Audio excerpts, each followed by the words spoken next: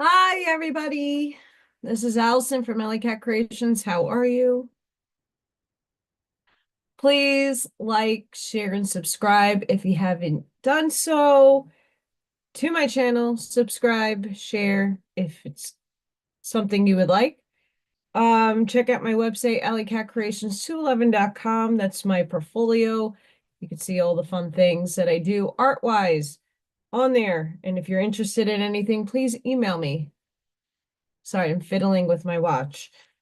Um, and if you're not a 3D channel member, what are you waiting for? A big way you could support my channel and get entered into drawings for free fun, artwork, pyramids, all kinds of fun stuff. Make sure you check out my channel memberships. And I did my very first channel member video. So if you're a member, check it out. Hi, Scott. What is up? How are you? This is what I feel like right now. I'm going to put in the emojis in the chat. Sleepy kitty, purr, purr, purr. Soft kitty. Oh yeah, I'm gonna talk about that bigly.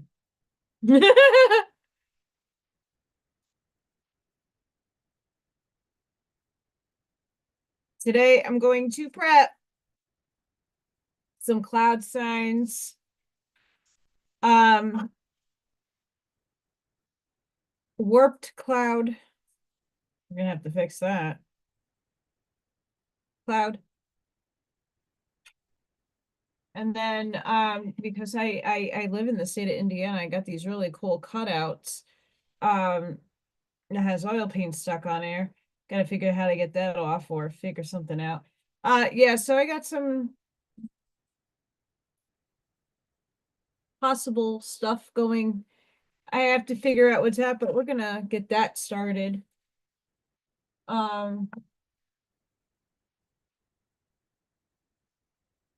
and then I might go back into the bottles. I might take oil painting out. I am not sure. I'm uh flew out of a professional development that I did not need to be in, although yes, great, not really. I was at a different building today, half of the day. We had a half a day. Kids were great. It was a great day. A long one, but great.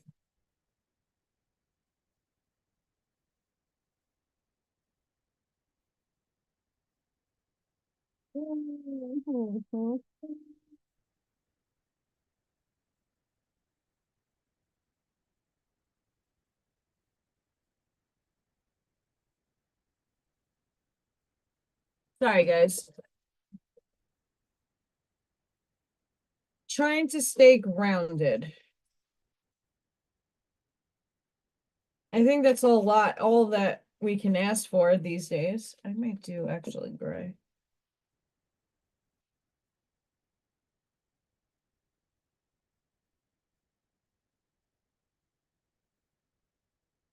It's like my bag of paints.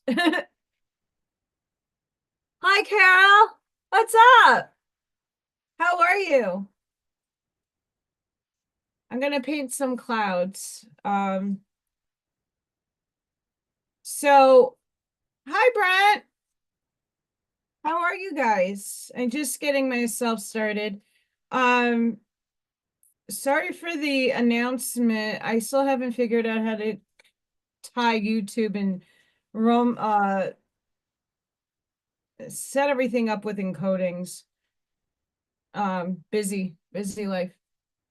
Hi, Ashmaya. Hi, everybody.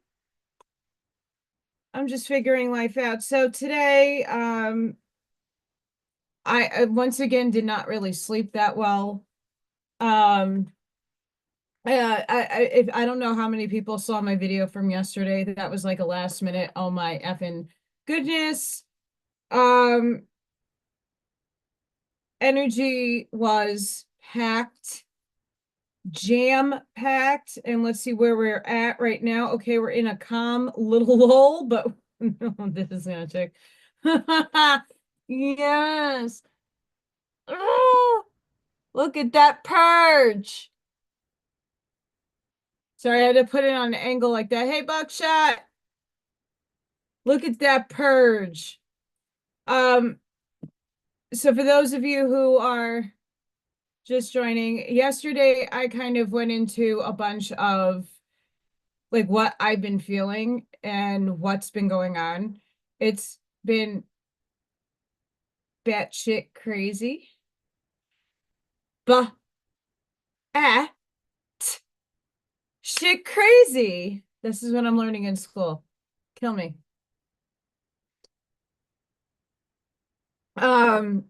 Yeah, so the downloads I've been receiving have been on quantum psych-panism. Nope. Quantum panpsychism. There we go. There's my dyslexia brain for you. So there's new words like qualia that I'm just like newly discovering. Hi, El Sunray. Hi, Arnie. Yeah, my voice is back. So, in the video yesterday, I read that we're purging the throat chakra, and that's probably why I lost my voice. I mean, everybody here is around here is sick. Um, I don't believe I was sick because it was in and out really quick. But I'm back, and I think I'm allergic to a lot of things at my school, which is a problem, which is universe probably trying to tell me not another job that will get you sick. Huh. So spirit dropped into me with the downloaded encodings of love and light, quantum panpsychism, which is a crazy scientific term for we're going to connect quantum physics, classical physics, and spirituality and consciousness all in one wrapped up beautiful bow. And yeah. Hi, Charlene. I know I look a little professional today. I had to go to another building and learn stuff I already had learned in New York, but can't apply it to kids that are nonverbal and can't identify letters and numbers. Are they meant to? I don't know. So yeah, hi everybody. I'm going to put a layer of gray down because I ran out of white, and because we're gonna have a big snowstorm here, supposedly starting tomorrow. Um, I went to the supermarket, well, not really, like a Dollar General area by my school that I was at, and I looked for paint. They have a little art section. I didn't see any, so we're just gonna have to deal with just an underpainting anyway. Deal with some gray. So I've been tackling a lot of the unravelings of panpsychism on my channel. Mr. Federico, Fagin, however, does a really good job. It's his kind of theory in a sense because he's a physicist, and this is like on the avenue which I was hoping to get a conversation with Quantum Logic. He's on the WeNotMe channel as a viewer. I was hoping to get a conversation with him because he does opticals, and but I haven't gotten to that yet. So how is everybody feeling out there? I know for myself, I haven't been sleeping that well. 2 o'clock in the morning seems to be the chicken dinner time for me to be awake and screaming at reality. Get me out of here. I know a lot of us feel very ungrounded. What did I do today? So because it was a half a day, I didn't have the normal AM kids, which are the ones that drive me crazy. I put on a lot of holistic-y binaural beats. I was going to do pure tone frequency in the classroom, but I have a new person that just started, and I don't want to freak people out. Because I have to remember, I still function and work in 3D. Although I got to say, the work ethic of the teenagers of today in the early 20s is horrific. I don't know what people consider good work ethic nowadays. I'm very hands-on. I jump to do a lot of things, but my goodness.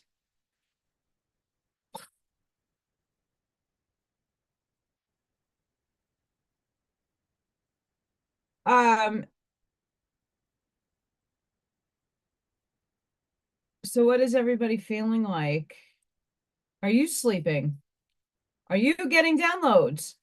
That was one of the questions I posed to everybody yesterday, if you saw the video. Um, if you have an inkling, like what I did yesterday was walk through like how Spirit gives me downloads and like the things that I'm supposed to look at to advance my soul knowledge.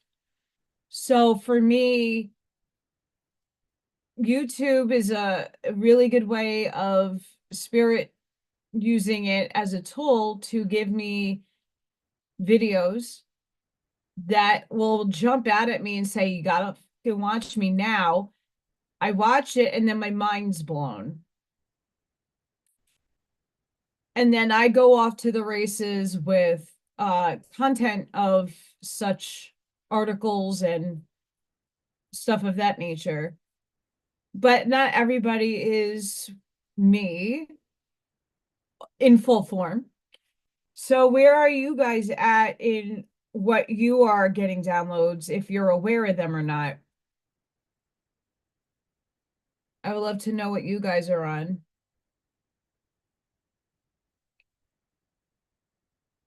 See, downloads are not just like the etherical DNA upgrading and our bodily upgrading. It's concepts, ideas, and things that we want clarity on. But of course, like I asked Spirit to clarify why I keep having a loopy cycle of financial hellstrom. And I still haven't got my answers, which is just a sign that I got to figure it out for my own. And it's probably going to end up like the last time. Right, Cloud? But don't worry, that's just a underpainting.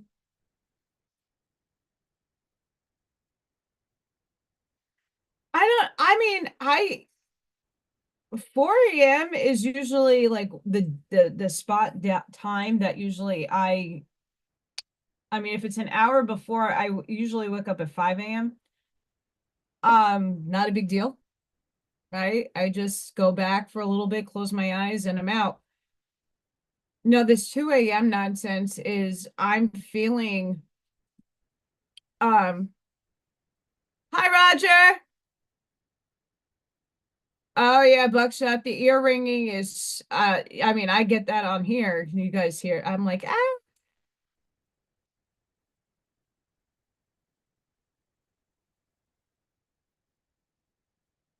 Oh, that's awesome. Yeah, if you guys have the grounding mat, I sleep on a grounding mat and then I have them around. Really, they're not that expensive. There's good ones out there. That's a really good suggestion, putting it under your desk. Oh yeah, Ash Maya. Mm-hmm.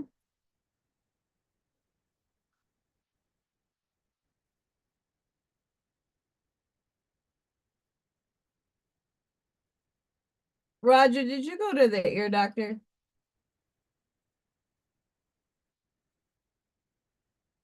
So here's the funny aspect, right?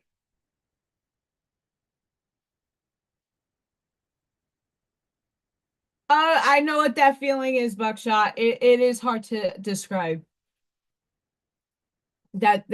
Yep. There's a lot of people that have very similar. They're like, my brain feels like it's a cloud. It is expanding. It's floaty. I feel floaty. I get a lot of that. I feel floaty. The ear ringing, depending on the ear, um, okay, so don't always equate everything because I definitely did not. I went to the clinic for my voice to figure it out. Um, I always like to rule out ascension symptoms, and I usually leave that as the last common cause of why I'm feeling the way I am. Right? Like we can't ignore that we're in a 3D body and that we have 3D needs and our body still functions in 3D. Meaning that yes, you are and are capable of getting sick. Your ears are fundamentally giving you the downloads via the vibration and the frequency and the sound wave.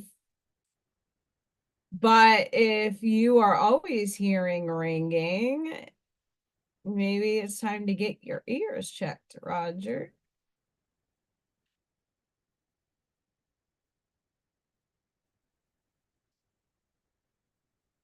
Buckshot, here's something that may or may not, I would try it.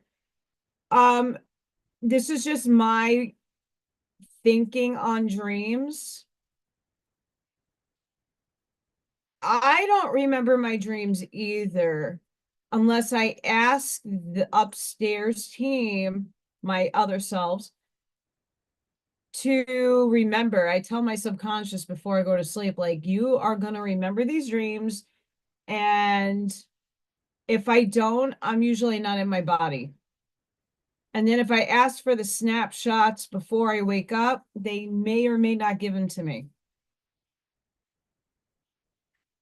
Oh my God.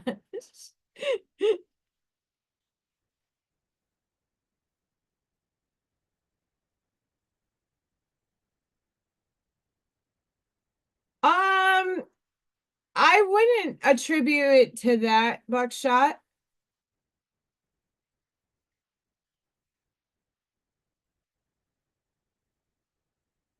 That's right, Carol.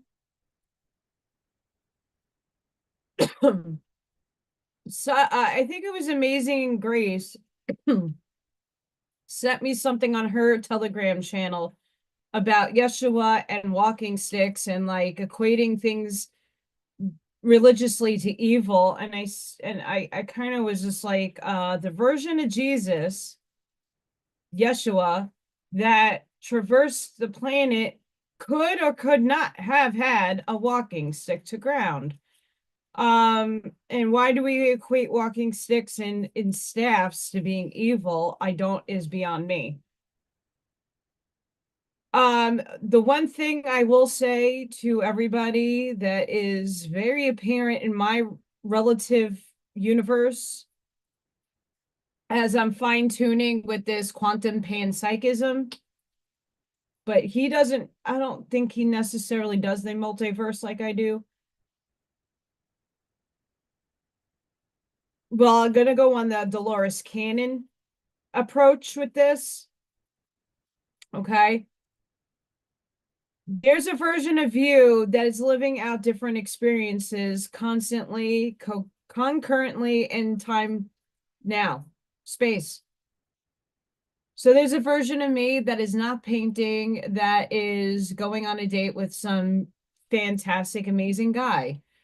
There's a version of me that is doing a college course right now. There's a version of me that has kids cooking dinner.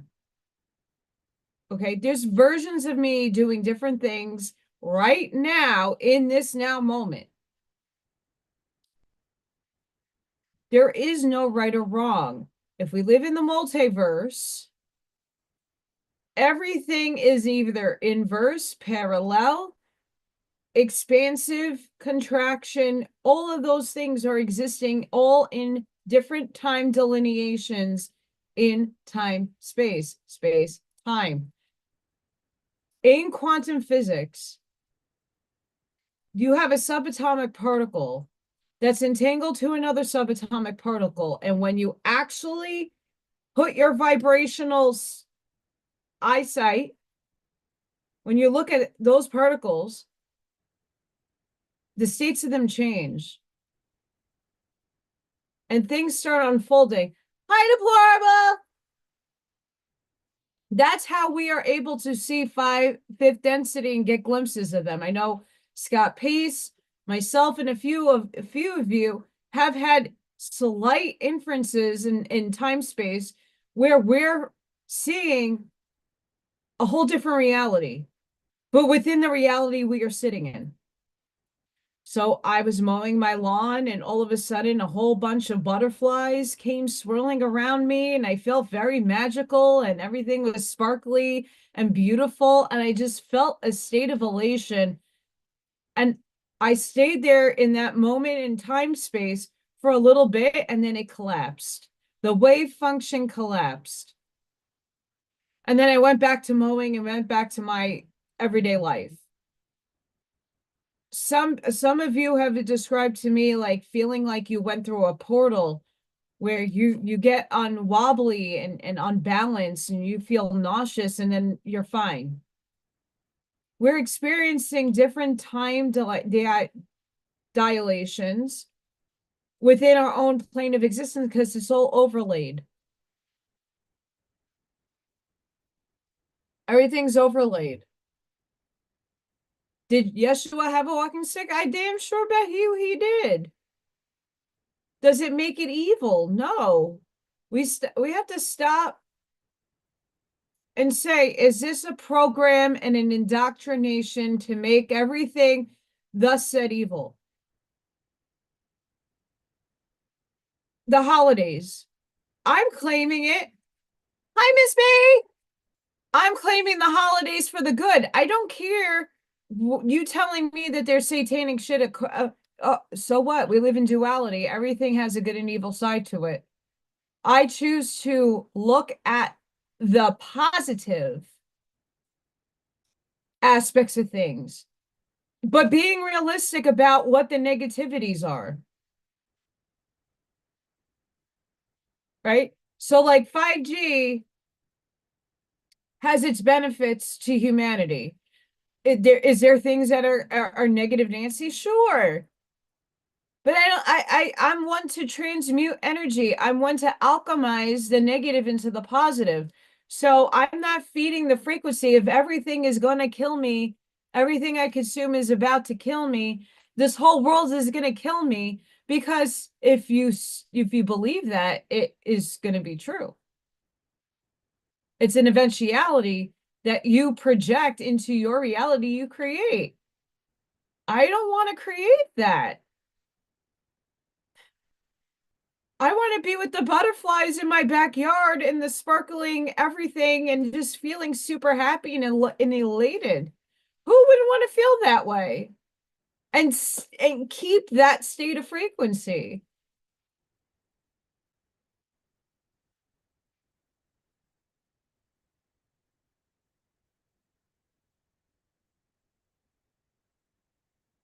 That does happen to deplorable. There is a lot of people that do have that, either the absence of time, like they don't, like they look at their watch and like, holy crap, they gotta go to work. And like a whole hour went by, you don't even know where that hour went. And then there's sometimes where time is so slow. You're like, what is going on? That was me at my unpreferred meeting today about ah map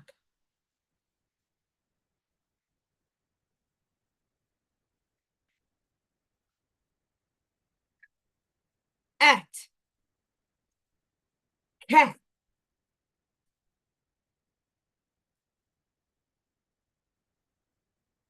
it's a phonics curriculum. I'm not against it because it works in the older grades. Because the way we guys, all of us learned is out the window. Hi, Amy. You're purging, Amy. And Little Thor did not get on video yesterday because Little Thor decided he's going to come later. And then I got home a little on the later side, went upstairs to go check his food situation, and the birds literally have not touched the bird seed that I put down for them. They're eating cat food.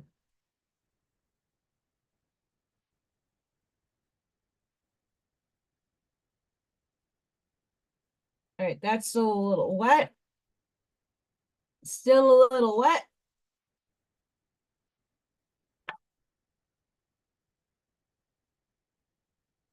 Okay, that one's definitely getting oil paint. The state of Indiana. And I'm like here.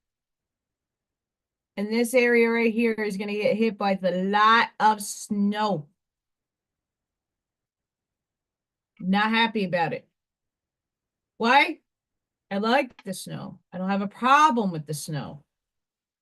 I have a problem with my car in the snow and getting around with the car in the snow. I might end up having to walk to work tomorrow. That I can do. Actually. I know. I don't know how long I've had this.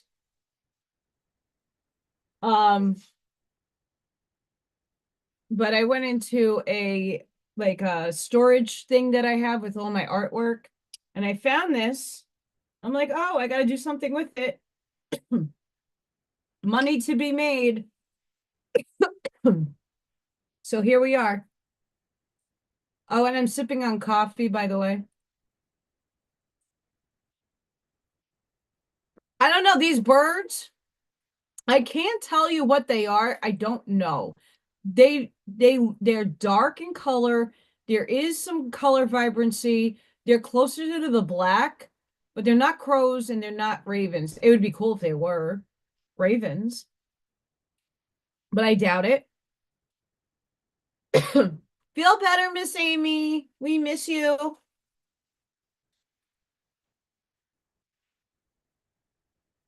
I miss you. Oh, and today is like my number. It's 211. So I'm hoping to project some good fun out of today. 211. Yeah, I have to look. Okay, so let's see what the degrees. I know, Miss B, are you getting the snowstorm like I'm getting? I had snow today. It was flurries all day, it didn't accumulate. Right now it is 26. It feels like 15 degrees outside.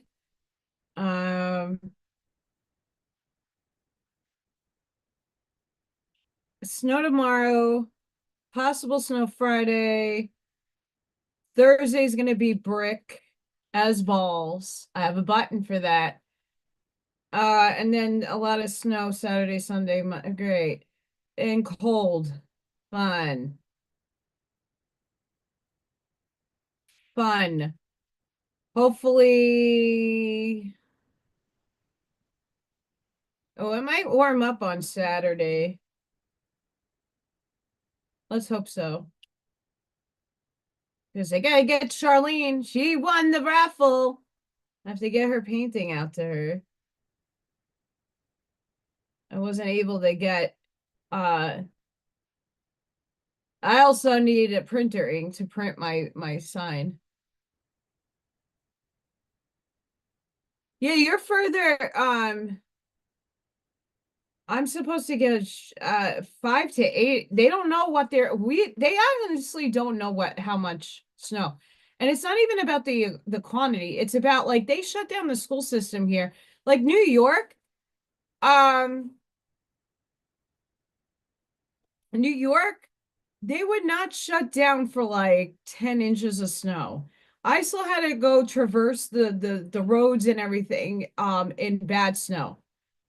Here, I mean, there is really no transportation. There's your car and that's it.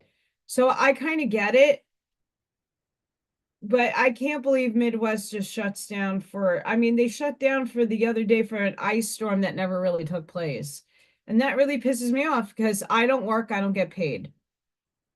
And that's just my livelihood is in the shitter right now. So no. Roger, what I would suggest to you, they have those cameras that you could clean out your earwax. I would get one of those. They're cheap. And just take a little look and gander in your ear. I had ear surgery when I was a little kid because I was hard of hearing. And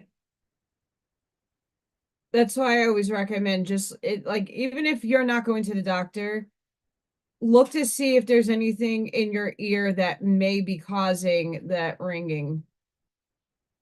Otherwise, you're upgrading like everybody.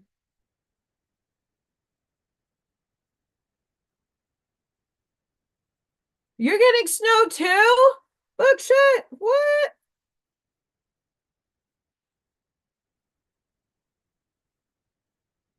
I gotta teach everybody sign language. I think it's all the machinery that someone doesn't put ear, or when you go pew pewing, no one's putting ear protection in. I know a lot of the guys over here, you're like, what? I know Vikings near deaf. I worked at a gun range. It's great. Why you deaf? That's not a bad thing.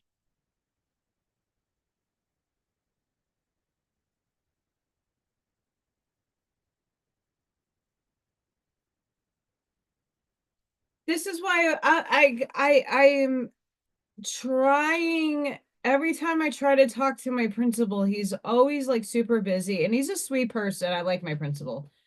Um, I like him. I just need to, have divine timing and say, like, I need to know if the art position is an obtainable thing for me. And if not, I'm going to figure out how to get my credentials to teach art. And the craziest part was this is banana batshit crazy fun. So just to put my feelers out there, Spirit dropped in my brain, right in the quanta of the ether. I got a project in my head, like Pete Modrian. He did the horizontal and vertical black lines, and then the primary colors and boxes and rectangles and squares. And he's Dutch and he's very famous. And for a beginning curriculum project, I wanted the kids to identify like what's a square, what's a rectangle, what's a vertical and what's a horizontal line. How can we how can we make this cool and place it and composition and tell me that it already exists. This project that Spirit gave me already exists. I found it. The same exact thing. Found it. It's out there. I went to discover this and I'm like, no way, that's so cool. So then that gave me the inference of, is our thoughts really our own, or are we collectively grabbing our thinking from the quanta in the ether? Is consciousness in the ether? I say yes. Because there's no effing way that Spirit drops me this quantum panpsychism And as I'm trying to look for different art projects to do for kids, one drops into my consciousness. Oh, yeah, that would be really cool for the kids to learn. Okay, let me go get some pictures of Pete Mondrian's paintings to put on a lesson plan, a mock-up one. And there is a whole curriculum on that painting and project that I wanted to do with the kids. No fucking way. So universe just showed me from what they dropped in my lap to the giving me a project that already exists in the ether. I just plucked information out of the quanta.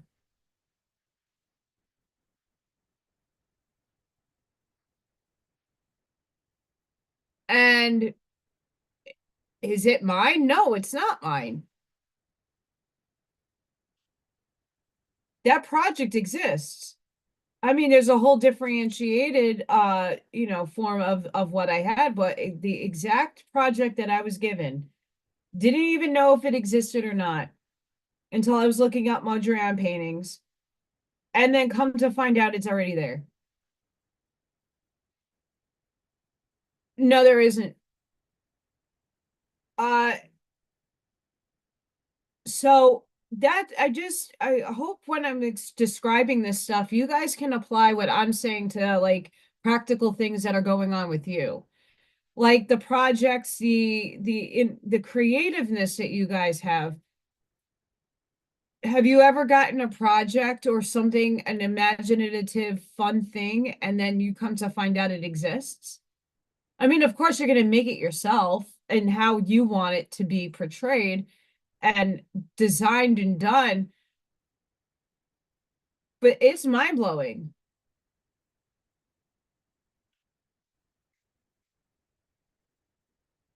So really funny. Um, I had a child back a couple of years ago. I would have to wear my ID and my elevator key around, and I have that now with cue verbal cue cards for the kids.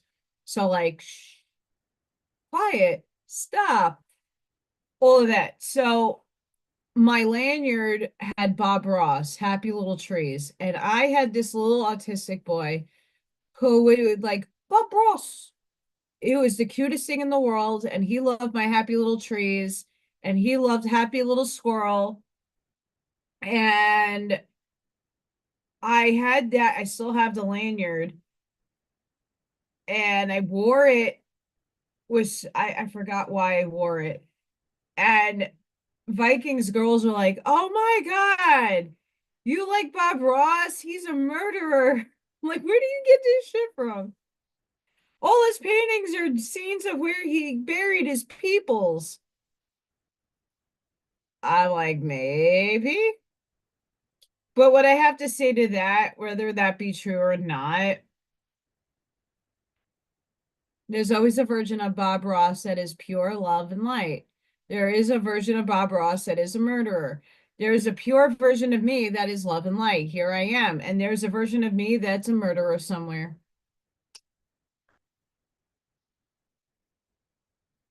Now take that and equate it to yourself. Like my cat apron, it's a baking apron, and it has cats on it.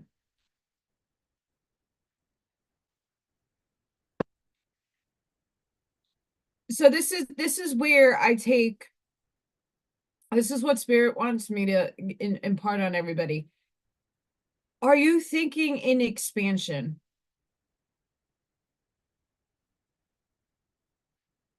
As I'm painting this with just gray. Are you thinking in expansion? Are you sitting there and saying, okay, why do I have these thoughts in my head? What am I doing with these thoughts in my head? If the negativity comes into my head, how can I make that into positivity? And not saying unrealistic positivity, not the sparkle farts, chicken. I'm not talking about tree hugging hippie crazy shit. Happy. I'm talking practical happy, feeling happy, emoting the happiness. but not over dramatizing it. Just like negativity. You wake up, you don't feel good. You're not in the best vibratory state because you feel like crap. That doesn't mean it's unpractical. It's practical because you're feeling it. But there are people that take shit to way too far of extremes that you don't need to. How do you transmute these states? Well, why is the thought popping up in your head and what are you going to do with it? Do you know that another version of you is a murderer? Another version of you, and that's your other selves, are playing out in the multiverse to gain experience so Source can know itself, or that all that is can know itself consciously, taking it all in as an experience. And when you detach your emotional connection to the said state, you don't get so judgy in pointing fingers at things.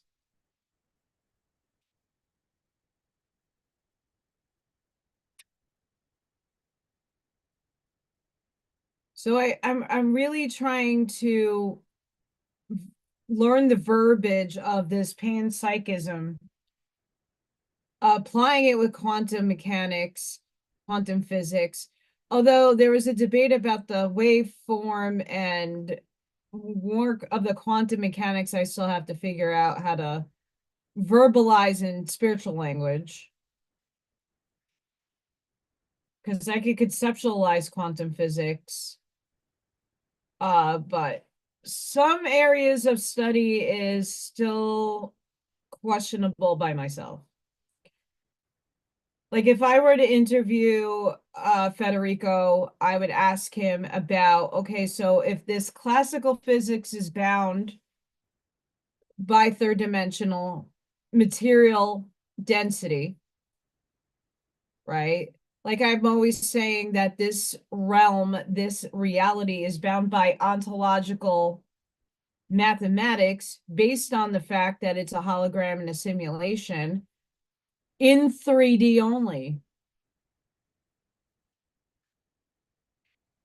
Then what would consciousness qualia look like in higher dimensional states and density states?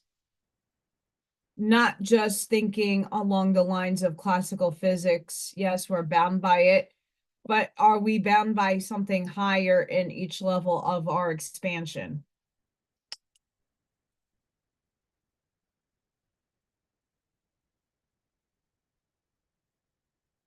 As a lot of you can see by a lot, if you go back into our time space,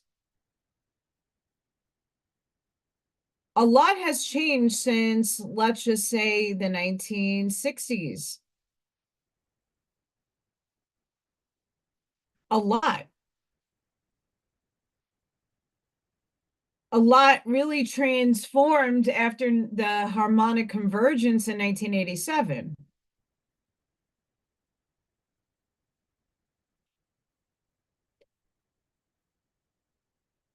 If you look at technology, this is like the mind-blowing shit I want to discuss today, just because I have Gray. Hi, Eric. So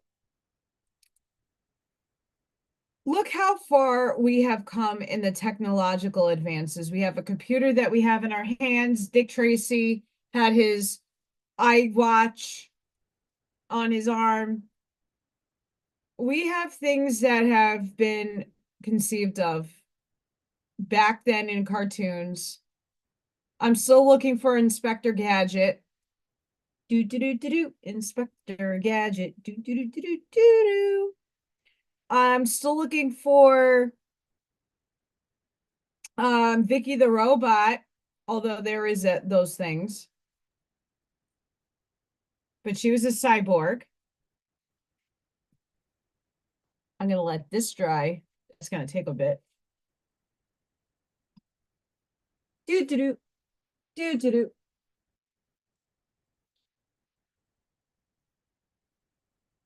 So if we look at technology and where it's going, we have potentialities right now. So as I keep saying, we are creators of our own reality, and we as a humanity, as a collective of people, get to choose what we want to experience.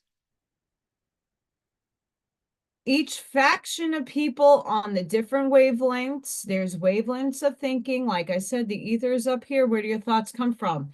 And each bandwidth of thought has a variety of people who are frequencing in those bandwidths. The people that need the apocalypse are going to experience and feel it, that everything is going to be, oh my God, the world's ending. And for them, that's what they're going to feel like. For some of us who are in the Christ consciousness, we're not going to experience the apocalypse. We're going to experience this expansion. We're going to experience, hopefully, prosperity, abundance, and loving and unity consciousness. And unity does not mean that we're all going to think the same. It's coming to a commonality of difference where we can all contribute to the greater good. We're all one anyway, but the experience is going to be different for each subsection of a bandwidth. For most of us that are beautiful beings in the Christ consciousness, we're going to walk that ascension path.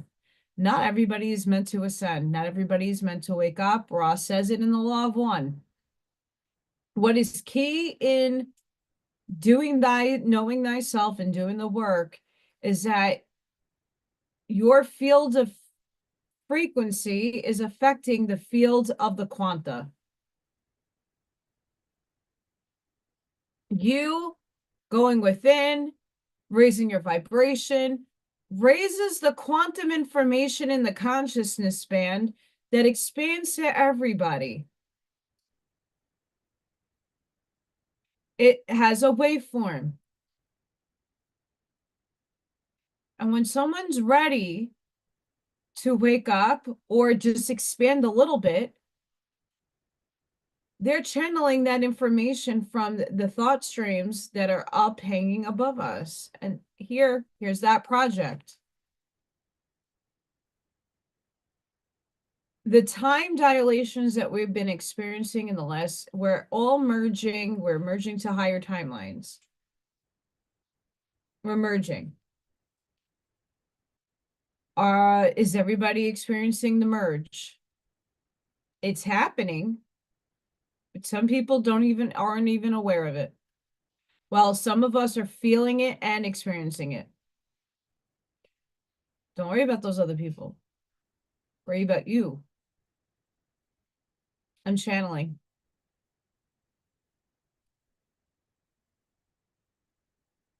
I just felt the biggest shift in my field. In my own field, I felt it. Sorry, I had to cut myself off there.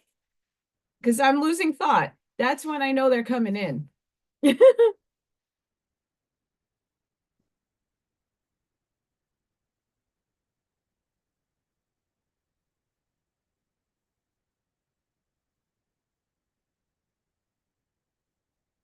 El Sunray, yes.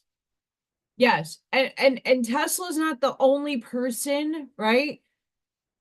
If there is if let's just say your higher self or a component of, let's just say the council and nine, okay, like that's something a lot of people that know about a council, let's just say upstairs counseling, whatever council is going to, and this is how they've helped humanity. We're going to put a thought, an invention, an idea into the quanta. And those subatomic photonic particles of consciousness, for those who have the receiving end of the antenna, the openness within your head to take that thought in, that's what Tesla was doing. He was just going in, expanding his consciousness, picking out of the ether, the quanta, the information, the consciousness of those thoughts that were given from the higher dimensions. And look what he did. We're no different from Tesla if you acknowledge it. Like I said, with the art stuff, I got this great idea and I'm thinking it was just mine, not necessarily in an egotistical way, but I'm like, oh, this is great. I can make this whole lesson plan and do this, and it's already created by someone else. That's fucking crazy and awesome at the same time. Roger, I would say that might be it too.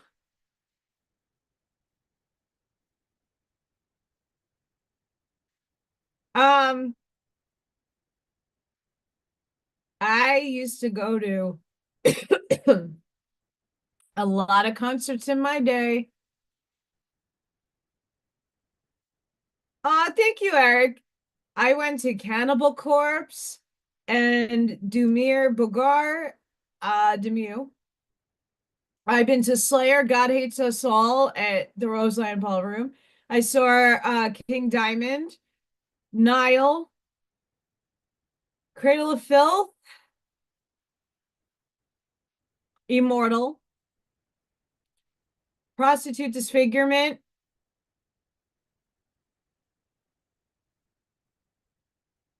Iced Earth. I have seen so many shows. It is uncanny. And then I like grind metal. I used to be in mosh pits. I try to be in the zone. I can't help not being in the zone. This is channeling at its best right now. Um, so the process that we're all going through and unraveling and unfolding within ourselves is a multi-dimensional aspects of yourself, right? Being in an awareness that yes, your consciousness is inhabiting this vehicle. It's using this material form to have expression, to have feelings. It's not a forever state. We're not always going to be here. But this is the experience that we need in order for our soul to grow with experience. And Source, the all that is, chose each and every one of us to express and see the world and perceive it individualistic, uniquely to your frequency. And everybody has a frequency wave and a key that is unique to them. It's like your fingerprint. Hi, Thomas. It's like your fingerprint to the universe. If you don't keep your field clean or at least grounded, you're not going to feel the uploads and downloads as easily as others. Going to sleep, I've been getting zaps of light. Like my eyes are closed and it's like when you're sleeping during a storm and you don't see the lightning physically, but your eyes are closed, but you get the flash of light within your eye, right? However you can describe that. That's what I've been getting right before, like I'm out in unconscious land. Like little Freya is purring and cuddling with me, and I'm just like trying to close my thoughts down. And then all of a sudden I feel like I'm getting shocked, not in a painful way, but I feel like I'm getting staticky shock. And then I see light, and then I feel like a whoosh that comes over my body, and then it dissipates, and I don't know what the fuck that is. Is it an alien? Is it my guides? Is it just energy? Is it consciousness? What is it? I don't know, but it's cool. Is anybody getting those experiences? Um,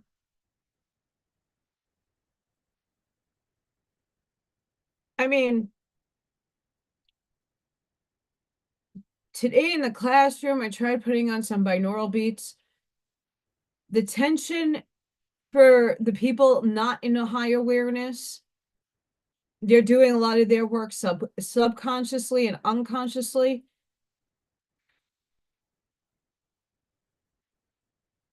Like this is how I like to clear my energy field. Like I rub my hands together and then I get tinglies and I'm just like wrapping up energy within my field and like dispersing it.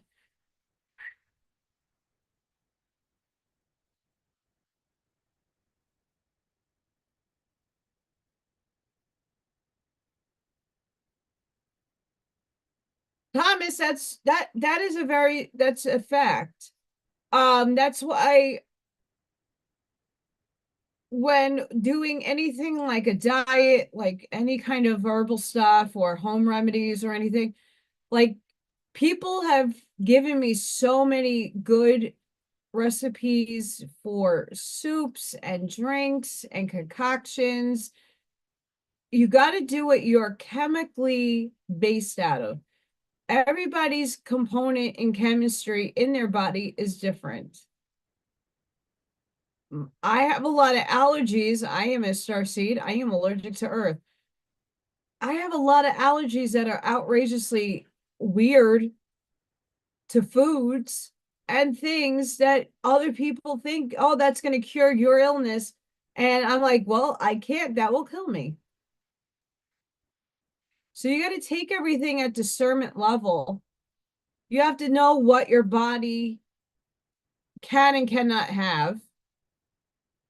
Try things more than one day. If you are like the black seed and oregano oil I've been doing,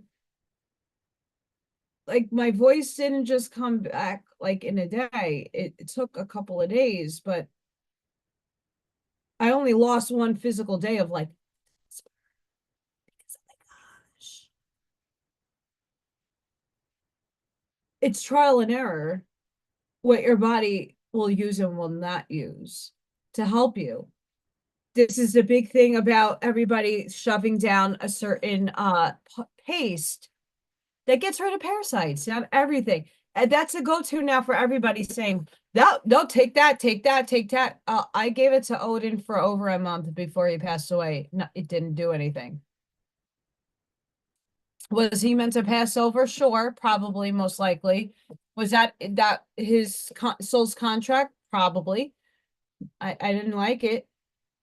I tried giving that paste to him.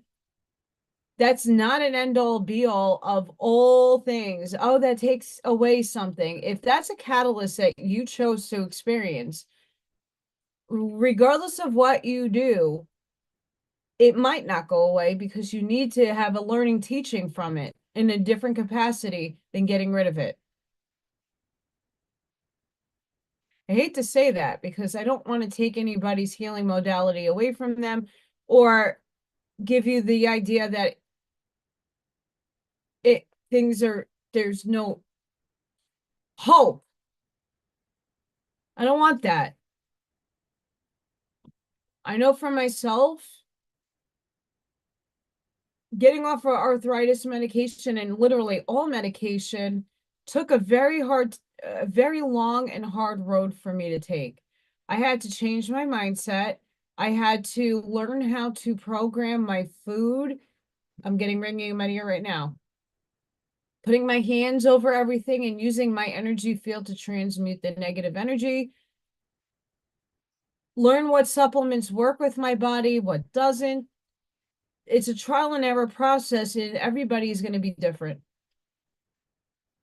Though if we don't put the ideas out there and we don't give the advice that, oh, this worked for me, but it might not work for you, or here's differentiations of ways and delineations of things that you could possibly substitute, try it.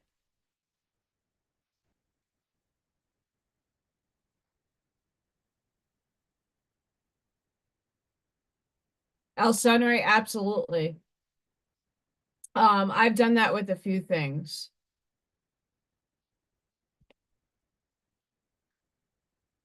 Unfortunately, at this moment in time in my life, once again, I can't be picky and choosy with the food substances that I do consume because okay, so the Dollar General market, I don't shop there. It's not a normal place to go. It's just the closest place to me from where I was, like, get the milk and eggs. It's a snowstorm.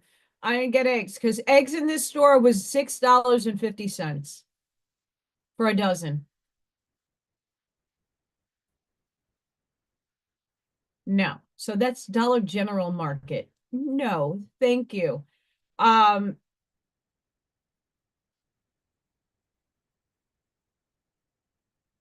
I'm trying different electrolyte water right now because I know my body is dehydrated.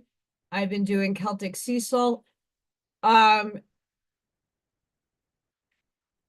but it's hard for me to drink that all day long. So I need different types of things to supplement the electrolytes that I need without me, like, because I'm not a salty person. I am salty, but not that like drinking and consuming salt. That's not my thing.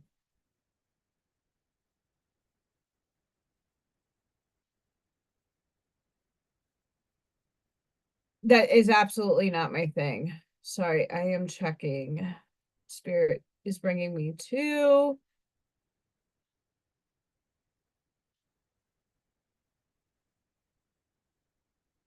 I don't know if I saved this meme.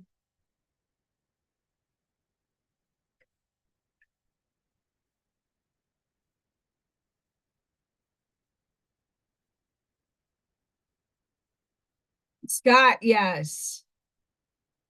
Um, this you can hold this true to Bashar saying that food is really a belief.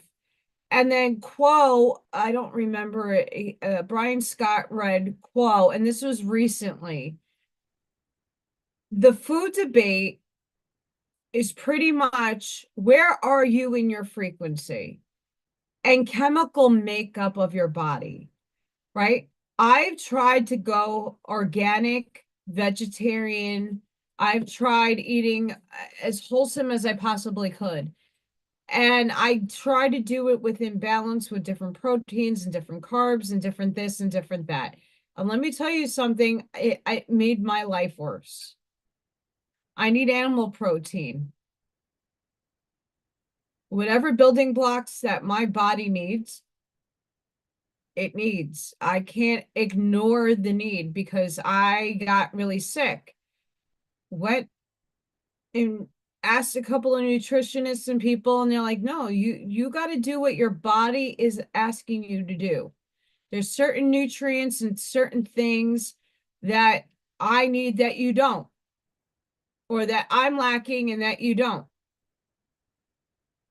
Right. So like I love cilantro, but some people are like, it's like soap, right? There's a genetic component that each person has within their body to absorb certain things differently.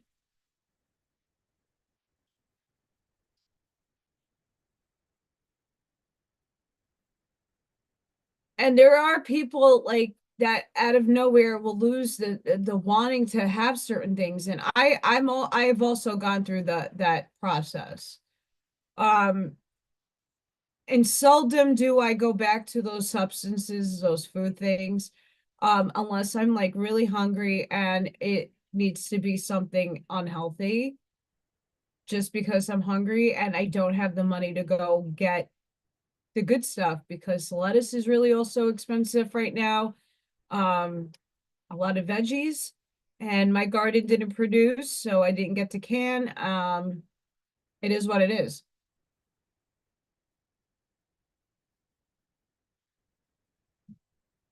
I noticed though, when I took the journey of losing everything when I was in New York, and I started eating once a day, it really showed me what I can pack into a meal that would sustain me a whole day without getting hangry. Of course, in the beginning, that was really rough. Holy shit, that was rough. But in all honesty, I'm more on the snacky and not snacking unhealthy, but I'm snacking more and eating a lot less. And I'm maintaining my weight. Whereas when I was doing that in New York, I was emaciated. I look like a freaking skeleton. So we got to take, our personal circumstances. Like no one should judge me on having to get like hot pockets, even though I don't eat hot pockets. I'm just giving that as an example because that's all I'm able to afford when it's on sale, right? Like you got to be practical. What do you tell the person that is in poverty that they're less spiritual because they eat crap, they eat candy? You can't do that because those people can blow the water out of some other people that eat very, very organically. And once again, the debate squashes this. Everything in panpsychism, quantum panpsychism, everything has essence and consciousness to a degree. Everything. So, like Dolores Cannon said, the rock, the tree, this is Native American. Everything has an essence to it, everything has spirit to it. The rock, in its lowest, first dimension, first density, has a rate of vibration that is so minute and minuscule, you don't even know that it's vibrating, but it is. All things that are material are vibrating. Kabbalion. It's a law of nature. You breathe, you conduct electricity, you vibrate higher. Animals, the grass, the trees, all have consciousness to an extent.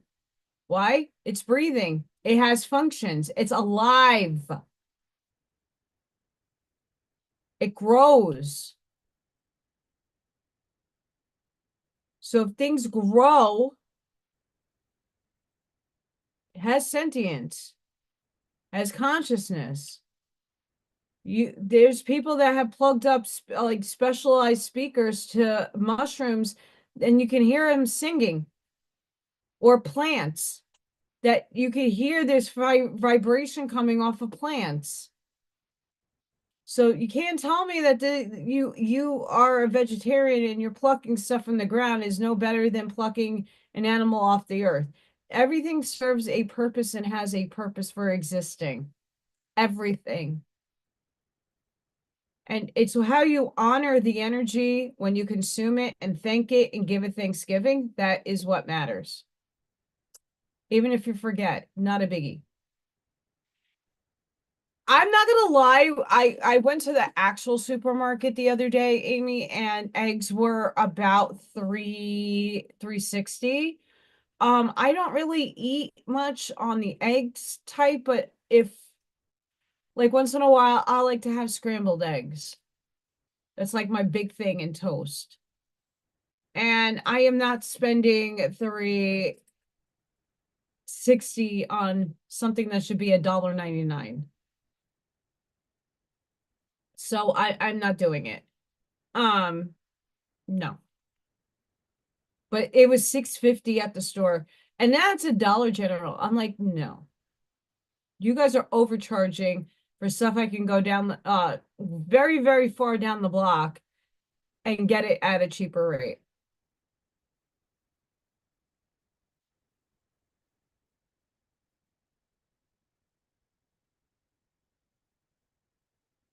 I want to cover this in gray, but I don't know what I want to do yet.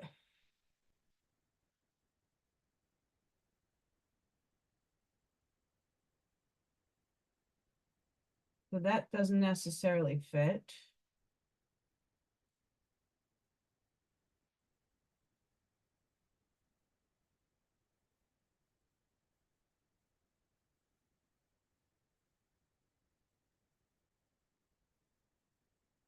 sort of fits. Family?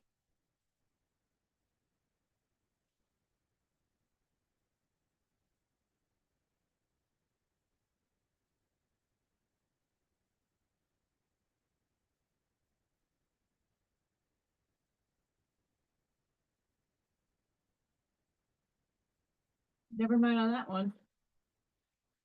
Have to fix that. The home one fits.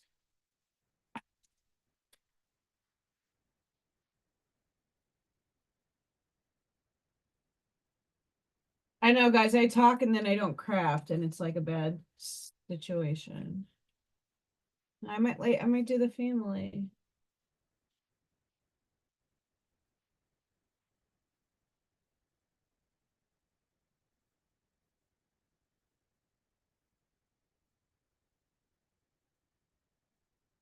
I might do floral with this.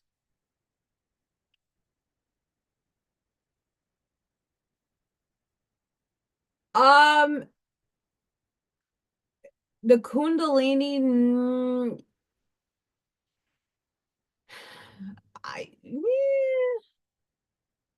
not the way others have experienced it. Let's just say that.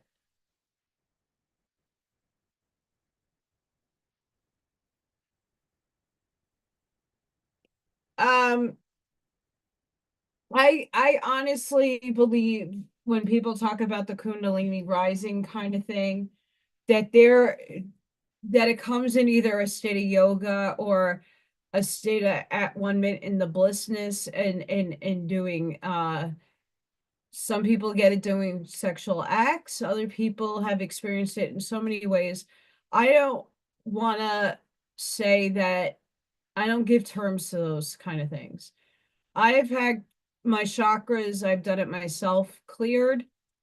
I had other people clear my chakras, and I've had experiences. Now, is that rising?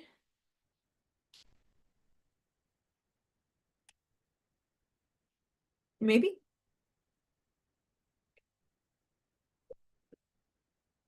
But my energy centers are rather very balanced. And that state changes too, based on what you're healing, what theme you're healing. Are you healing an archetype about yourself?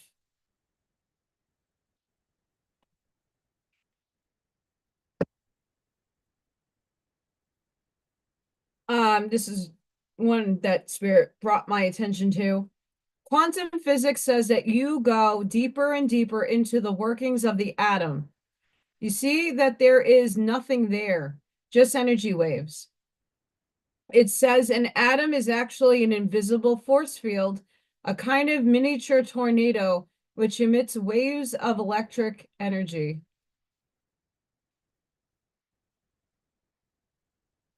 So a lot of people have a hard time conceptualizing things that are not tangible to them. Tangible meaning like, this is paint, this is the color gray. It's tangibly in my classical field of experience. It's right here. I could touch it, smell it, feel it. Don't taste it. Don't want that in your mouth. Um,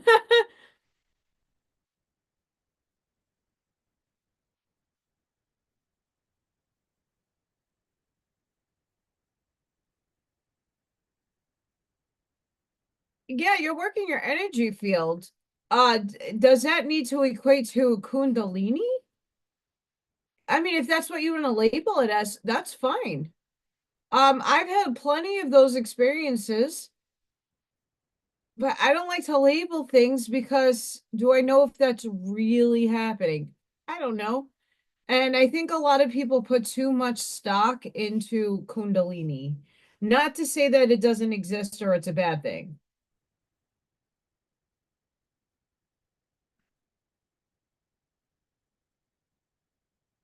Oh, this is a beautiful one. I don't know if a lot of people here might like this. We need to stop associating darkness with scariness, evil, and bad. When you close your eyes to kiss, dream, sleep, relax, or meditate, you go into the darkness. The night sky allows us to see the moon and the stars shining. Most of the universe is in constant darkness. When we plant a seed in the ground, we plant it into darkness for it to grow. The new life a mother carries, the child, is formed and develops in darkness before being born. Darkness is the breeding ground for creation and life. Embrace the light and the darkness equally, as one cannot exist without the other in third dimension, in my estimation. The darkness is just as important as beautiful as the light.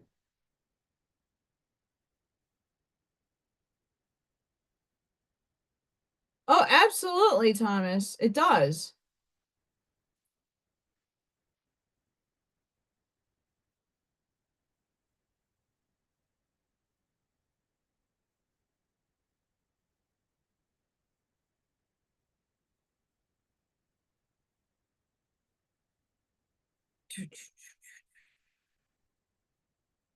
I save a lot of stuff for TikTok that I can never put on this channel. Ever.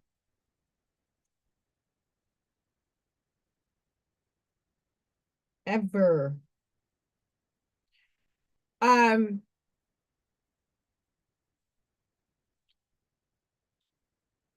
hey Sparky.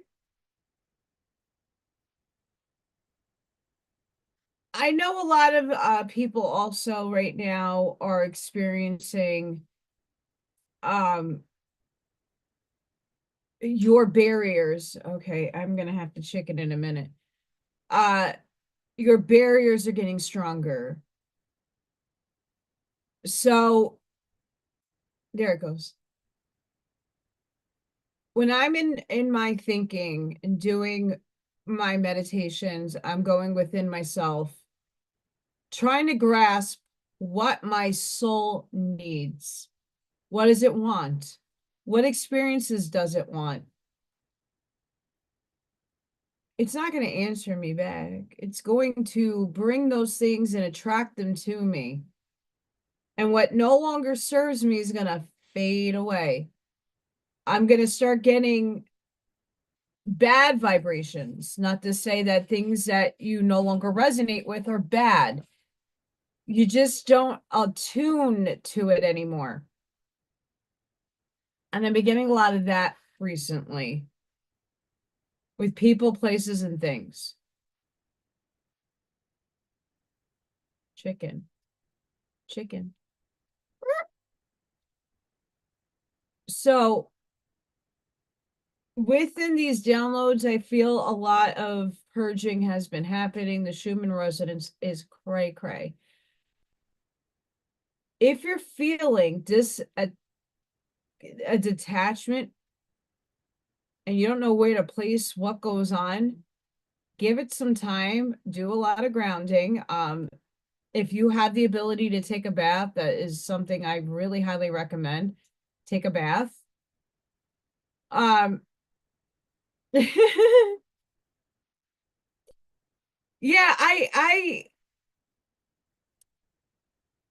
I mean, I put this, there's just a lot of good things that I put music to that I cannot play on YouTube with my clips. Um, and with the Curtis books and stuff, a lot of people are like bored or they just don't align with me reading. But if I tell you a little clip of like the most important part of the section I read, like you'll get the message. That's really the reason why I have TikTok and they hit the younger crowd. Um, we often forget like the person that just started working in my job today, that I'm mentoring, she's young. A lot of the people that I was around, surrounded by at this professional development I went today are very young. Many of them, all they do is this all day. I barely touch my phone when I'm at work. I look at the weather, I look at the time, and once in a while on my lunch break, I'll go and look. But otherwise, I grew up without that stuff. I'm not like pulled and obsessed to know about everything going on in every minute. But there are kids right now who are seeing past the illusionary world that we're living in. They're grasping for higher ended concepts that they could at least look at and learn from. It's not just us doing the evolving, they're evolving with us. We're the models for society for them to obtain that goal of, oh, I want to be that person. I want to be just like that person. Or, wow, look how they're talking. Maybe I want to think about what they're thinking about. As I said earlier, that art project I was writing a curriculum on already existed, but I didn't know that. I got that downloaded into me and go, oh, I want to paint it. I want to get a Mondrian painting. Go to Google. And there it is, a curriculum. Hi. The same project I had in my head. How? The quantum states of things.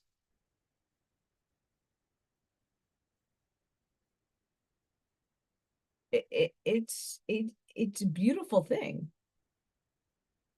It's a beautiful thing to think about. I know I got like a bag of tricks and under my desk. I'm just thinking conceptually about things.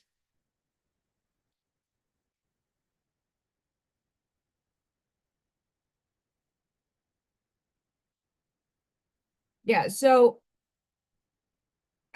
a lot of us are going through difficult points in our minds of detachment. What is serving your soul? Yeah, there we go. We're back to where I needed to go. Thank you, Spirit. What my ego thinks I need down here is not what my soul needs.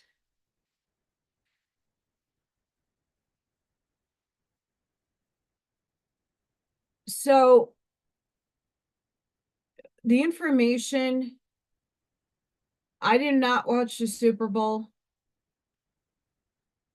I didn't even go out to look for clips. You know, I usually like to see what the energy is.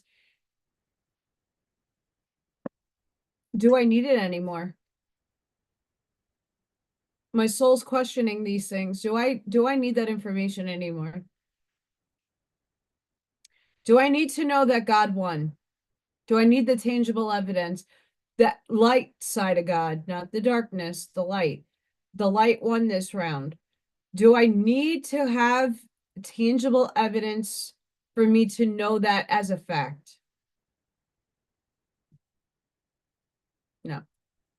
Do I know in my tangible world that chaos, the purging all of us are doing is playing out in our outer world? Is that's what's being created right now for us to have preference of what we prefer over what we don't prefer? My soul already knows what it prefers. So I'm actively working on what my soul wants.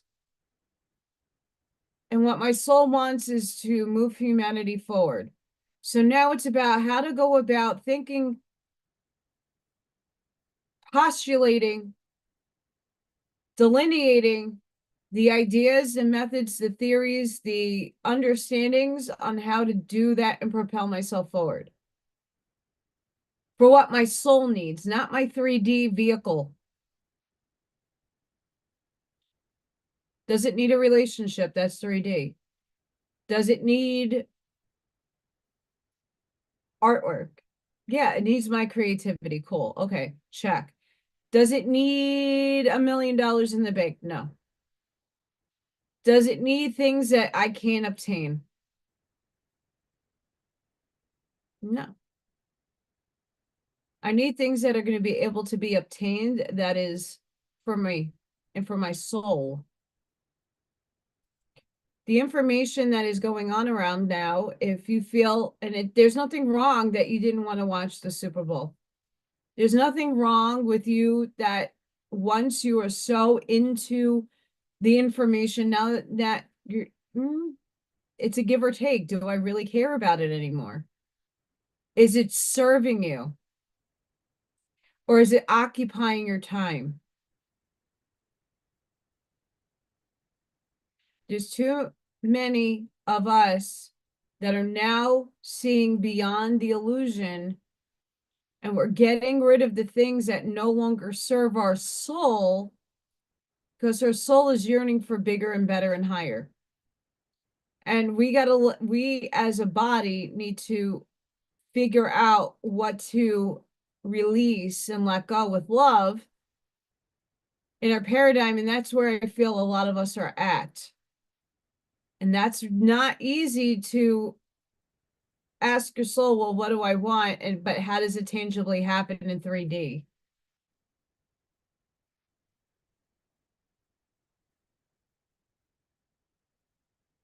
That's the hard aspect.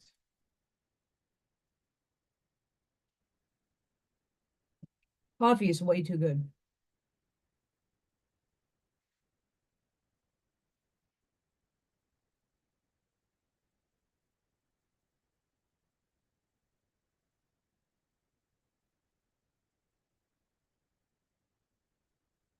Let's see.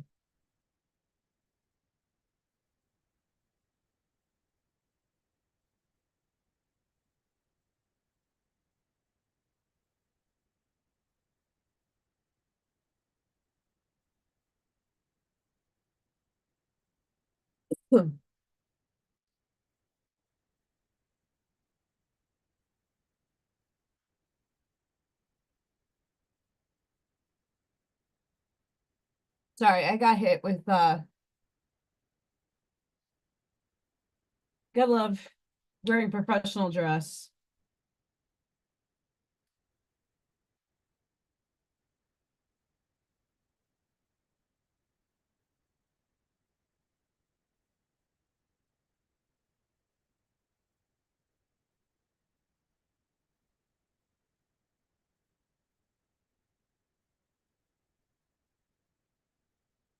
I have an outline of a wolf.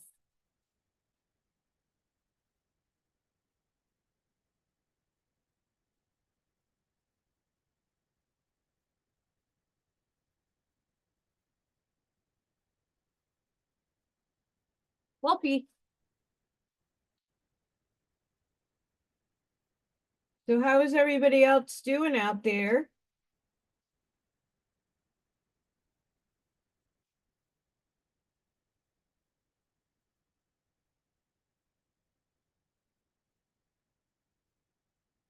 Hope everybody's having a blessed day. I'm just not happy about the snowing coming here. It's not necessarily about the snow, it's navigating around the snow.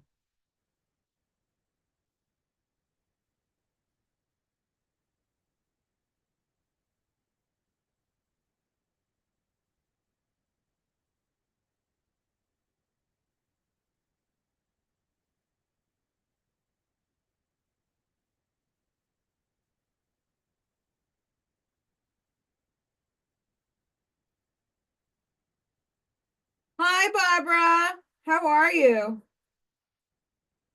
I'm currently just painting clouds, Indiana state signs.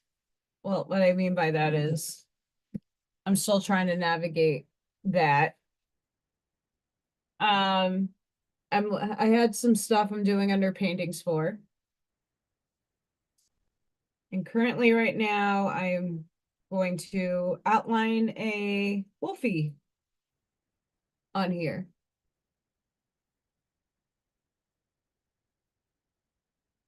So I hope is anybody crafting? I know Ashmaya is an amazing crafter, though I'm sure she's 6 hours ahead. She's probably in her jammies with her babies, her dogs. Let me know if you guys craft or make things. I would love to see your creations.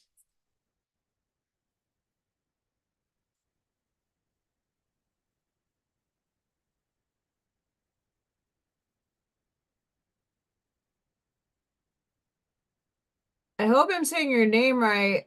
Blessings Lashtal. Hi. For many of us that don't know, Allison has a projection problem due to my teeth and my mouth. I'm waiting. Okay, so I don't need a med bed. So to grow my teeth back, I would rather grow my teeth back. I just need them pulled first. I don't know how that works. But there is technology that they're working on that I can regrow my teeth back. I'm all for that. Just give me a denture in the meantime as my teeth grow back in. Aw, yay!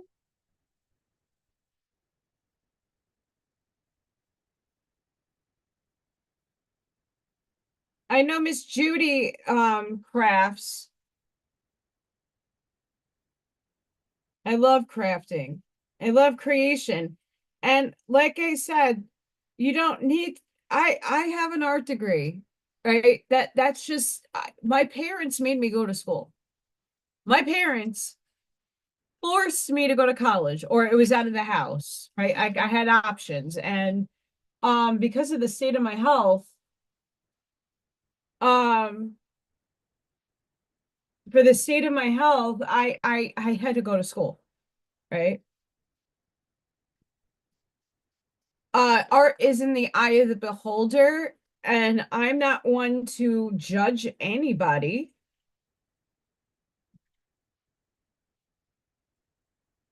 Buckshot, that's so awesome! That's so cool! Yay! Buckshot just sent me some amazing stuff.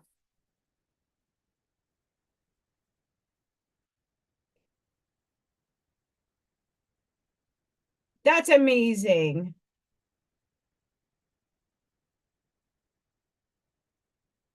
Right? You don't need an art degree to craft. And you don't have to have any kind of talent either to make something,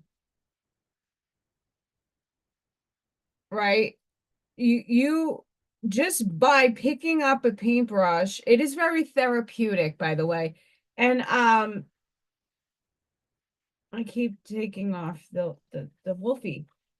Um, I want to make that like very clear to people.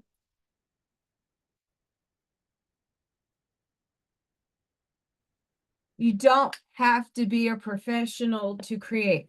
Like this right there, right? Like paint and sips, I usually like to look at Pinterest or different to just get an idea, and I do it in my own way. But the last two paint and sips, like literally right out of my head, didn't have a plan, just said put the canvas on the damn easel and let's figure it out. Did not look at anything. Hey, Kathy, did not look at anything to chicken almost got painted on him to create this. And it's nothing more than lines and circles and some color. They don't need to be perfect. I am not Jackson Pollock. I am not Al Held. I am not Chuck Close. None of those people that need every line to have a piece of painter's tape on it and to be exact.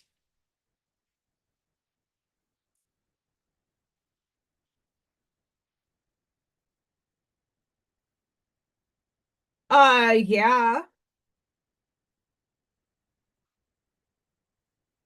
I mean, we all have different talents and abilities that God, source, the infinite, all that is expressing through us. Um, but the thing about creativity is that the negative polarized entities have barely any of their own creative talent. And not to say that they're not talented.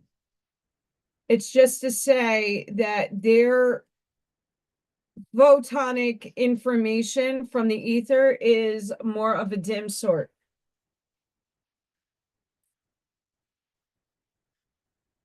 That's another thing I would love to talk with Federico about his qualia and quantum panpsychism, I would love to ask him about the service to others and service to self. And I know he talked a little bit about it on an episode I didn't get to finish because these interviews are a few hours long. But he's my latest and greatest inspiration right now. Because that tickles my fancy when someone is talking about the stuff that I've been talking about for years, but actually can apply physics, like do the math on it.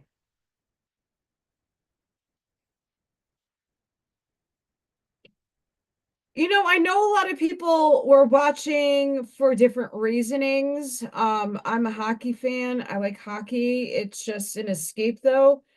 I'd rather read a book. Um, as I was trying to express, I believe it was on Saturday on Zoom. I did go on. Um, later on, I think me, Christina, and Bob got off at 2 in the morning. Ah, we were on there for a long time.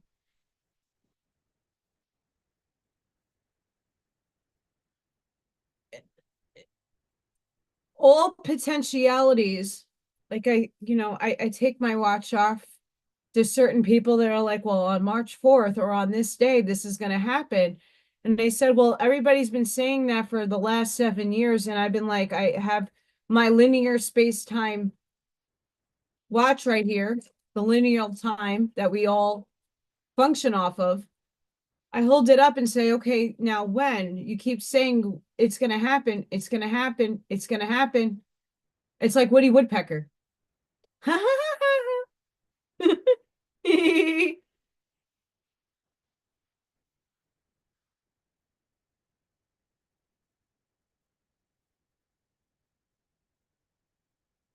Amy, soft tacos. You're talking my game right now. It's Taco Tuesday. Taco Tuesday.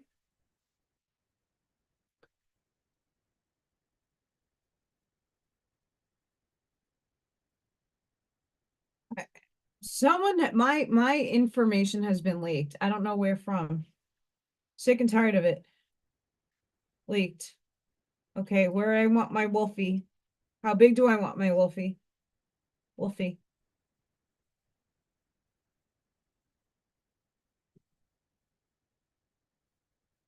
I'm serious. Woody Woodpecker. I love Woody Woodpecker.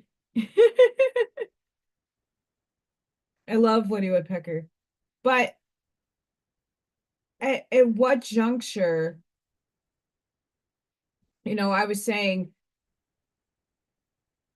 in one reality, that time that we are all like looking and seeing, oh, that projection someone made is existing.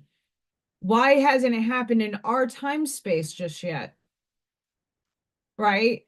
Um, we keep asking, especially in the movement, a lot of us are following, watching. I don't even watch anymore because inside of me knows the end game is close, potentially, maybe.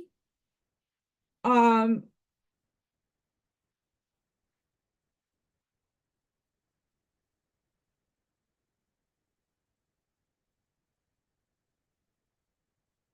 but are we manifesting the ending? We keep saying the movie is playing, but are we actively in our starring roles in changing the paradigm, or are we sitting back and allowing other people to be the stars of our show? If you're not going out and making a difference in the movie, even if it's an illusory movie, there's roles, there's scripts, everybody's playing a part, everybody has their lines, and here, action.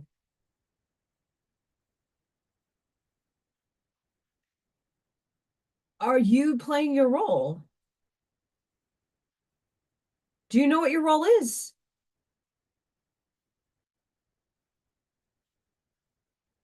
Oh, Kathy, that is half of us. We went over, you missed the beginning. A lot of us have been talking about what has been thus going on in our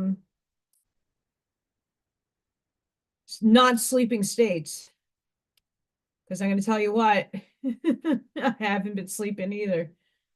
I think I was awoken at,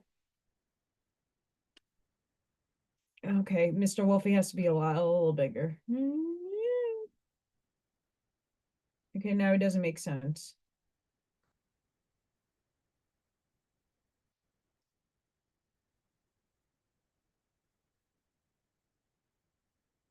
Direwolf?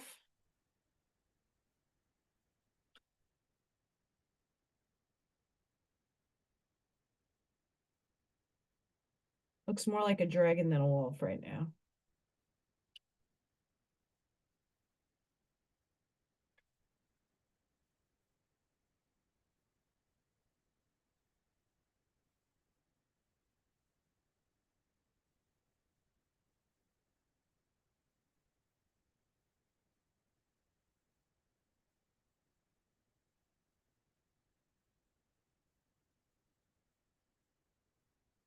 Hi, Gregory.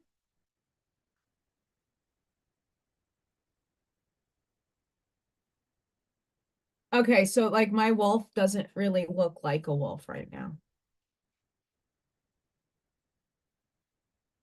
We will get there. And it's just an underpainting, so I can always get it circumvented.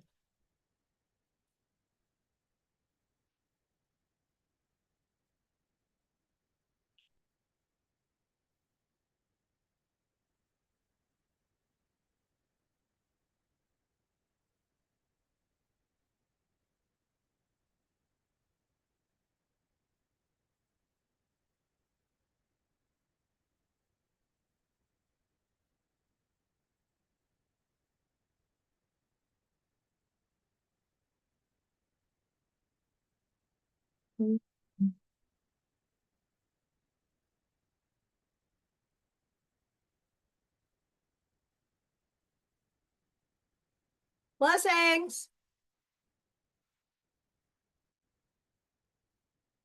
I don't know. I'm gonna hold on to that.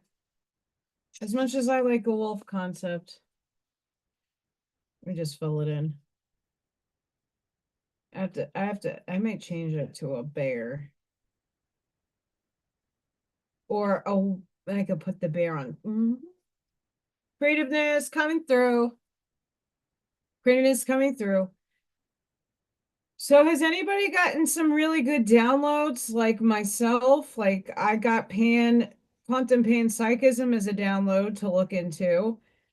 I know I keep mentioning it. It's just really profound for me. That's huge.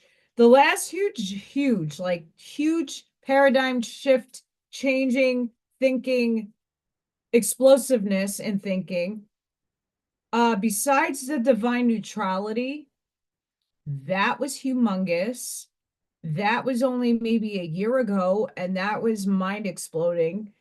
Because it was one of the most difficult aspects of a download I had to explore. Saying, well, if you want unity, you can't hate. If you want to ascend, you can't hate. Well, now how do you figure that one out?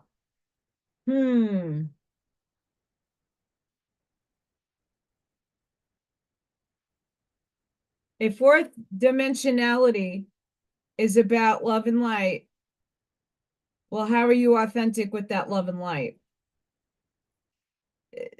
This concept is a very difficult one, and it took me a long time to really hone in for reals.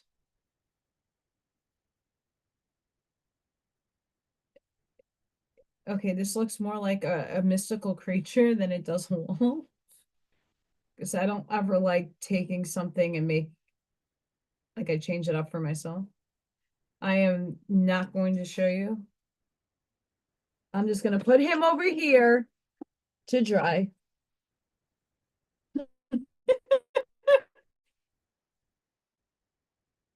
And again, it, yeah, I'm a perfectionist, so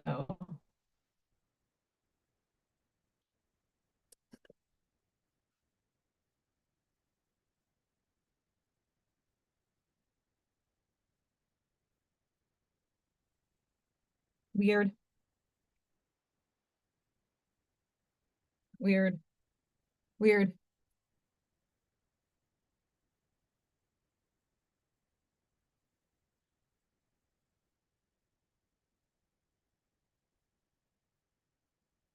Congratulations, Scott. You hit your archangel awareness. I still have Sandalphon lingering around my field. A fractal of Gabriel is me, in me, have an experience. Uh, Archangel Halal is the male. Gabriel is the female component of fractals that make inside of my pie chart, right? Remember, everything is multifaceted, and you are too. You're faceted to so many infinite potentialities of essences, beings, energies. It's mind-blowing.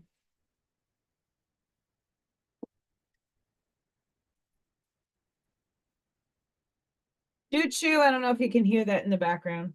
Choo choo.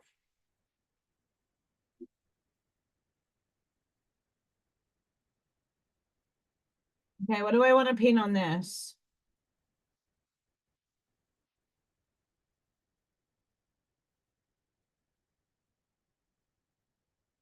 Does faith work on here?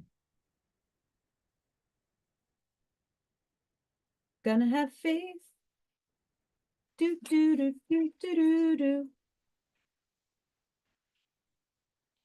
I have congrats, even though I have to go back over that with some paint.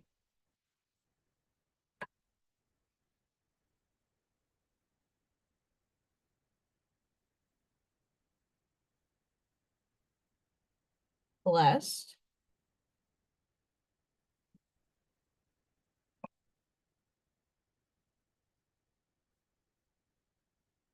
And I definitely am gonna make Amy one because she cat mama. I have not seen Dogma, Dog Mom, or Dog Dad fur babies.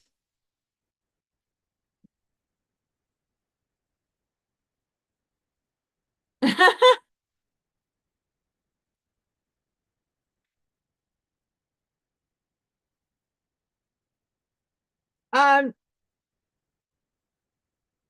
I know when you see, this is what I don't know when I'm going and getting that feeling of flashings. When my eyes are closed and I'm seeing a flash of light, like if you're sleeping towards a window and it's storming and lightning strikes closer to your house, like you usually get a flash of light. Like that's what I'm experiencing, but I'm also getting the electrical burst from it of an entity coming over me.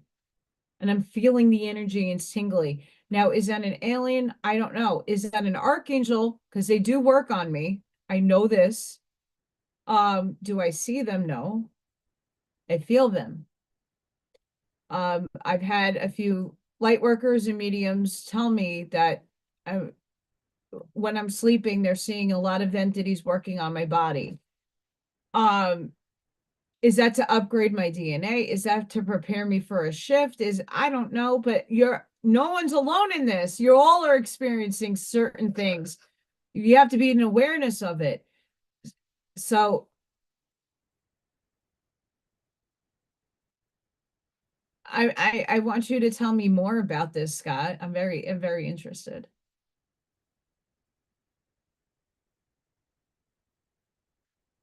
Okay, so I'm not alone. Yay! I have to figure out what that flashlight is because if it's an entity, that's awesome. I don't know for what am I like. I already have. So I hate the LED lights in this house, and I have old light bulbs, the old ones. And there's like a light right above me with, I mean, I don't know, every house in Indiana has these stupid light fixtures. I hate, don't like them. Like that's the one, if I could say I hate something, I don't like the lighting. Uh but I've been blowing light bulbs out recently too. I have to change at least four down here.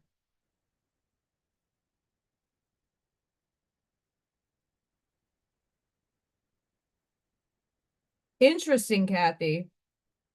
See, as I'm resting, like last night it happened again. Freya came to snuggle with me. She got all comfy in my comforter and started falling asleep. I'm starting to fall asleep, and all of a sudden I get the flash of light within my eyes when my eyes are closed, and then I feel tingly, like static electricity, doesn't hurt.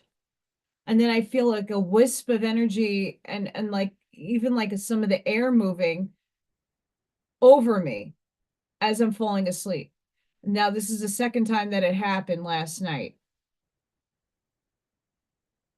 Oh, geez, Louise, Ashmaya.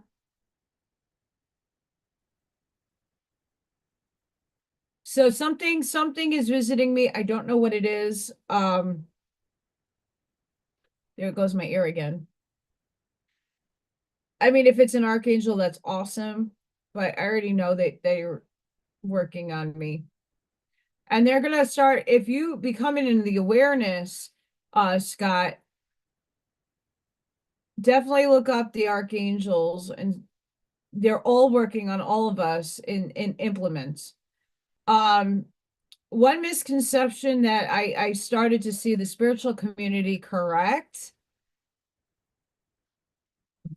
I like this. Some channelers are finally kind of retracting the fact that Archangel Michael is not a soul entity. It's a componium. It's a componium of other essences that make up Archangel Michael. It's not one entity. It is a plethora of them. This is a social memory complex. Quo, Ra. They call it the Ra Confederation. Why? Because it's not just Ra, it's a social memory complex. What that is a bunch of different essences, energies, who have its own personalized, individualized experiences. When come together, speak as one. So Ra was the mouthpiece for a while during the Law of One. His essence was also picking up on Latui, Hatan, and a bunch of other essences in different densities to give the Law of One an experience in different density sense. We can equate this to Michael. Archangel Michael is a collective of souls that join in on the same mission, and each one of those fractals hit other people. Awesome. I sneezies.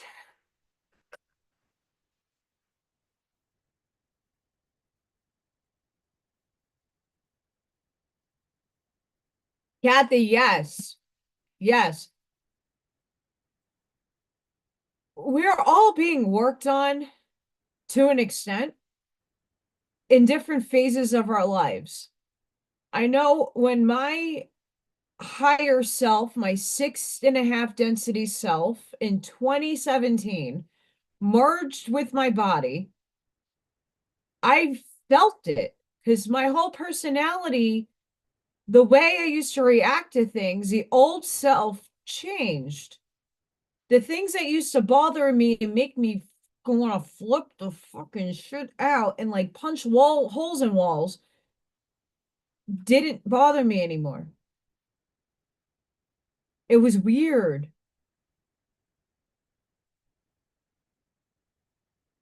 My mother used to be the biggest trigger for me because she was disabled and she used to rely on me, even though I knew she had it within her to do things for herself. She was lazy. But some stuff I did for her because I knew she couldn't do it. But other things I'm like, come on, Mom, really? Like, I'm tired too. I don't feel good either. Like, give me a break. And I used to get very frustrated with her. And that when this my higher self jumped into this vehicle, that stuff that used to really eat away at me stopped eating away at me. It just disappeared one day. My body of understanding shifted. I had a lot more knowings, a lot more I was making more connections. When I went and spoke with the medium and he was telling me about all the entities that work on me and all the things that come in and out of the portal before I moved, they're like, well, they're preparing you. I'm like, for what? And then I started getting more snapshots of my other selves in other time space, dimensional spaces, just snapshots. So if you take in the holographic world, it's an overlay of you in another sense doing something else. And I get little frames of me doing something, and then the film fades. That's what I call it. It is hard. I took care of my dad. I was in college when my dad passed away. Like, I graduated college, my dad passed away, but my dad got sick when I was 16. Uh when he got diagnosed at like 15, and he really started getting sick when I was 16. I had to stop my dancing career. It was difficult. And then I went to college, and when I wasn't in school, I commuted to school. I didn't dorm. I took care of my dad. I helped my mom out because she had the burden of doing that. And then when my dad died, I had the burden of taking care of my mom. Like, I did everything for her. I cooked, I took the mail in, I did the banking, I did everything for the most part for my mom until she passed. It's not an easy thing. And she used to frustrate the living daylights out of me. And a lot of my relationships that I was in, like love relationships, romantic relationships, never worked out because she was always in the way. I mean, those weren't supposed to happen for me anyway, but it was a lot. When my higher self merged into myself, it did it at the time right before my mom passed away.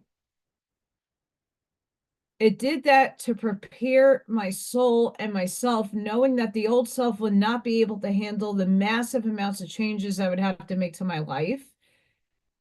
The old self would have done some very negative, horrible things to myself that I would probably have regretted, soul essence wise. So it jumped in right before my mom passed away. If it didn't happen, I wouldn't be here physically. It wouldn't be here. Not to say I'm a weak human individual. It's just I don't have codependency. I have to be and do for myself because all I have is myself. I don't have a husband to lean on. I don't have family to lean on. I think my mom kind of knew that in spirit. My higher self knew this. This is all for experience purposes only. Soul contract, fun shit. Going through all of that made me realize that journey I had to take is really, okay, one step in the bigger process. So my higher sixth density self merged in. A lot of my ego started to drop. Not to say I don't have ego, I do. But a lot of it dropped. What is happening for most people is that your higher self, that just means something just above the higher frequency, wherever you're sitting consciously. So for many of us, it's fifth and sixth density selves merging in with your soul. The old soul's kind of like, all right, goodbye, peace out. I need to go heal. Traumatized. New self Same self comes in, merges with ego to push forward. Chicken, chicken, chicken, chicken, chicken, chicken.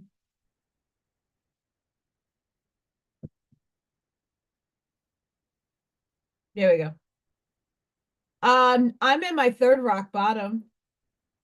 Third, third, third rock bottom. Oh, that's awesome. You got to show me, Amy.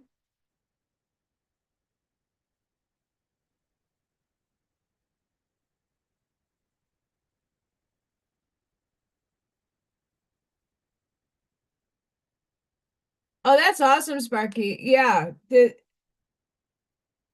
a lot going on, and what's going on in the Schumann residence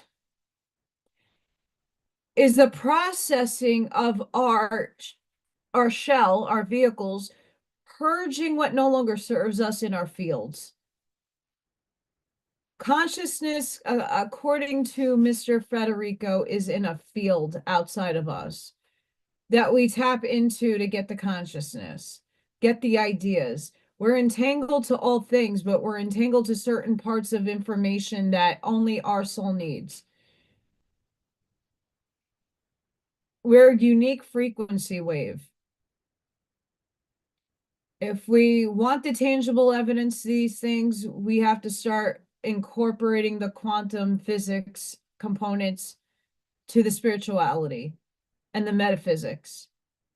In the video I said yesterday, if you need tangible evidence for things, I would have to say stop looking for the tangibleness in this classical universe. And the reason being, do you understand when you plug in your modem? I have a modem upstairs on the opposite side of my house. Yet there are millions and billions of numbers whizzing through the air right now, hitting my computer so I can go live. There's no Ethernet cord connected to this computer. It's all in the waveform, all in the bits of memory, in qubits and quantum bits of information, somehow miraculously floating in the air and getting to my computer so I can be live speaking to you right now. Can you see any of that going on in your physicality? Can you see the radio waves that is being emitted around you right now? So how can you say certain things are tangible and certain things aren't? Just because you can't perceive it doesn't mean it doesn't exist. That's metaphysics.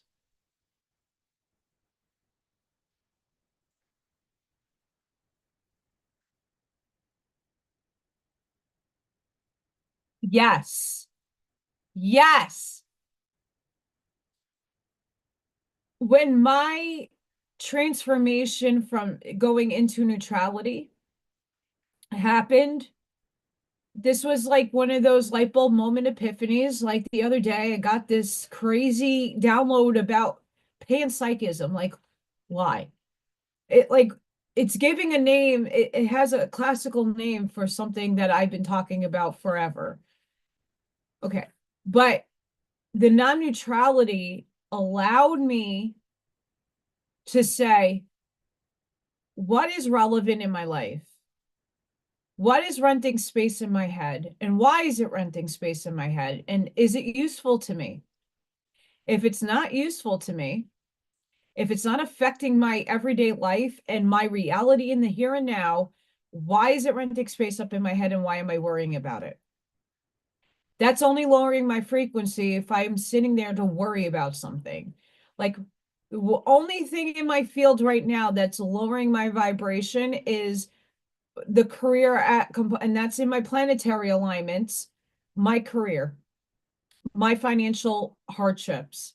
That's the one thing. And I'm not even like back. The old me would have already done away with myself because I can't handle it. This self is like, it's going to be what it's going to be. And we got to figure it out together. Me and you, soul to body, figure it out. What do I need to do? Haven't gotten the answers yet. But I'm not going to sit here every day and not live my life and not try to strive to do better, right? That's what I'm trying to do each and every day, is be better, a better version of myself. I'm not sitting here crying. I'm not sitting here pouting and being emo about it and going in the corner and not doing anything about it. I am every day putting my energy forward to better my life, right?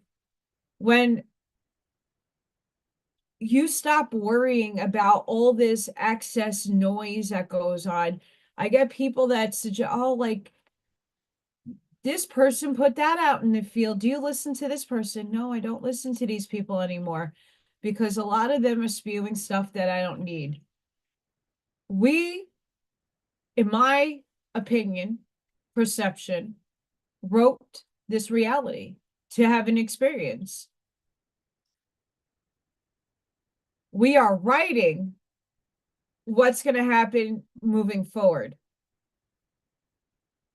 We already did write a bunch of billions of timelines within the top tier of 3D, emerging in that bridge to 4.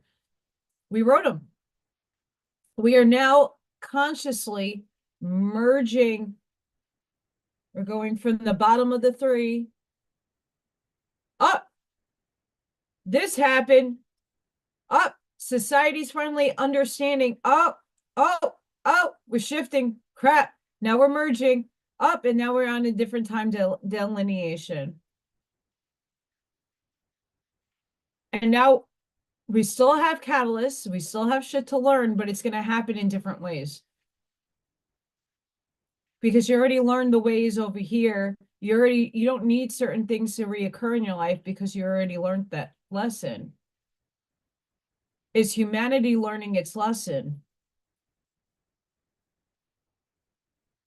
We have been in the hate, the war, the shame, the blame, the disrespect for eons. There's always been blame placed and people wanting other people to be held accountable for source working through other people. At the end of the day, has that actually ever worked?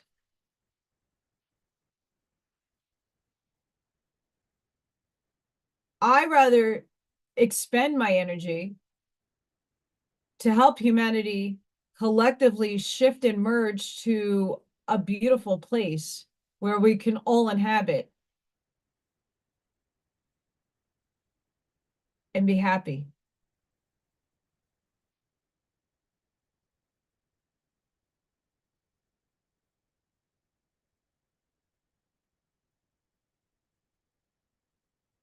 Absolutely. Once you see, this was another thing that happened when I was listening to Linda Good McGillis. I love her. She sometimes appears on Alexander Quinn and the Jill Butler Experience. She's very advanced as a soul. Very. I listen to every word that she says because it holds a lot of weight and frequency. She's very, very good and very talented. Her understanding of divine neutrality is that we are just moving through the motions that we created already. We got to perpetuate different flow in motion to move forward. We've been stuck for so long with the carrot on a stick, with people projecting things out, and as innocent as that seems, you create your reality. I had to stop waiting for certain events because a group said it to occur in order for me to fulfill my destiny. I have to put the work in still because I'm in 3D. I can't just willfully say I'm going to win the lottery and here's the ticket. I'm Wonka, I'm going to the chocolate factory. That doesn't happen in tangible universe. You have to put the action into motion to have a cause and effect. That still applies in classical physics.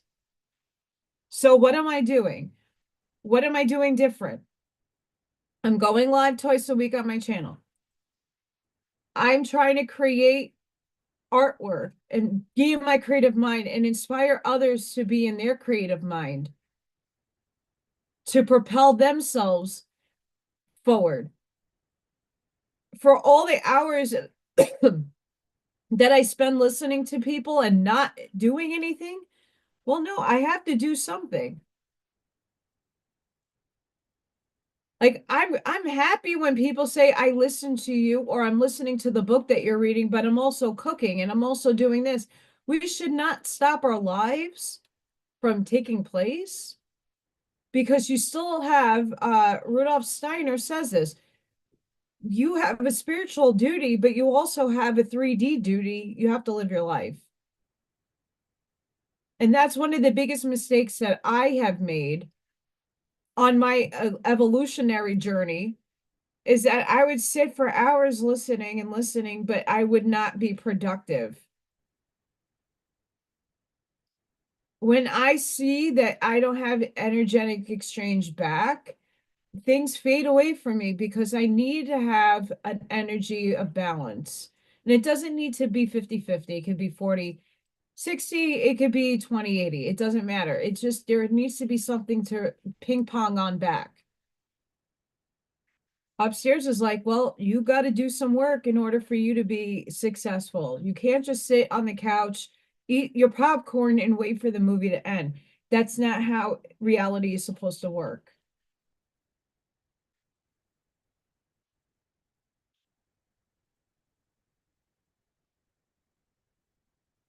Right? People still go to work. The world still has to function.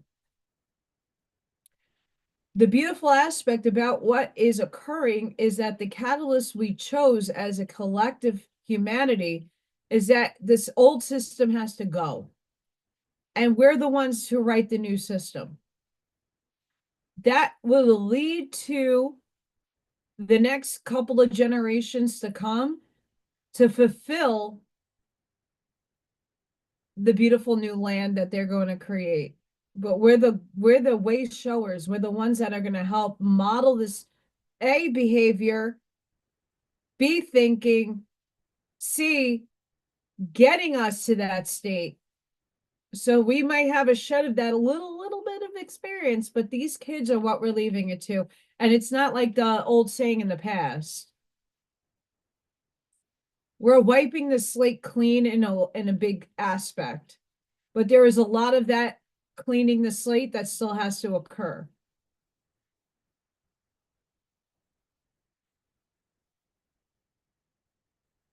And that lifeline of sanity, Kathy, for me, happened when I stopped judging. I give criticisms, I have my opinions and I have my perceptions, but I'm not sitting there and actually like pointing fingers anymore at like blaming anybody other than my own self for my own problems. Like I stopped blaming New York City because of this. This was my choice, my free will choice not to do it. And there was consequences to every action that you take or don't take. That was a consequence. Now I have to live with that consequence. How do I go along with that? And I don't need to see it as a negative thing. Like a lot of good has come from me moving. But I stopped blaming and shaming because I taken that eagle eye view. I look down to see how everything is playing out objectively, meaning I don't have a bias, I don't have my own opinions, I don't have my feelings and emotions attached to it. I just look to see what's going on in the light, in the dark. And then I see how Source is working its energy through all things. And I stopped worrying about other people. And I started inflection, I started introspection, I started going and diving way deeper into myself to understanding the components of why my reality is the way it is. And in doing so, it has healed a lot of the ripple. because all time is concurrently happening now, in this now moment. There is no time. It is an illusion. Our brains conceive it because that's what we're operating under, that waveform. It's let's just say we're in a computer programming. We're in the video game.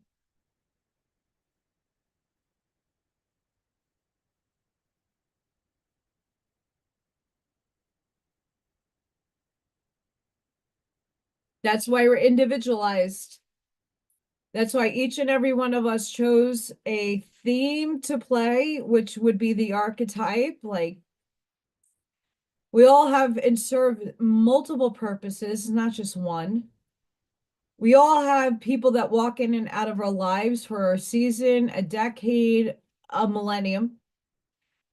We all have themes to explore. So in this life, I chose to explore abandonment, financial hardship, and difficulty in love. Love of self, and then learning my boundaries of giving my love away freely. I'm a very loving person. I'm a very giving person, but I had to learn my boundaries. That's right. The higher up you take that viewpoint and you look down, the smaller the situation becomes, because now you're seeing the grander picture. When you're only focused here and you are not perceptually seeing every angle at every moment, and you're just in your blinders, and then you're looking at your perception as it being your truth. Your truth is only at the frequency of where your vibratory state is at. If you sit here and start making claims and start generalizing and hating on other people for their experience of source, you got your blinders up, and this is all you're seeing is what is in your frontal view. You need to see the whole picture.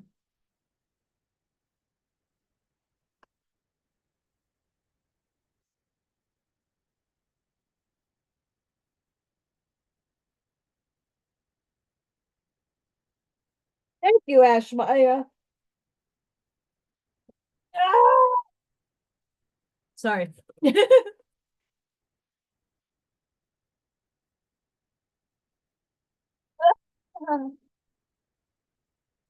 There we go. I was trying to reach for my small paint set over here. Because I was gonna do oil paint, and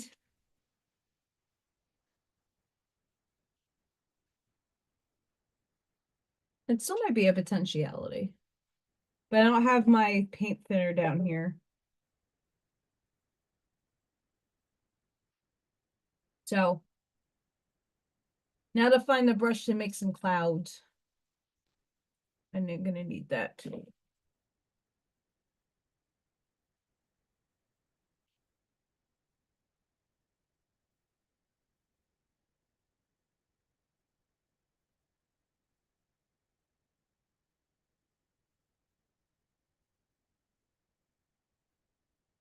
See how I could do multiple things at once.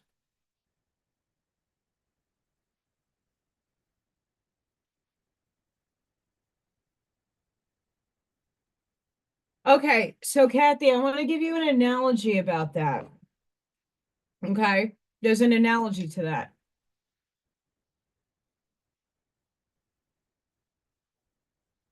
Certain things on the television are absolutely there for a reason. In life, also using television as the, at any one time, you press the power button on. And let's just say you can go to like where the TV guide is, where there are thousands of channels in which have programming. And instantaneously you could click on any channel and it could be in the middle, the beginning, or the ending of a program. And any one of those times that you click, you can tune in or out to that programming. Or you could turn it off. Not all programming is bad programming. There are still things that the negative polarized people put in as truth in a lot of fiction. Dark City is one of those movie examples. The Matrix is another example. The Marvel movies is another example. Powder.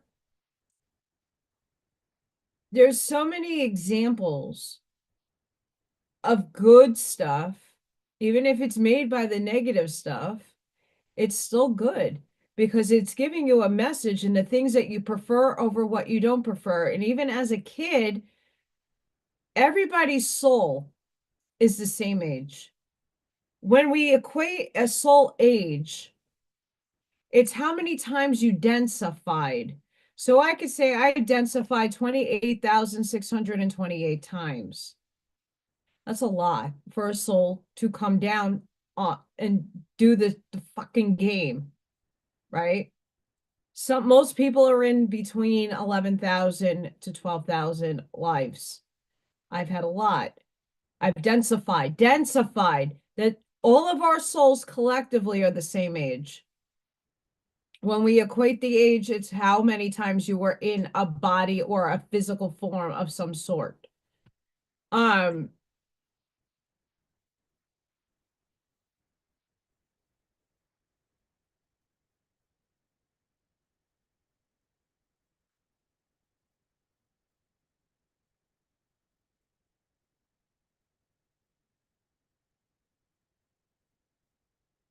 Absolutely.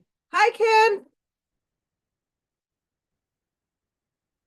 That's the thing, Ashmaya, that I know that energetically that's shift for me.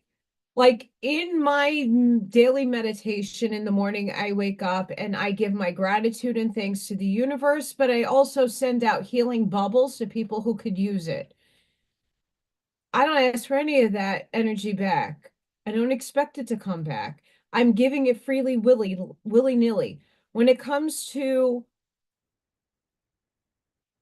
making a living, right? There are some people who overcharge for their services. There are people that undercharge for their services. There's people who are all about the ego and all about the money and not about that. They just read a book and they expressively like, oh, I'm going to lay my hands on you and you're going to be healed.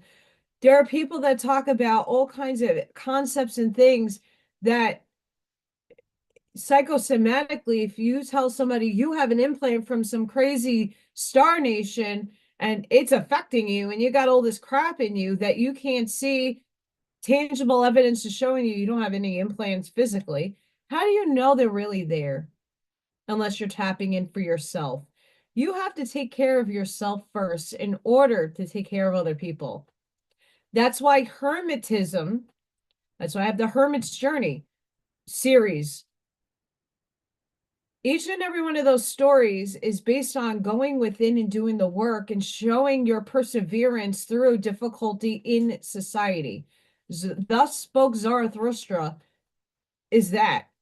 It's Nisha dealing with himself in all the other outwardly expressions that present itself to him in society. It's teaching you how to go inside self to know your true soul essence, to walk authentically in your words, your field of energy. If you don't know, and if you have never worked on yourself in the darkness, your shadow work, your ego work, if you have not done that work, how the hell can you claim your love and light? You have not. You could say it, you can have the best will of intention. Saying it, but emoting it, walking it, talking it, and giving it is another thing.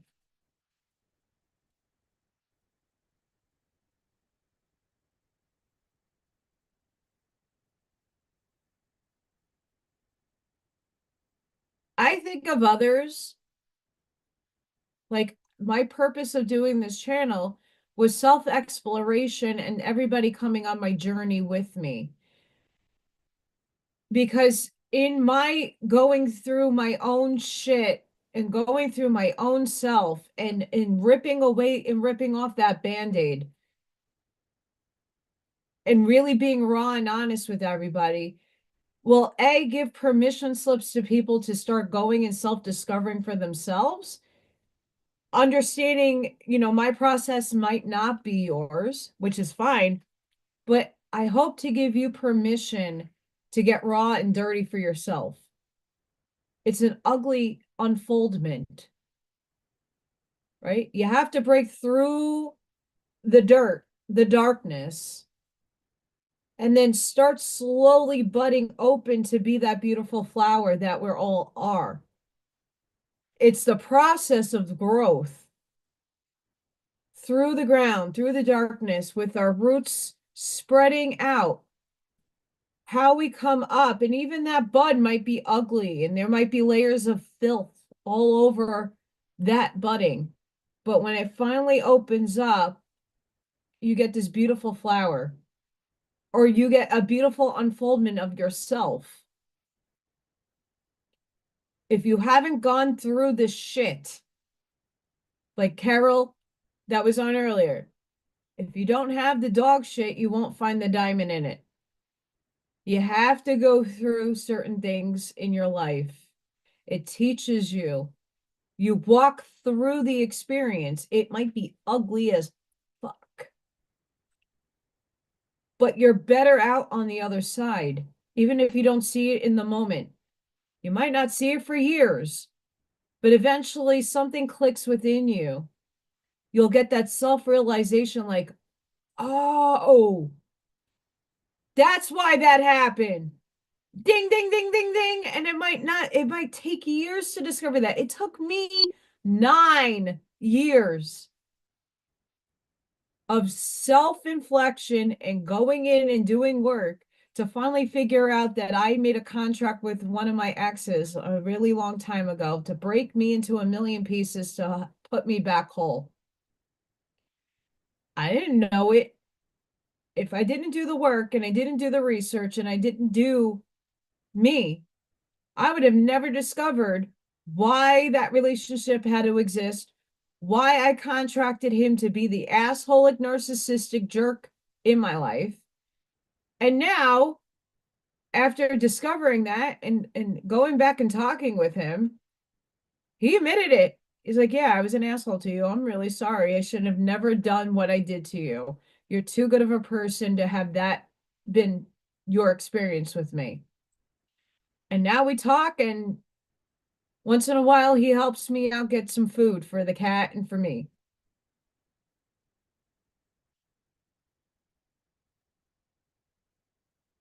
Yes. Yes. Hi, Corinne. How are you?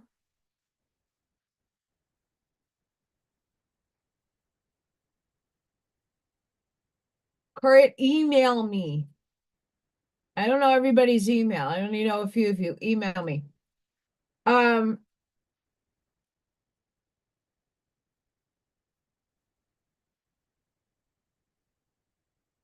when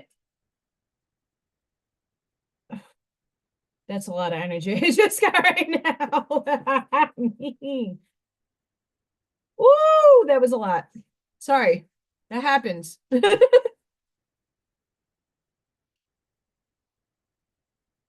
Like I feel like sparks want to come out. That's what I'm feeling like. Clap, clap, clap, clap, clap. Oh, clapping's a good thing. That was a lot of energy. Holy crap, my face is getting red. Um,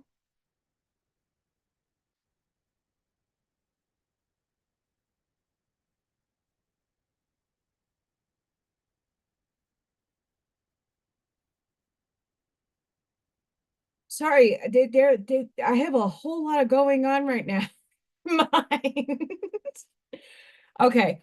So I'm sifting through what they're saying. So basically, what I'm receiving is that, yes, that we are honing in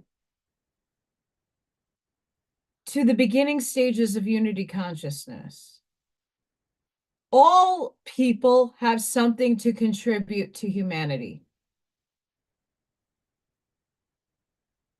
On a level playing field of classical physics, you being the carpenter, you being the metal worker, you being the artist, you being the teacher, you being the herbologist, you being the florist, you being whatever it is that you do in your everyday walking life is a contribution to this big, beautiful totality, what we call humanity. But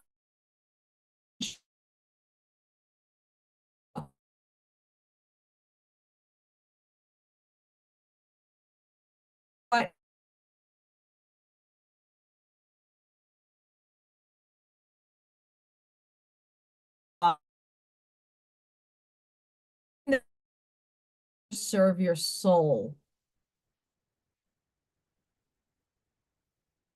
And as I'm saying that, I am getting an unsettled connection in my internet.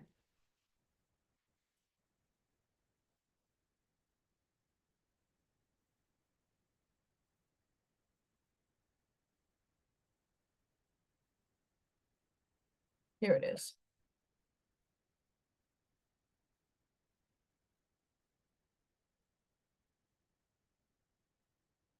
I'm going to paint, I promise, but I see the internet is acting up.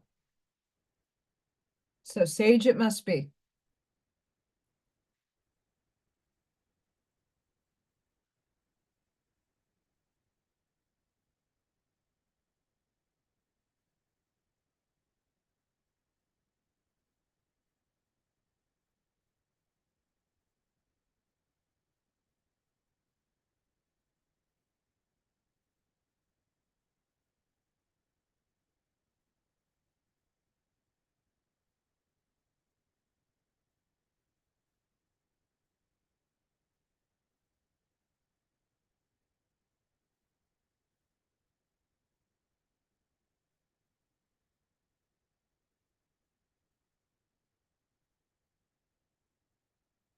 Spreading love and light to the one infinite creator and all that is watching. I don't know if anybody saw there was something dark right here I don't know, I saw something. Anybody see it? I know a few of you see things. I just saw something physically right here. Negative. Get out of my field of energy. You are not welcomed here. Sending you back home in the love and light of the one infinite creator. Sending you in peace, love, and light.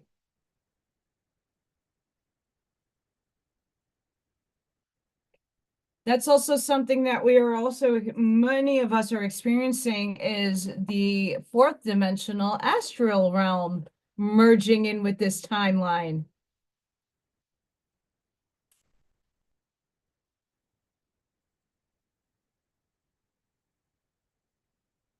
So that's been interesting. And I think a lot of what some of you are seeing on the sides, um,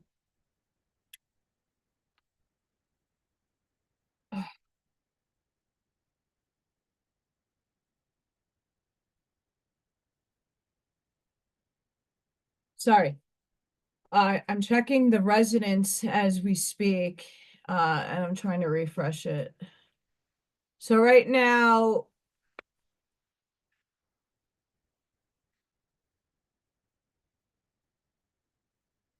see all that red? That's huge right there. And this is not just going to last like as we're sleeping and waking up at 2 a.m. or whatever time that you're not sleeping that well, you're getting vivid dreams, you're having like these little time zips in and out. Like that's a lot of energy. Make sure, because this is not just going to now happen. This is going to play out. The energetic field is going to play out for the next few days. Make sure you're grounding, you're drinking more water, I know during my day, I've been having a lot of electrolyte water, not just Celtic sea salt. I do that early in the morning, but during the day, I can't with the salt all day. But I do have, I found some mineral water and electrolyte water that I've been drinking at work. Yeah, full moon's tomorrow as well. So there's a lot of energy going on in the field, and it's going to be playing out. Do what you can. This is why I like coming here and just talking. And this is probably why I'm like zipping in and out. Because when I get really creative, a lot of energy hones in on me, but it's also grounding for me to do creative things.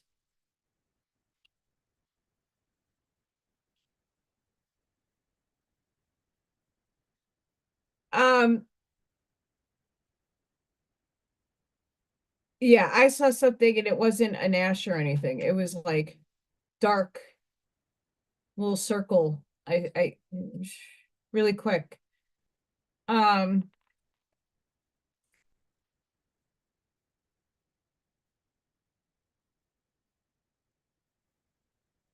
if your thoughts create things, this is the harder part for some of us to delineate.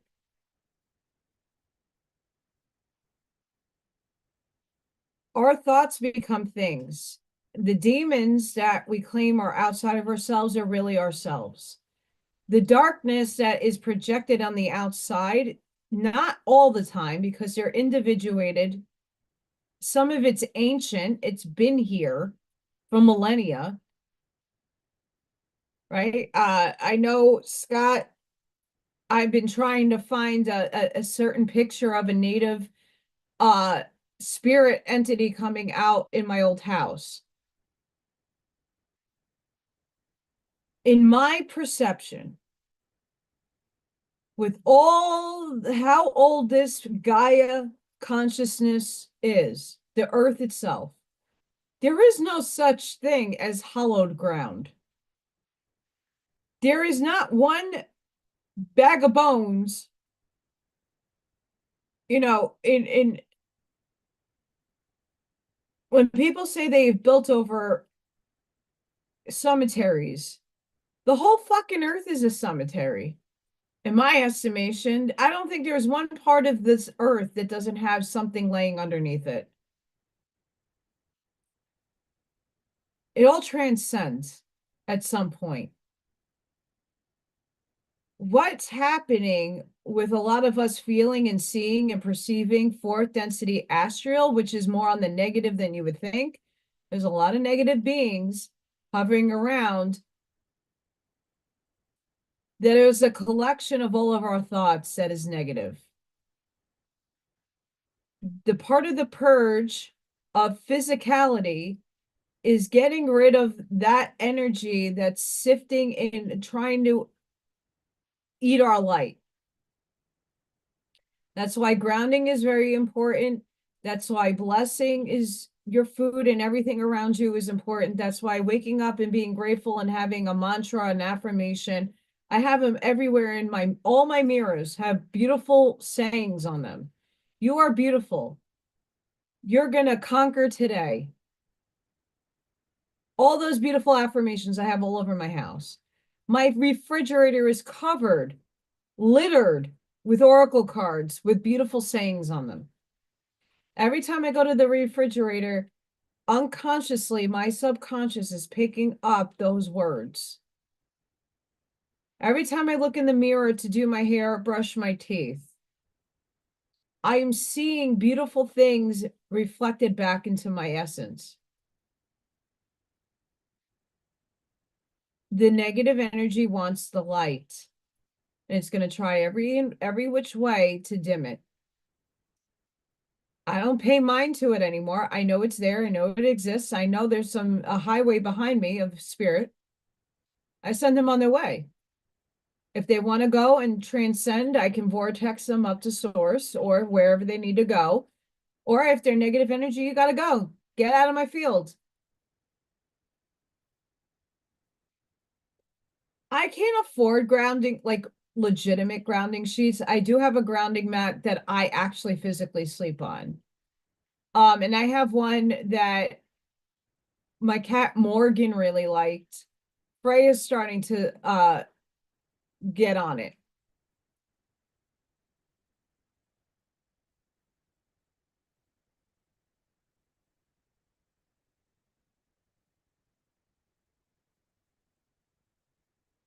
Yes. Oh, so when we get into, I have a couple of ancestral books on my medium shelf.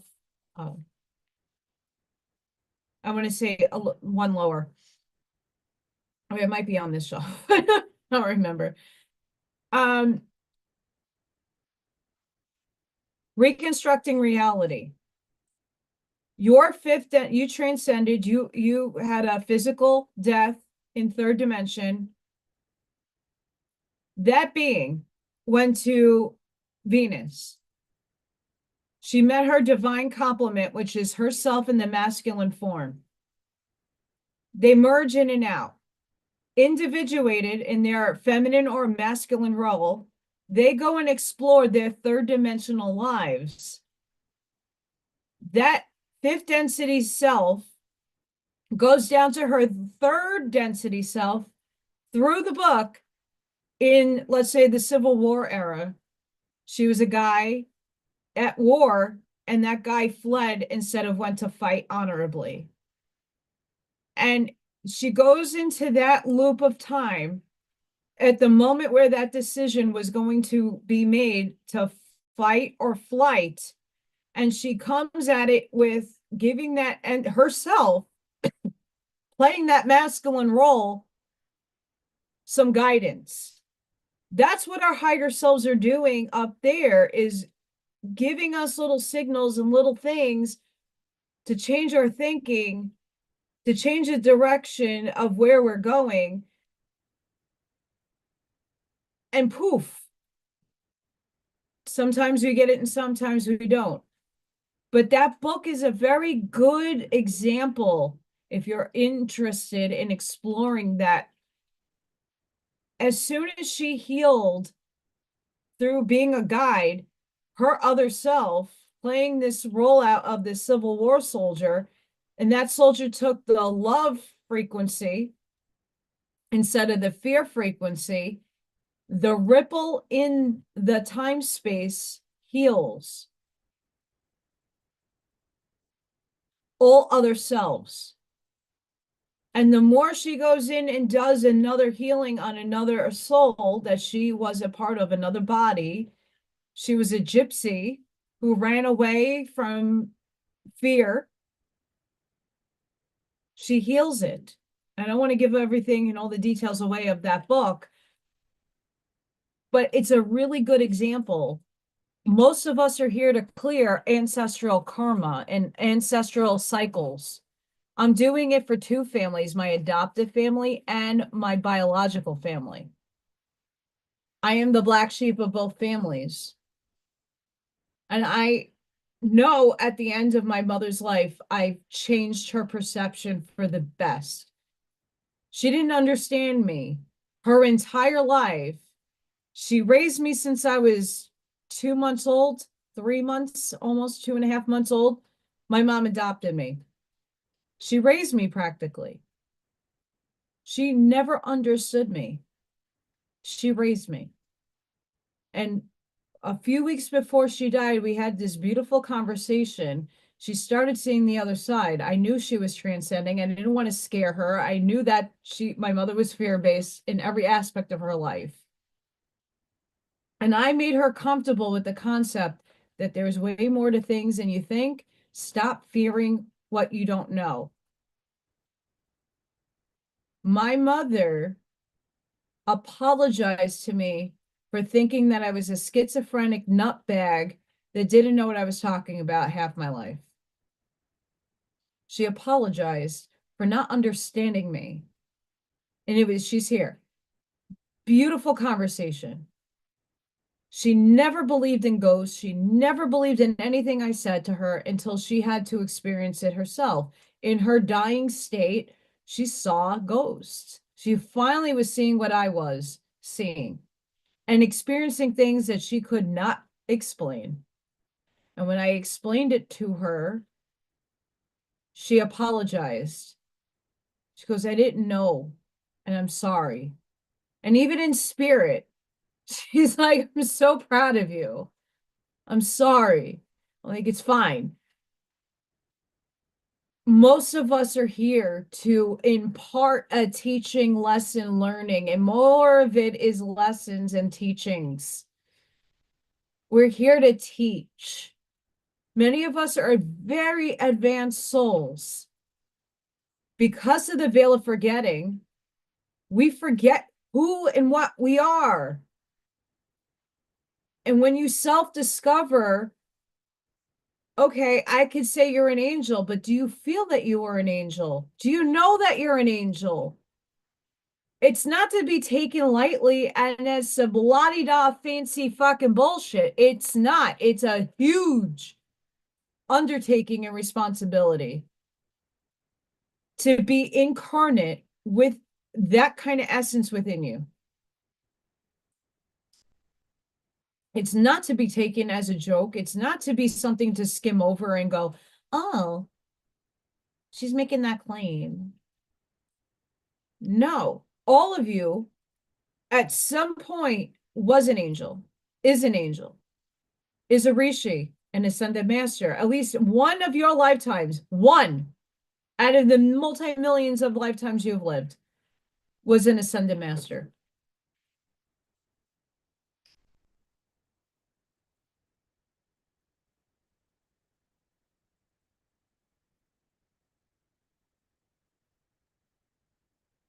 That's beautiful,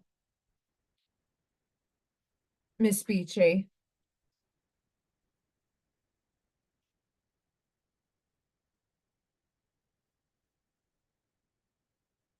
I mean, we have come here to do change, to make change happen, to be the game changers, to be the shiv in the rift of time space.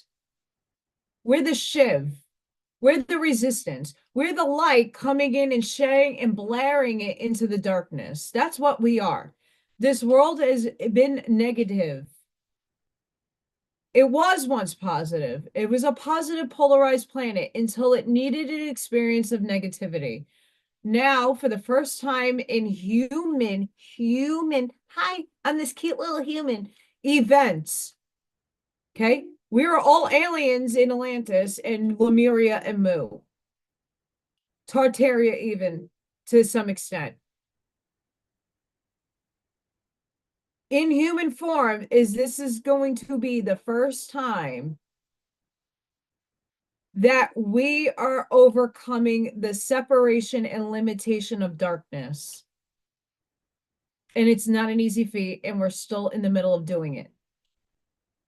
This is why I am in my free will choice to not feed stories, narratives, and programs anymore that no longer serve my soul and its purpose.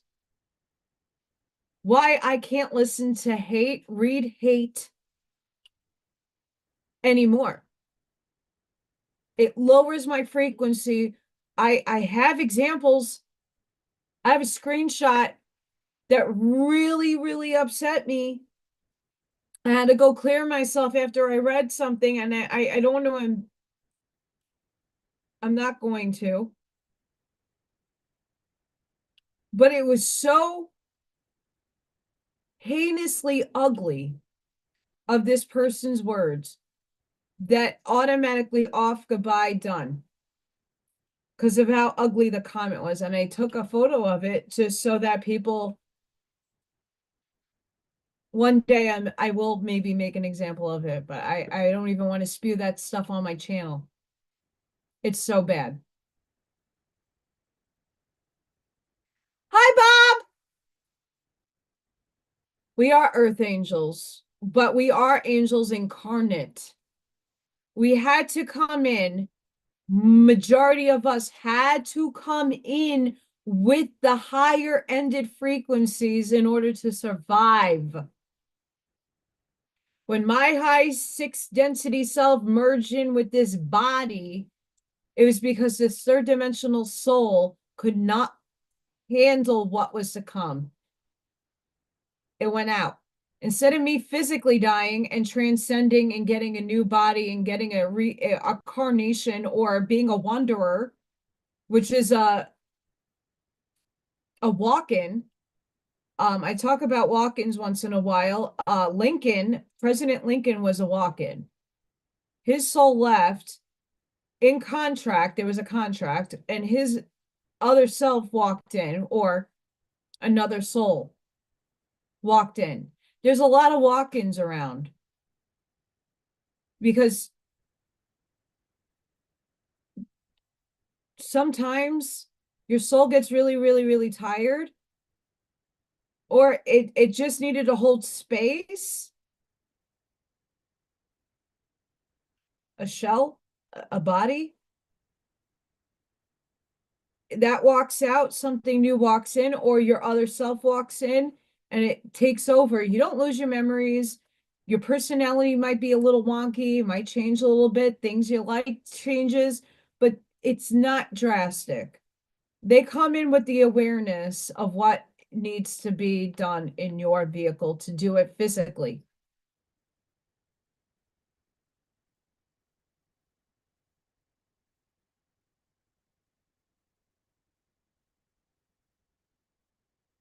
No, and that's something that I hope that people understand. Like when I'm talking about what I am, I'm not here to put anybody in a frequency of, I want that. You are that. It's not coming from an ego space to claim what you are and to know the truth of your soul.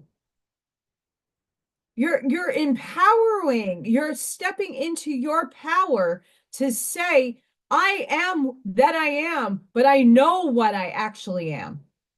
And you're a component of all things. You're a fractal in a pie chart of essences that are having experiences through you. It's not to be ego.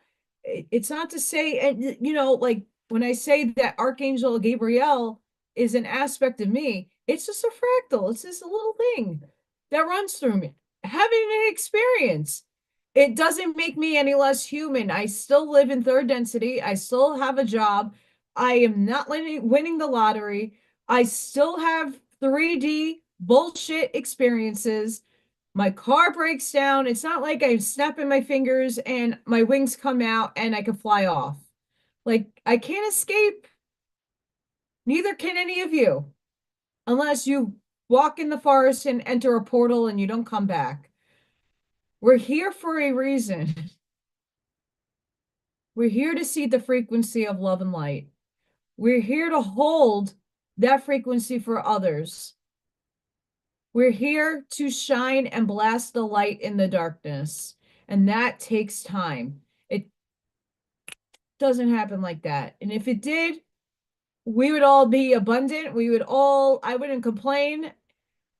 I wouldn't have been emaciated. Everything would be hunky dory. Everything be working to my best and highest. But that's not how life works. And when we understand what unity really is all coming together collectively to help everybody out, Amish mindset. That's just how Spirit delivered it to me to understand the concept. If we're all here for each other in support, even if it's a fucking click on a mouse, that's expending energy.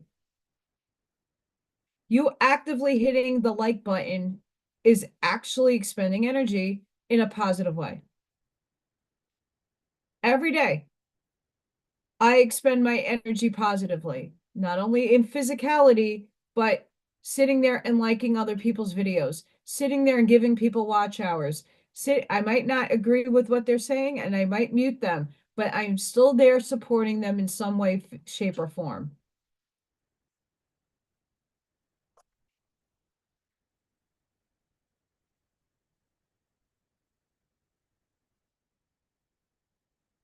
Truth, like love, is a very misinterpreted word. This is the beautiful thing about this guy, Federico. He was a physicist. who had a spiritual experience that he couldn't explain. His cogs in his head started thinking different, going different directions, right?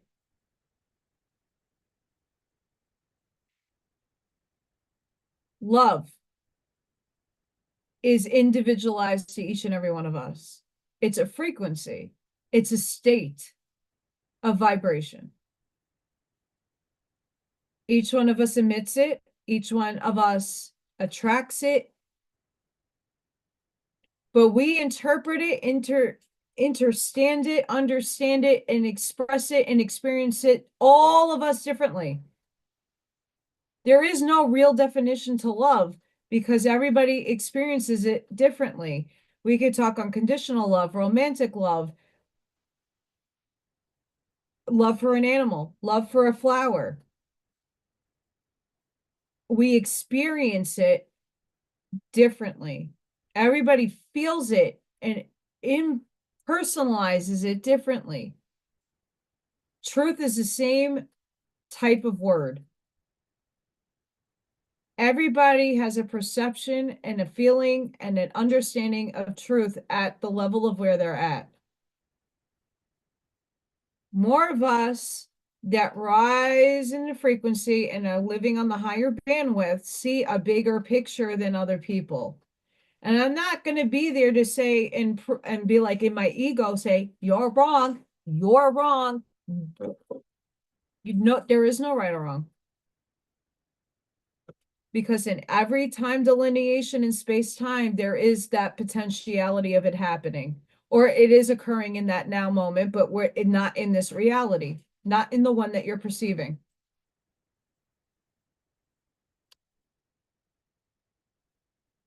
That's the harder challenge to wrap your mind around. Is that in one reality bubble, Trump lost. In another time reality, that already happened already. In the way that it was given, in the way that everybody was projecting EBS, this, that, and the other thing. It happened already. It is happening. It's happening, but not in this reality. That's in another bubble over here. And another bubble over here, we already exploded and done ourselves away. World War III existed, happened, and we lost. Over here is a reality we all ascended to the positive, negative, positive planet. The other delineation is the negative side. Every bubble has its own ending potentiality and is occurring right now. That's why it's important, in my estimation,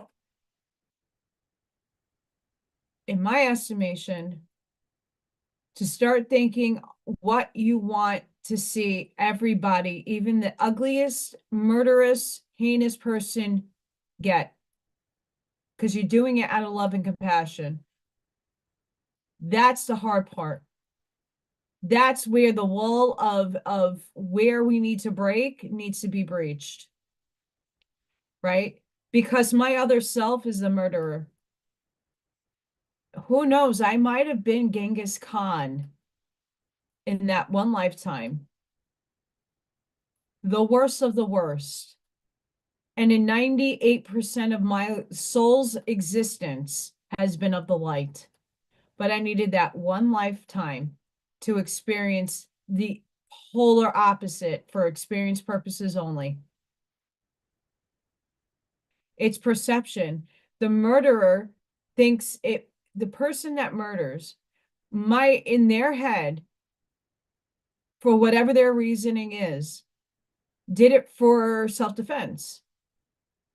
Or in their head, conjured up a story to say, well, that's valid because that needed to happen.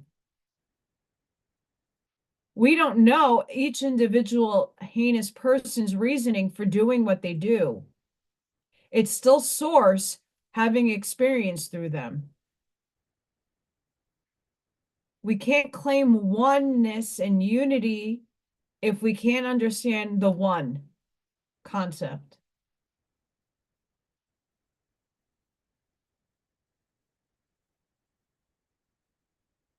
Yes.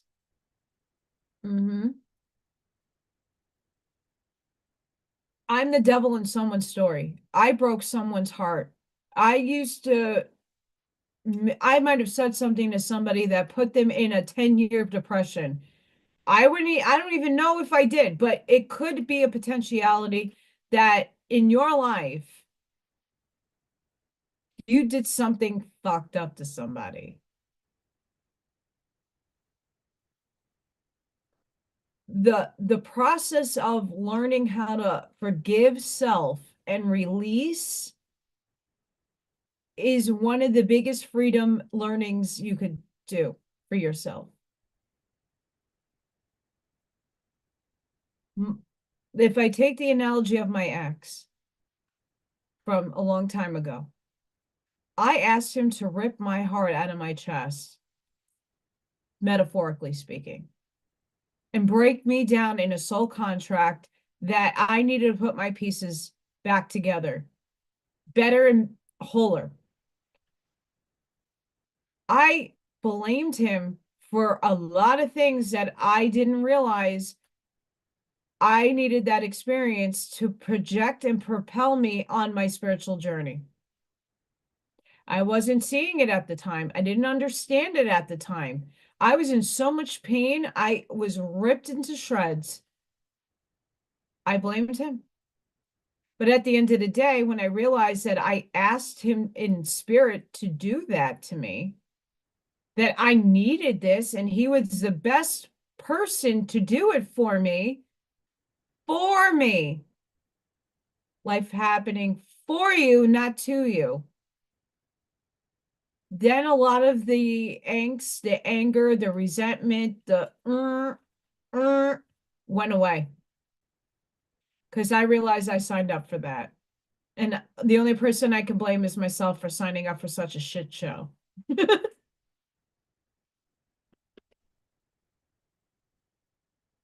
Ash my absolutely.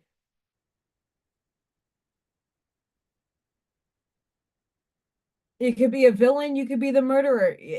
Every other self is playing a different aspect of you. What is to take from the learning experience is that you need to have forgiveness first for yourself. You have to love yourself. You have to really forgive yourself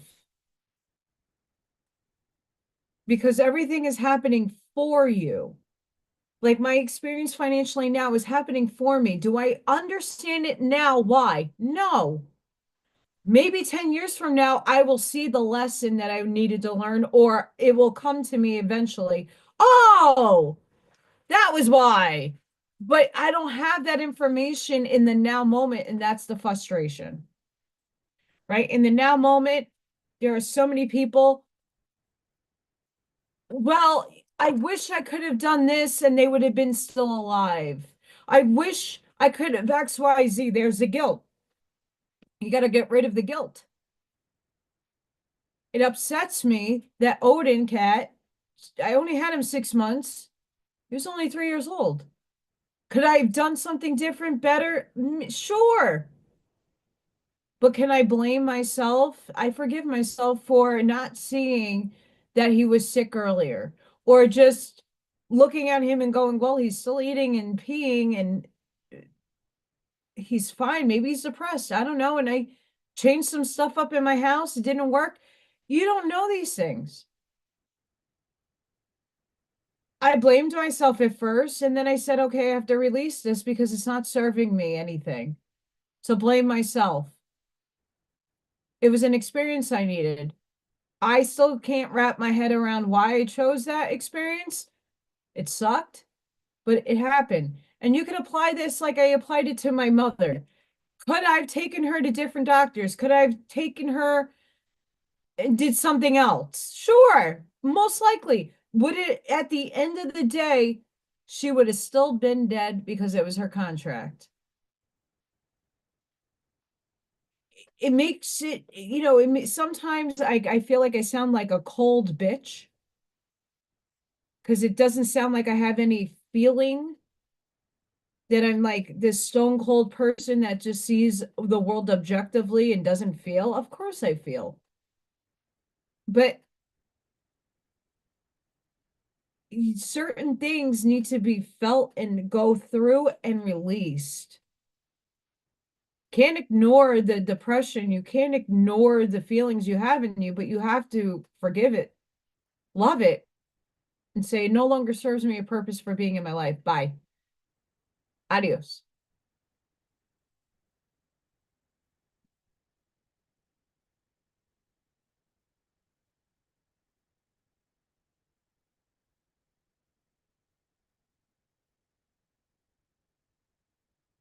Oh man.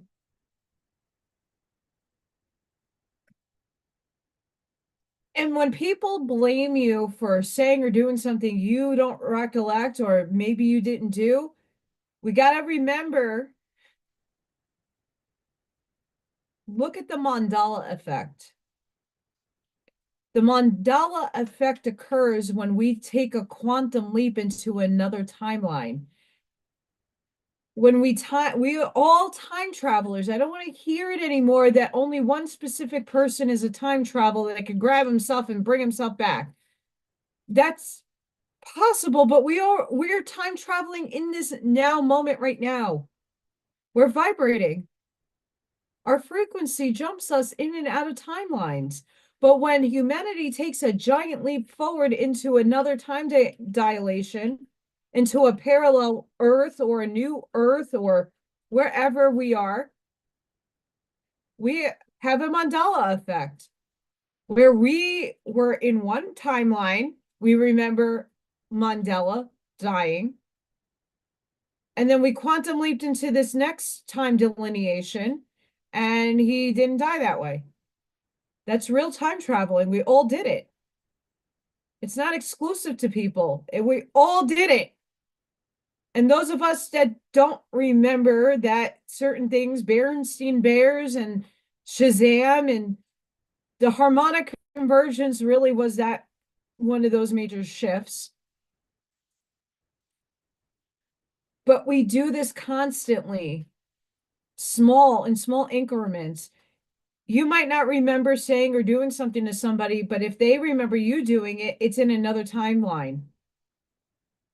Remember, all potentialities are playing out that you're not playing out here and experiencing in the now moment. That's not easy to conceptualize. It's not hard. This is very difficult stuff to comprehend.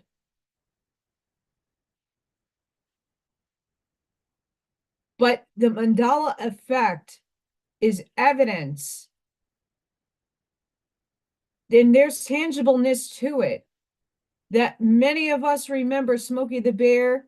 Many of us remember Berenstein Bears a certain way. The monocle on the Monopoly guy and certain things we all remember. Like we know it. We know the cornucopia on the Fruit of the Loom. There's so many things. And we shifted into another reality where that doesn't exist. But we know it exists. It's existing over here. We jumped over here. And now we're doing more of these jumps. So someone remembers you from 25 years ago that you called them a see you next Tuesday, twat waffle. Whatever you did. But you don't have that memory. You're like, what are you talking about? Like, I was the nicest person to you. Like, wait, where did this come from? That's because you shifted a timeline and they're still in theirs. And it's an overlay.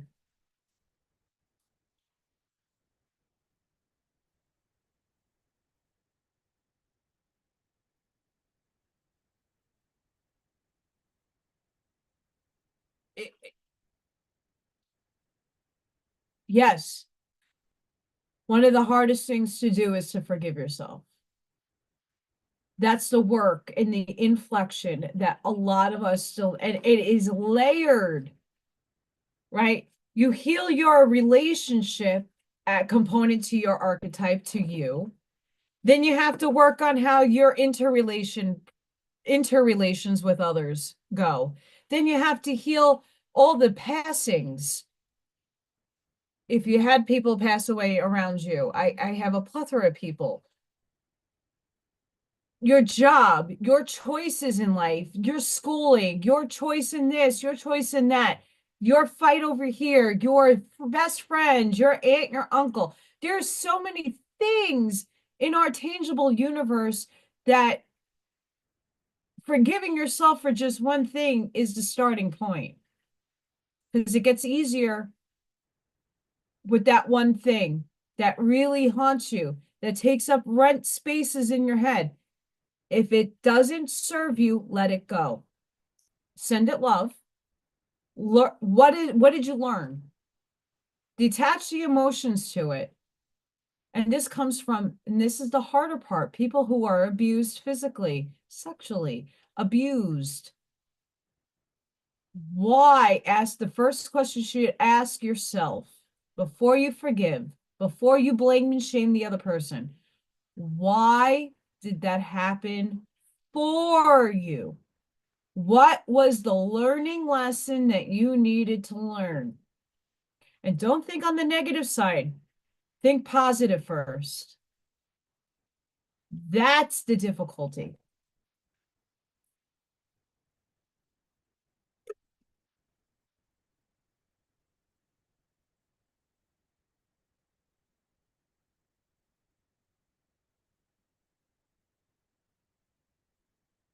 Yes. Half my graduating class in high school has been passed away in the last 5 years. Um, it's a soul contract. As many of us are going through these ascension symptoms and we are having and holding and harnessing higher vibratory states, that event, that choice was a choice of the soul. That was an out for many people.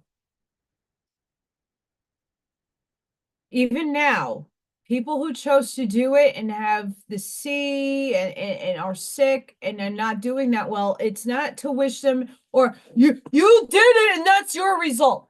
We shouldn't be doing that.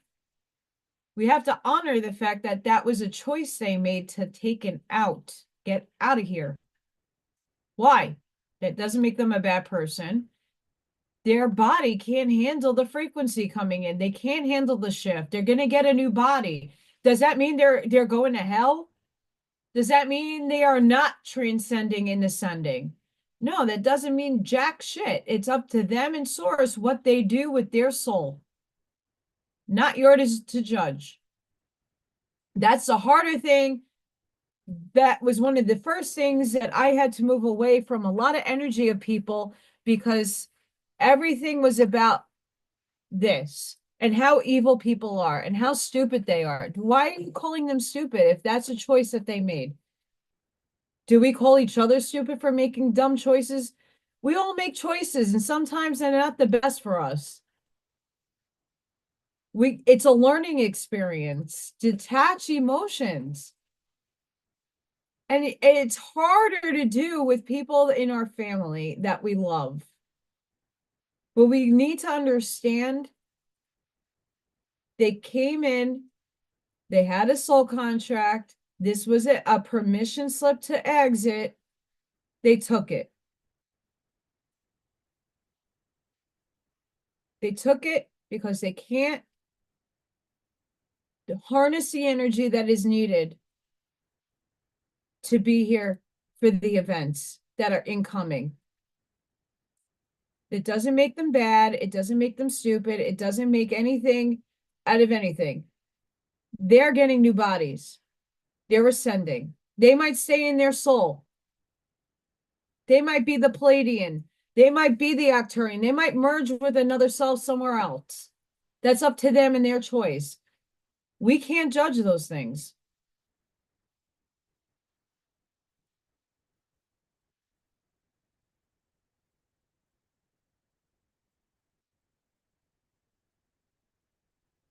that's the sucky aspect, and that's the harder aspect of doing this healing on yourself, is coming into rationality of the whys, the deeper, darker questions of your whys. Why is this happening for me? Well, if I detach emotion to it and look at it objectively and say, well, if this didn't happen in this specific way, I wouldn't be this way now. I wouldn't have had the strength to move on. I wouldn't have been able to learn how to persevere through diversity. I wouldn't have been able to learn how to be on my own. I'm just taking my own self as an example. I wouldn't have not learned stupid dynamics of things that who knows. We go through things, we have seasons for happening. We have to allow it. You have to forgive yourself, first and foremost. When you can release that inside of you, and then you can release that entangled particle to that person that you can't stand, you hate, you let it go, you snap it. That's why witches and all those people say, cut the cord, because there is string theory. It exists. You're cutting your entanglement to things that don't serve your soul. That's really what cutting the cord is cutting attachments to unhealthy things, cutting the cord, undoing the knots, whatever you want to put the phraseology to. Goodbye. You don't serve me anymore. Goodbye. I love you, but I can love you at a distance. I love you over there.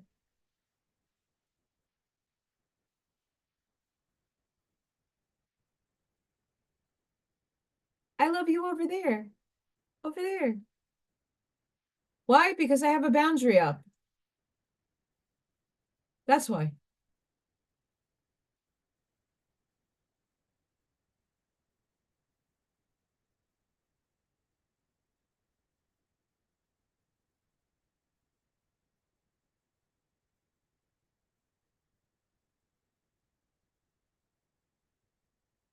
Yes.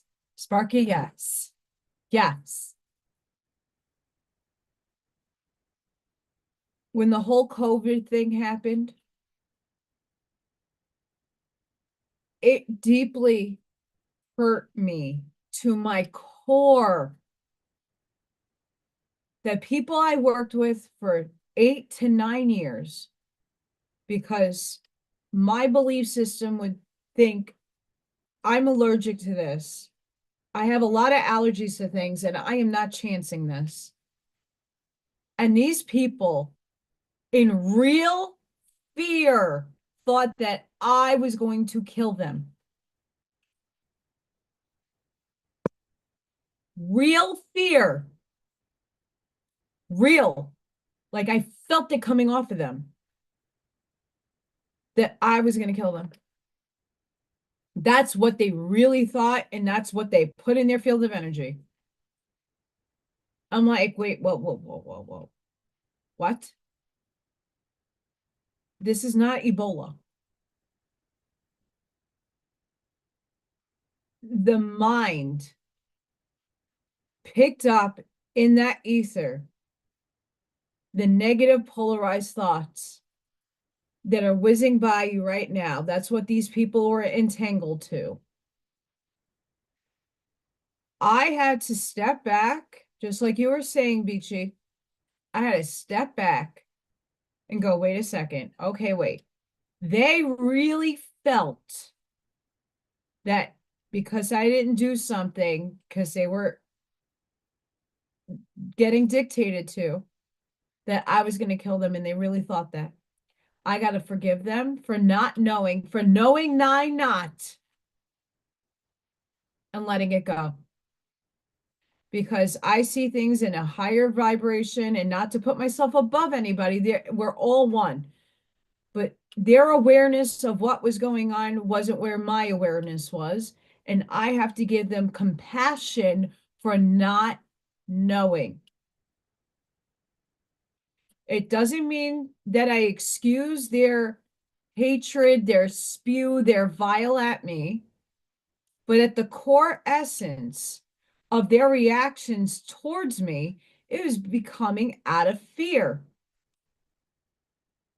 Fear-based shit creates a lot of venom. And I put my barrier up, and instead of hating on them and calling them names and just making things worse in vibratory states, I just said, okay, that's your opinion. That's your perception of reality. I love you at a distance. You got to go over there. And when I did that, and I forgave myself for feeling the way I felt, I forgive them for knowing not. That's just a sheer human reaction to fear. They're not rationalizing their minds. They're just going along with CNN syndrome.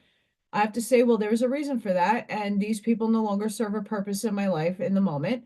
Goodbye. I love you. Do it out of love. Really feeling it. Like, I'm sad that a lot of them thought I was going to kill them. And to this day, a lot of people are doing this. It's their choice. If they're living in fear, you know the ones that are living in fear when you see that. And I still have a lot of people in the surrounding area that are in fear. Real fear. Honestly, what's really scary is that the pattern I just recognized today. It just like I had a light bulb moment today. And I'm now living in a new state in a different type of mindset. Mind you, there's kids running around with snotty noses, coughing to smithereens, and you would think this is how the fear kind of like diminished a little bit. Wash your hands, take some supplements, and take care of yourselves. These parents are sending their kids to school severely sick, and it's not being called. It's not. No one's saying even that. Oh, it's the flu, it's pneumonia, it's a cold, it's strep.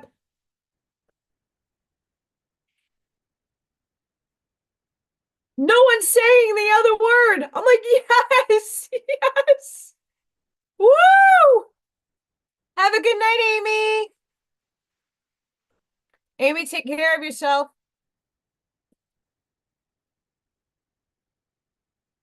Have a good night, Amy.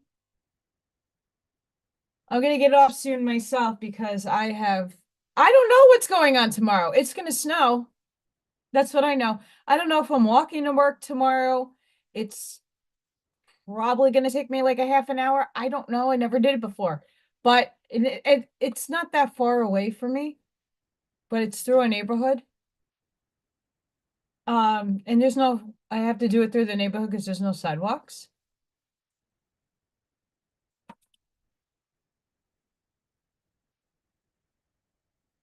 But I shall see what I'm gonna do. Um,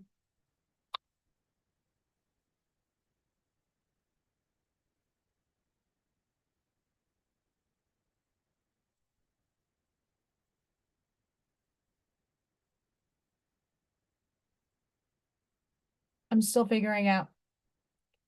Um, like I don't mind, like I don't mind the snow. Like everybody asks me, like, why did I move to a cold, like it's cold up here. It's cold.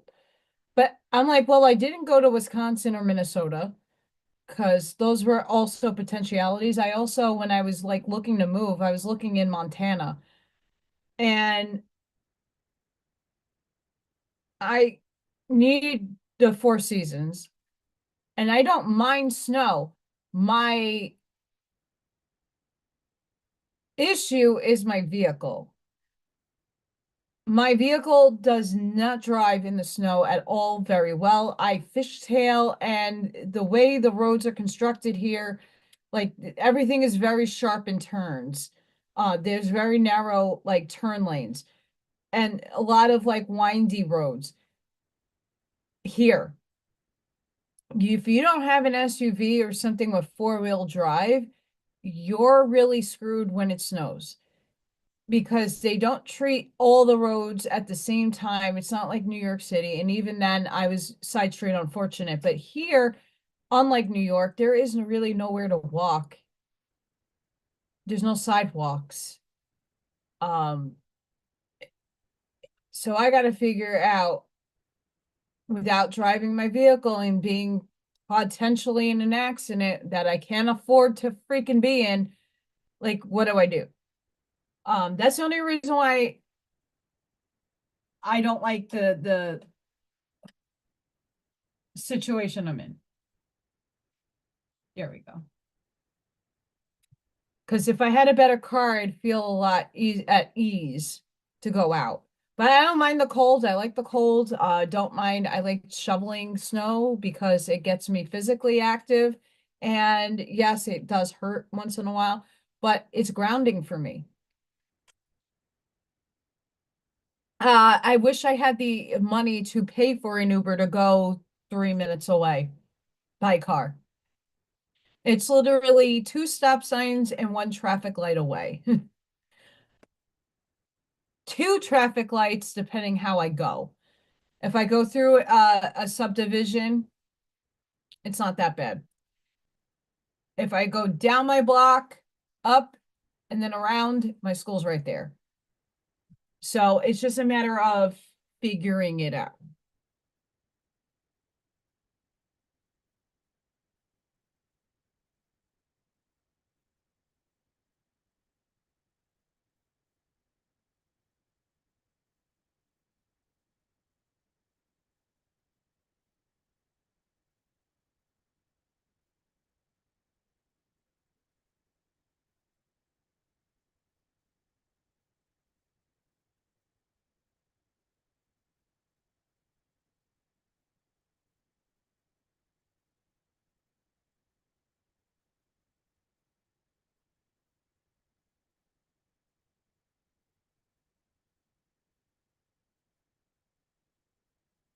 I know for certain bigger storms, I can, I would hope to think that I can manipulate the intensity of a storm. There are reasons why storms happen in God's plan, God's will. Um, in the Curtis books, they talk about collective karma. Rob would talk about the contracts that we all have as a nation, a country, a town, a city. We're all bound by certain things that we might not be in the awareness of that we have to experience for certain catalysts. Catalysts being things that are game changing to change the course of our lives. Not always for the positive.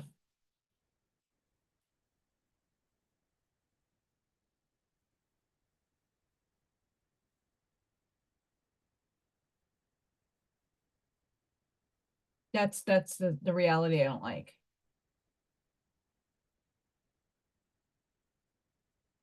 I'm making clouds and but yeah, we can if what I'm gonna do, I'll get off soon because I gotta get ready to go to sleep and figure out what I'm gonna wear tomorrow. Because they're talking already about Thursday not having school. That means I lose another day's worth of pay because I'm off on Friday and Monday for President's Week or President's Day. And no school on Valentine's Day. So I'm bringing my Valentine's Day goodie bags for the kids. Um, really set because I love Valentine's Day, spending it with the kids.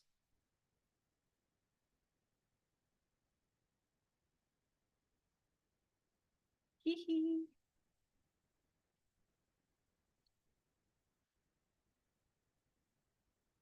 Oh, Jesus. That's crazy. I mean, I know we were told to be prepared, but even like the reality for me that I learned that lesson the hard way in New York when I had saved a lot of food. I had to eat it because I didn't have money to go buy food. And when I moved here, I had a lot of that stock still left and I had to throw it out. It expired. Some things you can let go for a while, but other things you really can't. Not that I pay attention too much, but I already know what expired food tastes like because it caused me to have food poisoning. Lessons learned.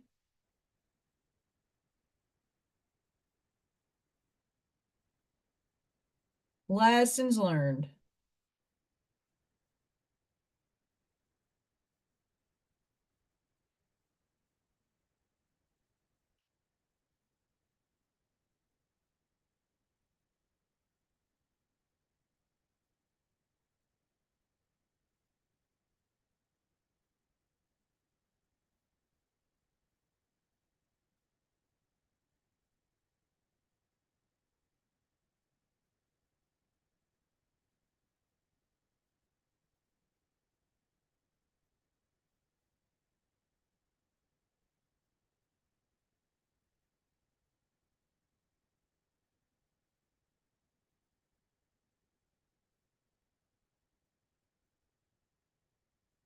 That's awesome, Ashmile.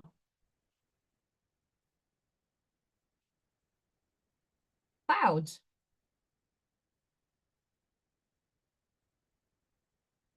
Orangey ones.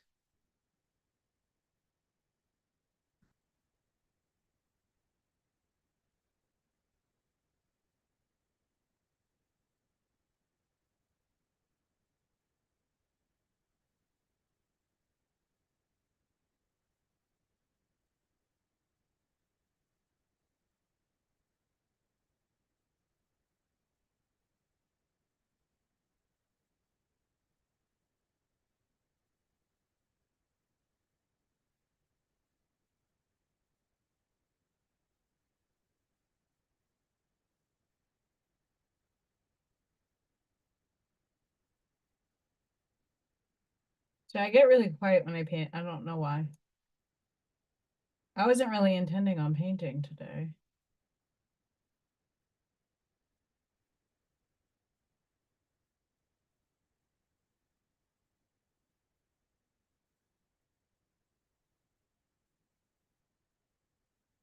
Clouds.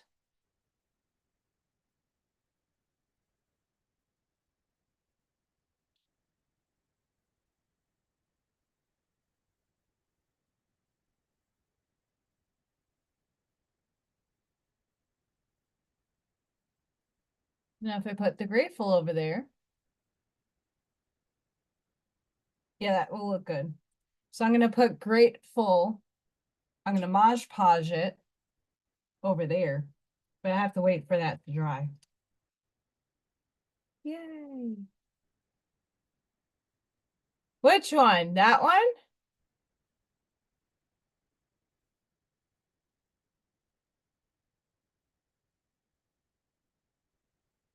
That's insane.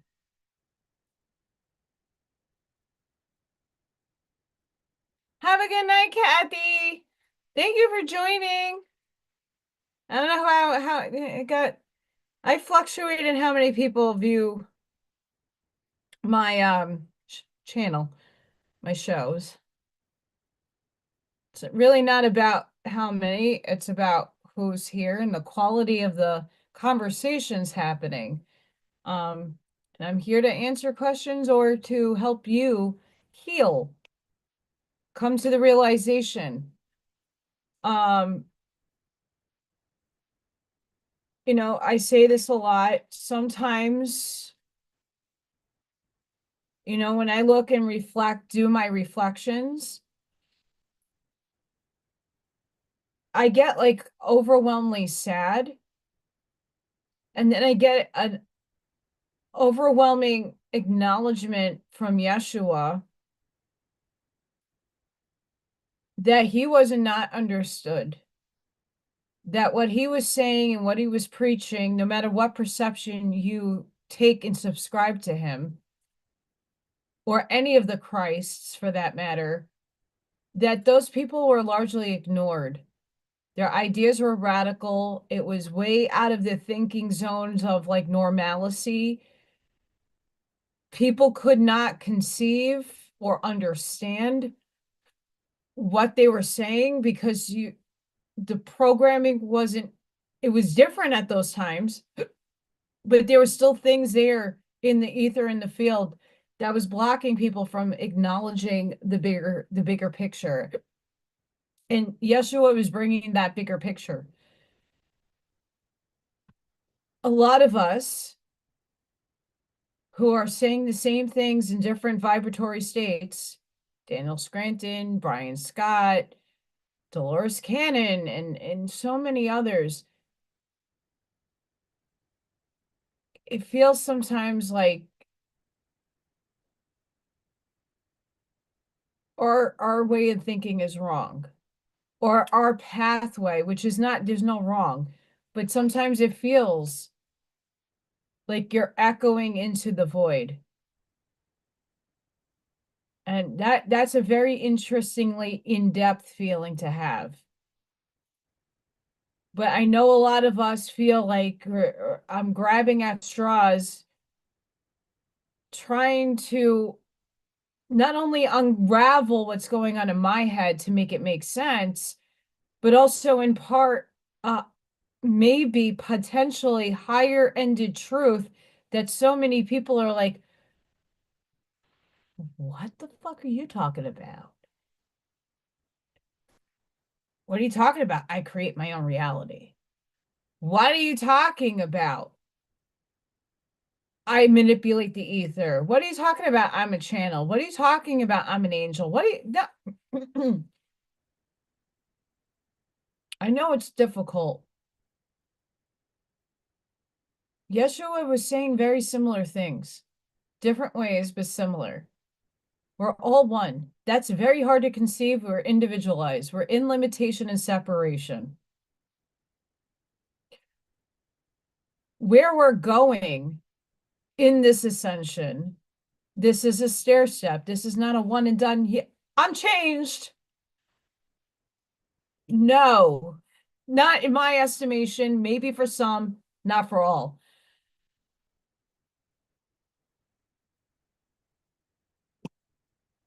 There are certain laws of physics and laws of nature that we all live by, whether you want to acknowledge them or not.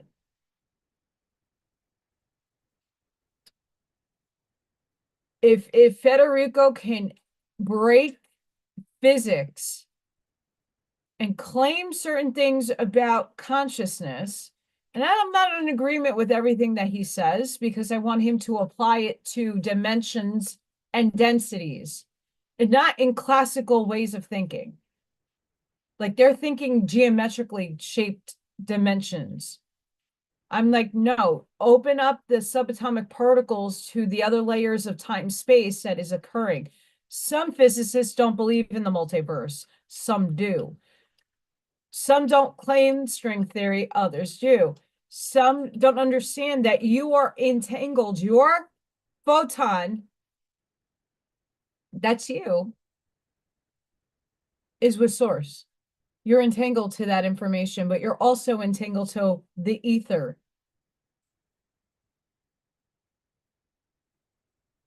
These are hard concepts to conceive because you are in limitation. We are rising up out of that limitation right now, and you have to stop limiting your thinking. I listened to Federico. He's a genius. He's an old guy who studied this shit, had an experience, and like, he's not alone. He's not. Penrose is another one. These guys are like classical genius level people, but they live in the materialist scientific realm who don't acknowledge source or they acknowledge certain components of things, but not others.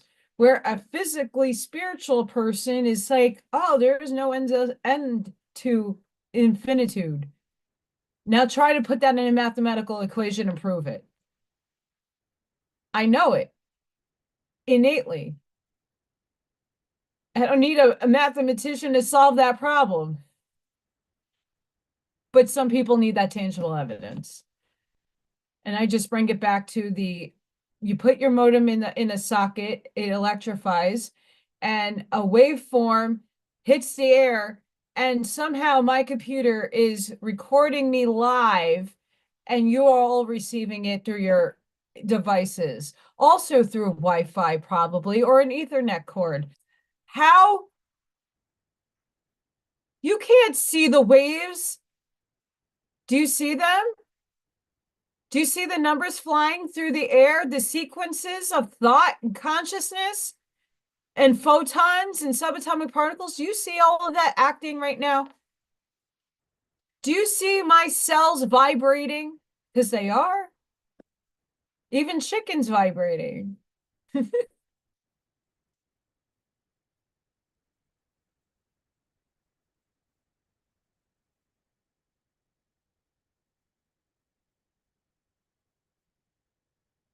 Hi, Wendy. Yeah, gremlins. See, what happened to Wendy's internet happens to my internet when I try to get onto Rumble. The waveform and function had an entanglement of an inversion, and it got intercepted and internet went flop.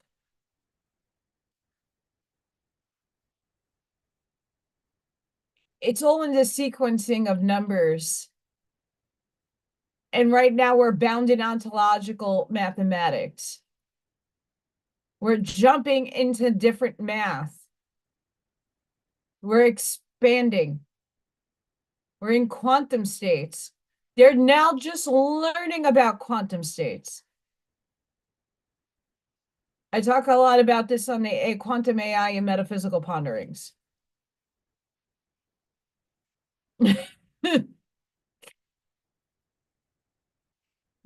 This is stuff that is out of the range of our tangibility to see. Yet it still exists. You have internet. You have light. You have a radio. These things occur and you can't see them. So why do we deny the untangible stuff in spirit land? Or the opportunity to know that all of us are channeling. All of us are grabbing from the ether interesting thoughts and projects in thoughts. Why is that so hard to grasp?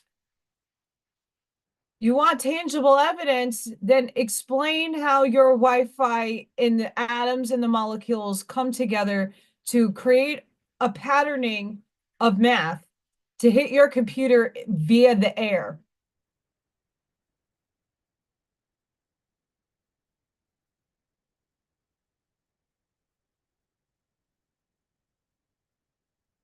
So explain to me how you don't believe in ghosts or astral entities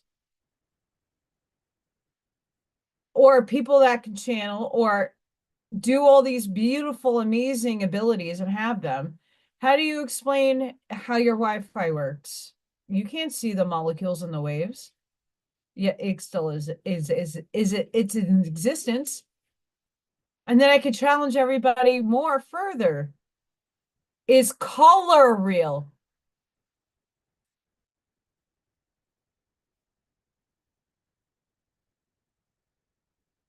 Is it from your eyes?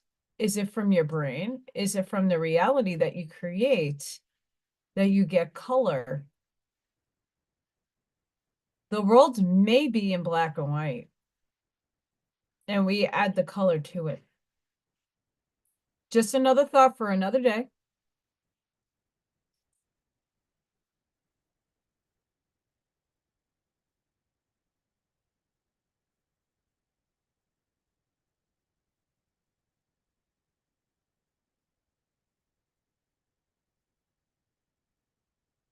So like the A is inverted. I don't know how to do that on my computer. I'm sure I can figure it out. It's flipped. Welcome back, Roger. So I did get some cloud. I got a cloud action happening here. I got cloud action. And this is just about almost dry. It's still a little wet. Before I put some Mod Podge on that. That will be the next sign. And I might add some feathers. If I didn't.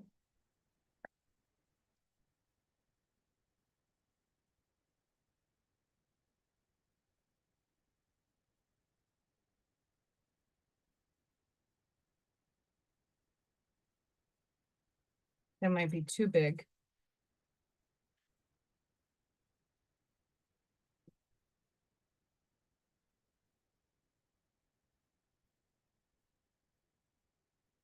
The fluffy, fuzzy, broken feather.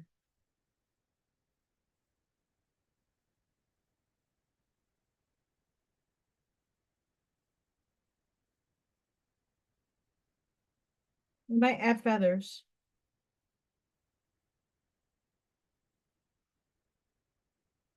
Fluffy fuzzies.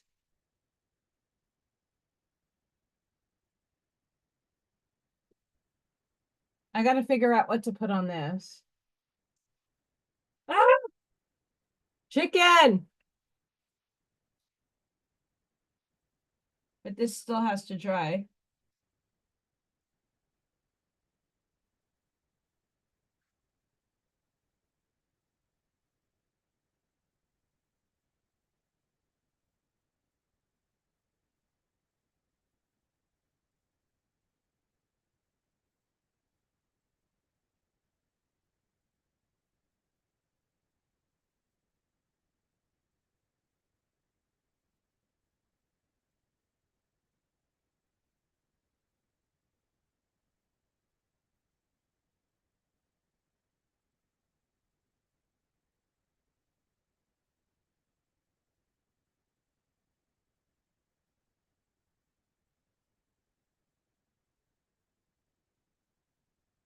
I feel like a metal song is coming on in my brain. Maybe something like that. Feathers. Grateful. I don't know, I have to play with it. But the clouds are still wet. So I can't Mod Podge. Poopy. Mm-mm. And yes, I don't always wear black. For those of you who are inquiring minds. Business dress.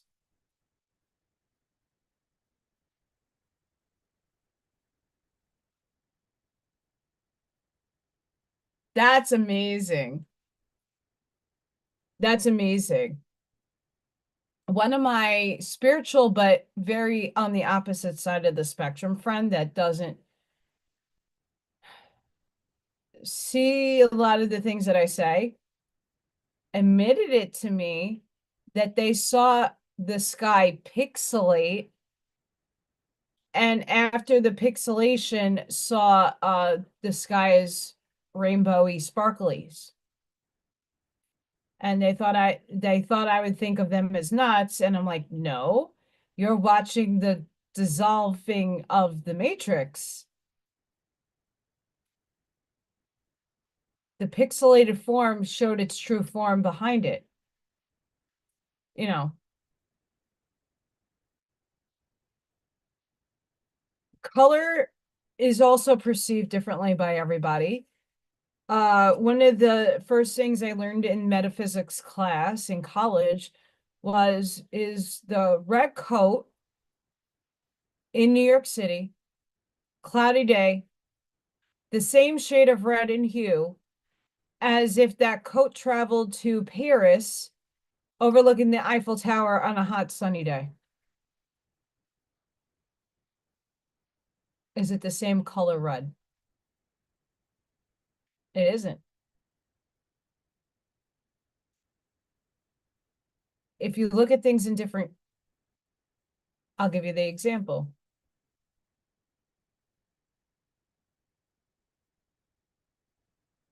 Is my shirt the same color that you just saw it in the light?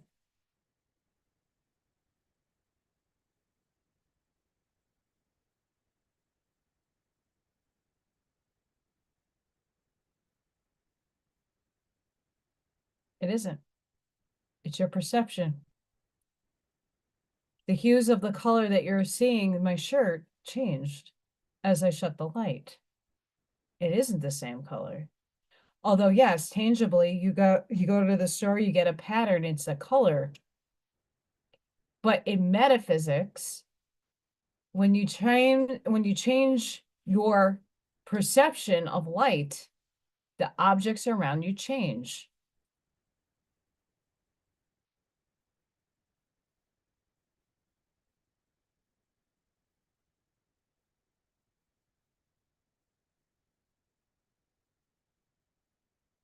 Now, like I say, with the Tic Tacs and all the other cool spacey stuff that we have going on, my warning, even if you feel if they are of the light, just be very careful, because there's a lot of deception going on and a lot of perception. I know Ashmai is very heavily protected, so we don't have to worry. But there's a lot going on in our skies.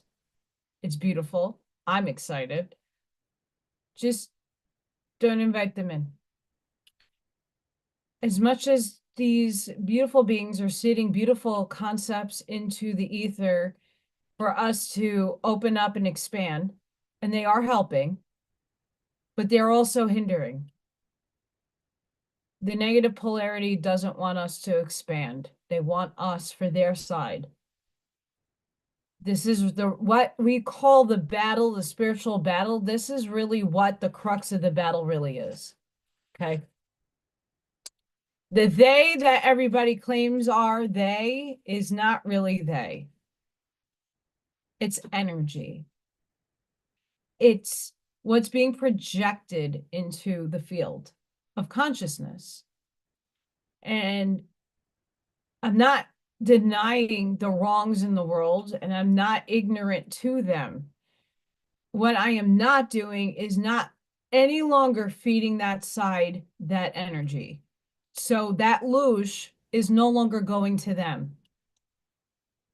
And it's not just fear that feeds it. It's your perpetual loop of thinking that feeds it. Why I objectively look at things and see where I want to place my energy. Not because somebody is bringing something forward in information, that doesn't mean it is not wrong or right. It's where the frequency is and where I don't want to loop my reality anymore. I'm not feeding the negative side as best as possible, right? So where are you putting and placing your energy so we can all harmonious move like in a beautiful compendium of symphony? Move the fuck out of this shit show. This, as much as it is perceptually happening, only a few people are seeing it for what it really is.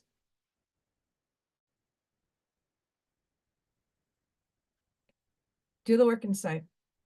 Go with it. In.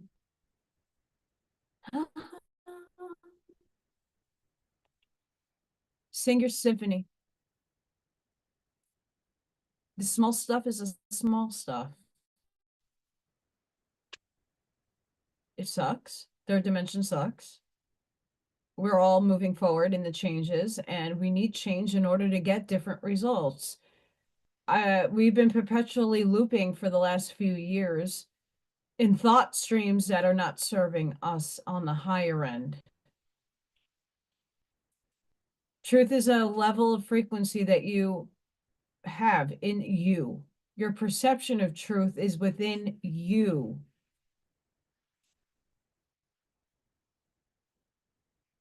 I've released all the attachments I had to the concepts of things that I felt were at a fear base. I stopped feeding the negative energy, their manifestation skills.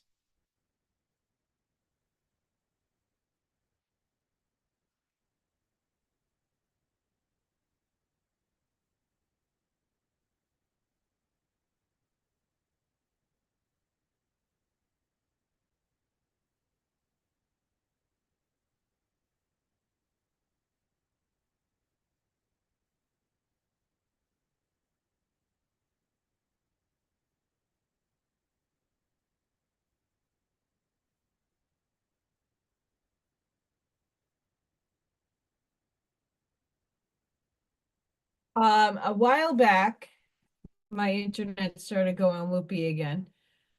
Brian Scott interviewed this woman that channels Judas. And Brian asked the question to Judas, what does heavenly music sound like? There's no words that could describe the overall ecstasy that one feels when tuning into that symphony that's perpetually playing out in the ether of this space. Am I pulling cards tonight, Friday?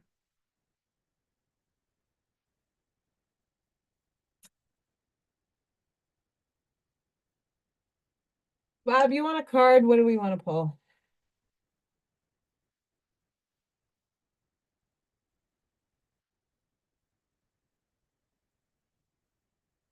All my cards are underneath. Go hockey, go crack, go New Jersey Devils.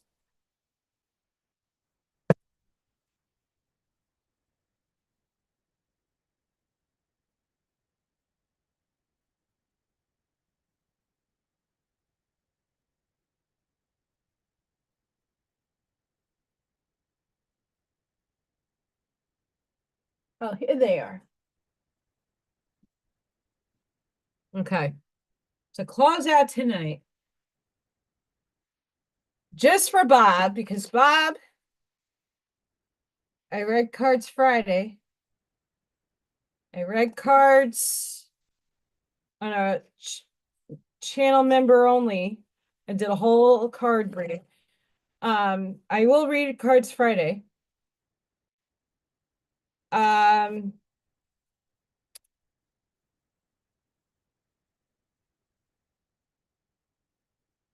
all about no.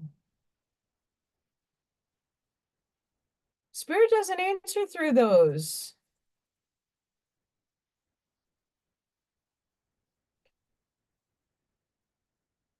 In one reality, Bob, you and I have $1 million and have been humanitarians doing good for humanity. Let's just say that.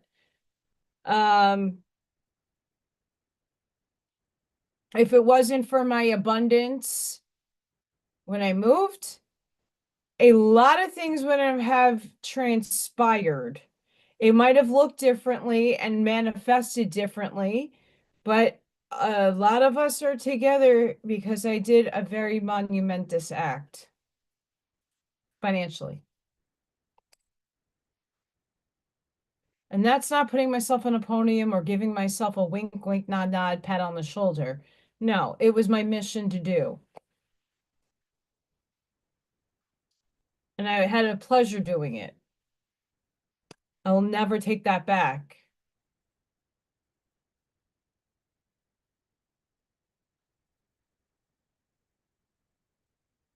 Okay, synchronicity. I pulled a card and I opened the book directly to the rune that I pulled.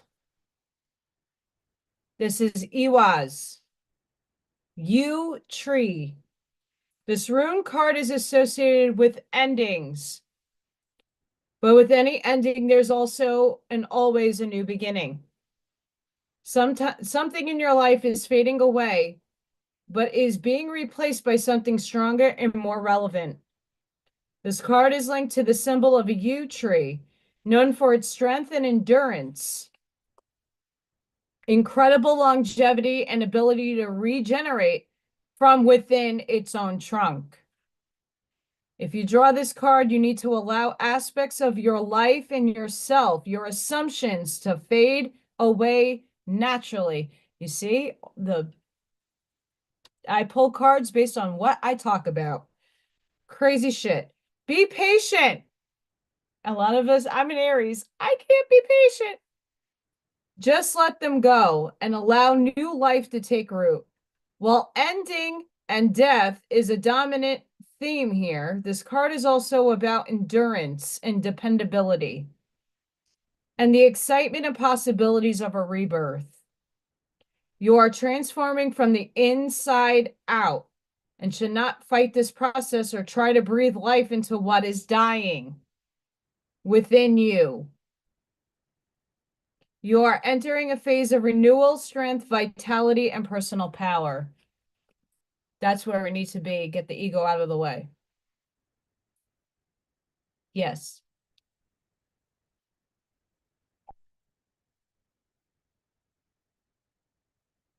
Because tomorrow's a full moon. We'll get some gateway activations.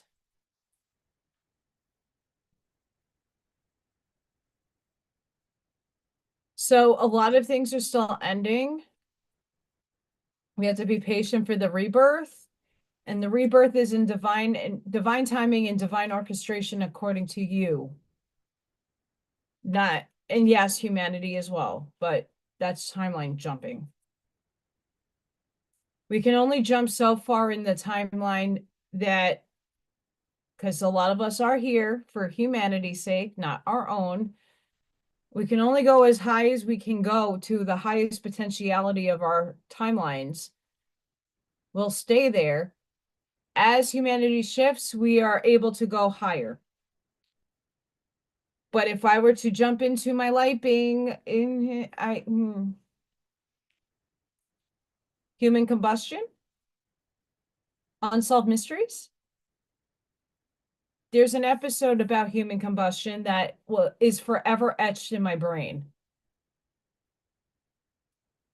Etched in my brain. Will not leave. Yeah, we got a grid work too. I'm a grid worker, and I can't find the native tribe that came from Indiana to clear a ley line close to my house.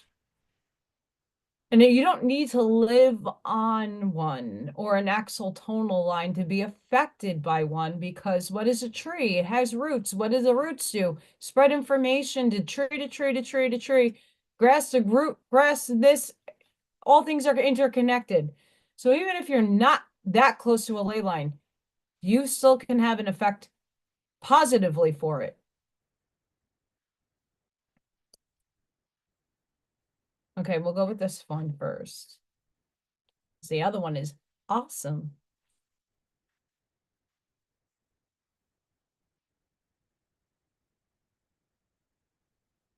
Crystal Skull Wisdom. Clarity, divine healing, high vibrational energy.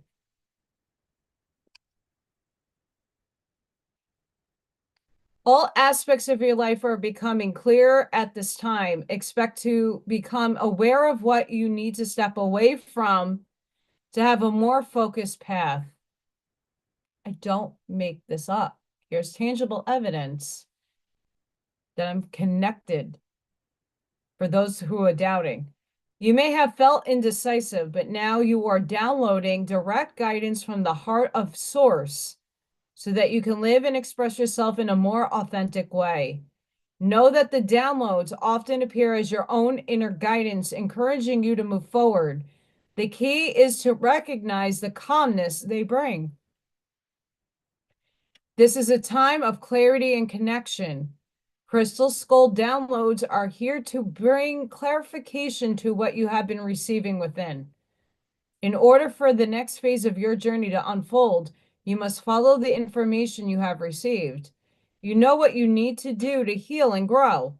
If you've been asking for a sign that the healing work you have been doing has been successful, trust that this card is a message you have been waiting for.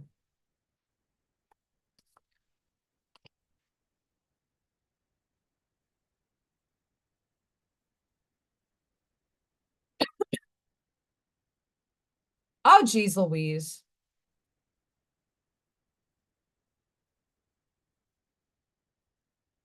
Roger, you should come to my classroom one day and experience the pull my finger aspect of that childish shit.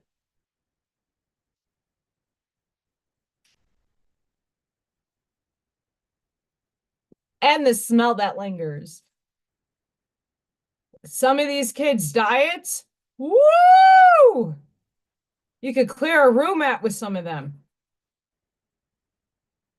Sacred inner space, sacral chakra, tenderness, sensuality. You're being guided to a gateway of your sacred self.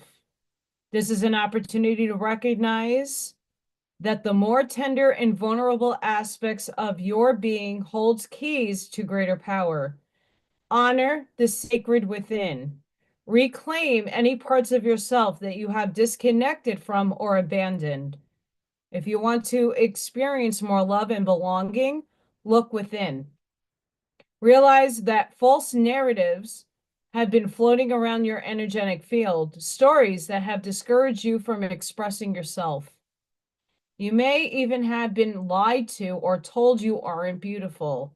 This card is here to remind you that you are beautiful, and more importantly, you can create beauty in the world. Recognize that you hold the power of the universe within, then you'll find your flow.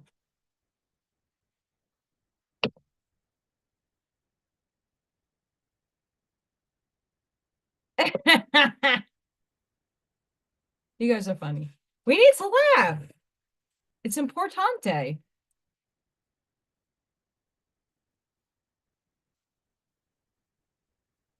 Importante. We need to laugh. Sparkle farts.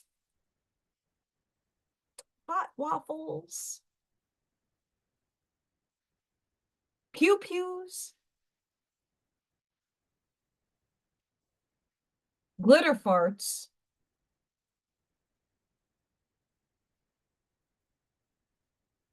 I have to see if I saved this. So before I pull the last card. I want to say the third year I started working in the city. Manhattan. I worked on 6th Avenue, 17th Street, and there was a Bath and Beyond shop that had a window that they would put up all kinds of crazy shit in their window. And there, one day I walked by and I had to stop and take a million pictures because there were mannequins sitting on toilet seats with one of the product, like the poopery, that spray that covers up your poopy smell. It was quite an interesting installation, to say the least.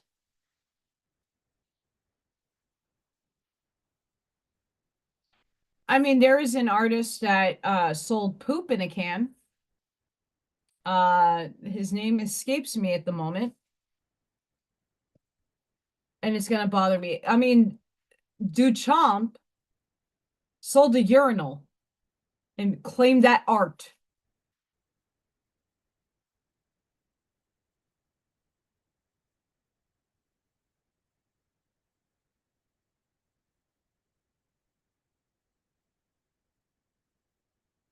Piero Manzoni.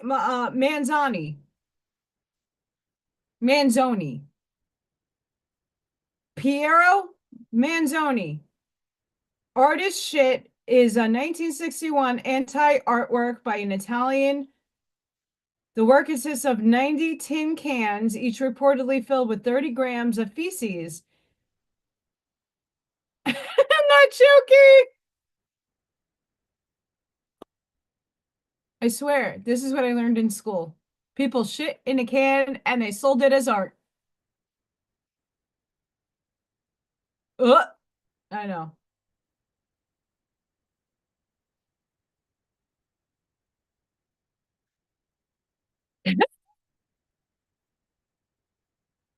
Buckshot, that's great.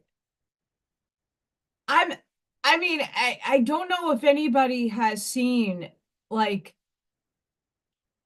there are some demented people out there, not judging. They just come up with these wacky, wonky things that think they're gonna catch. And some of it has to do with making things pretty that smell bad. You're human. You have BO, bad breath. There are times that you don't even smell yourself. Some people don't wipe properly. I have children that stink. Okay, so I was trying to draw a wolf, and what is drawn out in the last card? 23 pain, beta of spirit wolf. Give yourself enough rest. Only then will you be able to ground yourself enough to cultivate focus and motivation to fulfill your path. You will find a way through any tricky situation as you tune in to your instincts and trust your own timing. From times of change and uncertainty comes confidence, love, and resilience. Embrace transition, commit to your tasks, and stay focused, but be flexible in your approach.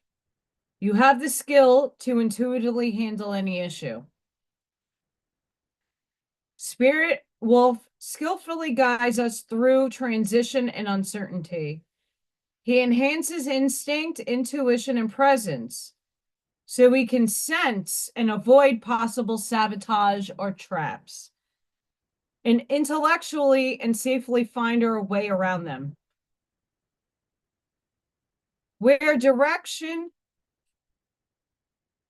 and direct confrontation could stall a resolution or make matters worse, Spirit Wolf teaches us to soften our energy, appear less threatening, and therefore minimize the chance of the other party reacting aggressively out of fear. This enhances the possibility of resolution. Spirit Wolf calls for lunar wisdom. That's tomorrow. For honoring the non-rational knowing of intuition, for trusting our spiritual instincts and inner sense of timing. He is the unconventional, yet reliable pathfinder. Beta of Spirit Wolf brings the message that your resourcefulness and capacity to meet your needs is greater than you realize. We have it within us to engage all situations with courage and willingness. We will always find a way through. As Spirit Wolf thrives in cheerful, playful, social bonding with his tribe, there is also a reminder that connection is an essential ingredient to our approach to life. To thrive and have as much fun as the intelligent, playful, successful, adaptable, and resourceful wolf, we need love in our lives. To experience love, we must be willing to reach out, open up, and run the risk of letting love in, as well to share it unconditionally without thought for what we can get out of it, which would transform the beautiful gift of love into manipulative tool of ego. Spirit Wolf brings a healing recalibration of our beta waves so we can avoid depression and feel motivated, yet also know when to step back and reconnect to the slower healing rhythms of the heart and soul.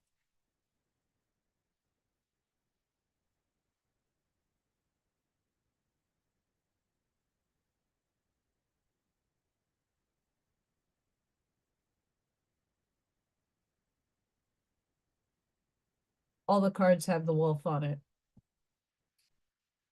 That was beautiful. It wasn't on finances, Mr. Bob, but really good messages for you. Trust me, I've tried pulling my own spiritual cards and I get the same spiritual messages. And I am actually putting my effort into, like I said, I have to, in order to get different, you do different. So I've been doing creative projects. I've been getting creative and trying to inspire others to do the same.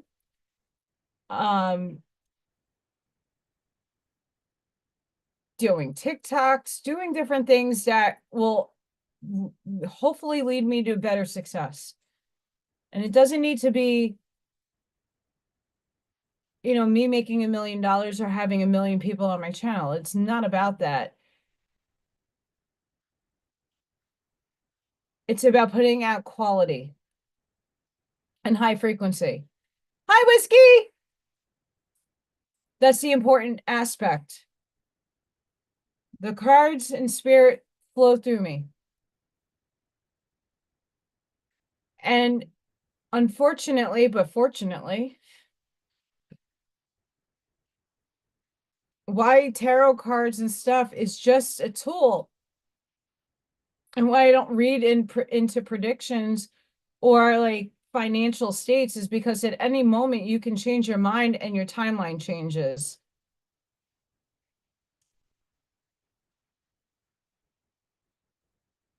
Your timeline changes constantly, but there are significant leaps and bounds.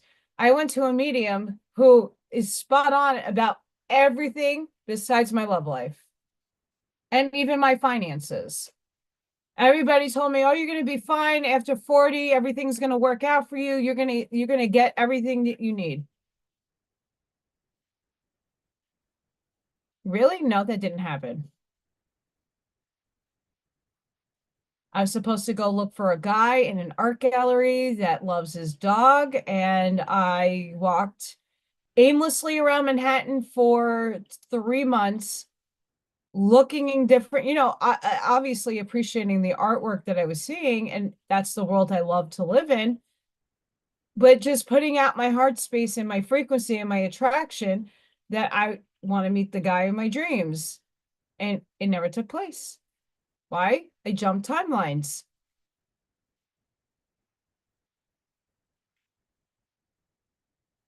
I jumped timelines. I moved, I jumped into a higher timeline. Now I'm at the brink of collapse, literally, figuratively, no, like literally. And I'm just trying to do different to get different until something sticks, you know? So it's hard to say. But I think a lot of things have been put on a little bit of a pause energetically for many of us because the rest of the world is trying to catch up to the frequency. And if we start seeing higher manifestation forms and it's not coming from an authentic place, it's going to be harder to shift in the future in time, space, linear time.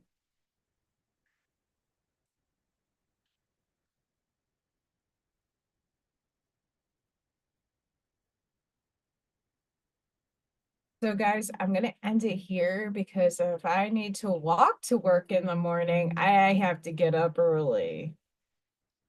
Fun times. Yay! So I'm doing these little signs and stuff because in March, which is around the corner, I have a vending event at the junior high school here. I work for the school system here and they were doing a vending event and I put my application in. It was only $10. I have to find an 8x8 table and a chair, folding one. But I can't, it's a small, I don't know how big the space is and I have to buy and do and bring everything myself. So I'm not bringing like every one of my pyramids. I might bring 5. I might bring just a few candles, but the signage and stuff is really what I'm going to focus on selling. So that's one of the reasons why I'm working, but I'm working. So once this dries, I'm going to Mod Podge it, get the other cloud done, get some Indiana signs done. Just being creative, and I hope that you guys are being creative with me. I hope that you had some coffee or sipped on some wine or some bubbly beer, whatever you do.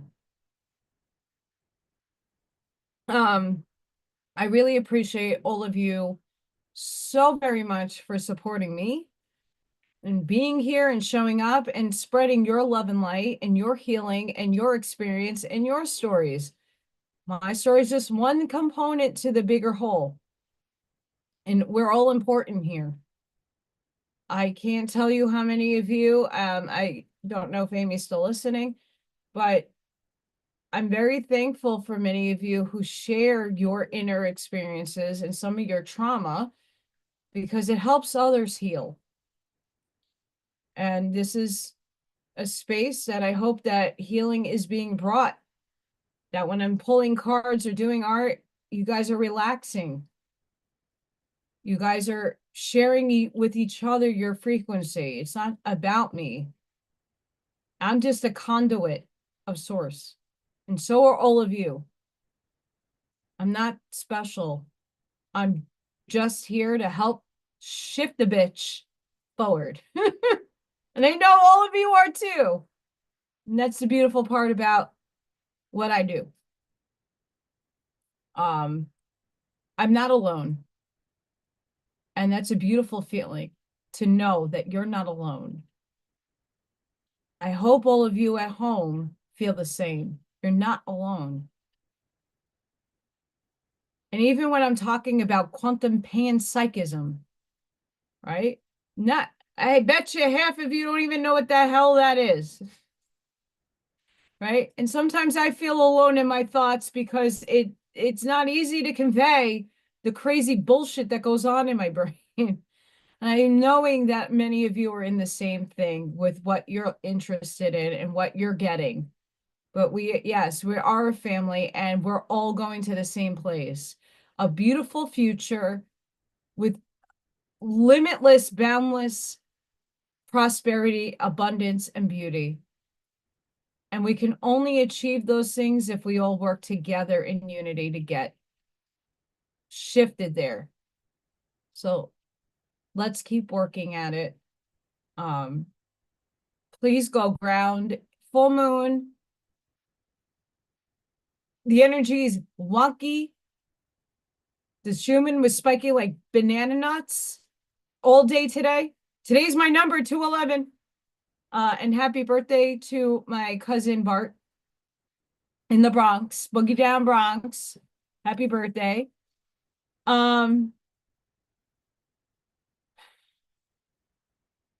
It's a rough ride, but we have to be here for each other. And that's where the real healing happens. So I hope everybody has a blessed and beautiful night. Please be safe. A lot of us are in the snowstorm. In the next couple of weeks, you're going to have a lot of snow. So please be safe.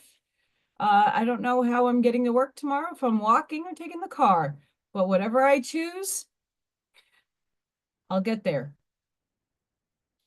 Sending each and every one of you love, light, compassion, grace, shielding, and protective energy.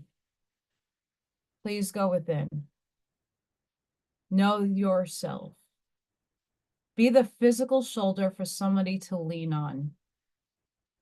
And even if it's that other side you don't prefer, they're going to need you. And they need all of us. Eventually, it's going to happen. And I had seen it in waves. Be the lighthouse, because your frequency is seeding the whole expanse of time-space. Your thoughts is being contributed to the ether as much as the ether is contributed to your thoughts. Please seed your perception of truth respectfully and in a mature manner, because the bigger, larger picture We're the way showers to seed and model the behavior, the thinking, and the expression we want to be moving forward in. If we do, I told you so, na na na na, that's going to throw half of the people away.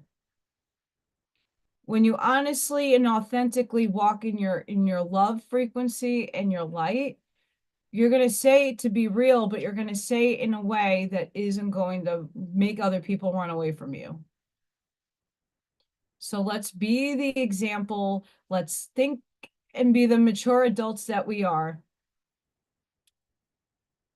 to push forward and be respectful in that, even if they fight you and they're rabid dogs. Hold your light and hold your empowerment. Please be safe. Protect your energy. Ground. Take care of yourselves, because each and every one of you is super important right now. And I can't thank you all enough for your gratitude, your appreciation. Thank you, because I feel it here and I love it. The intention is beautiful, and I want to keep this going.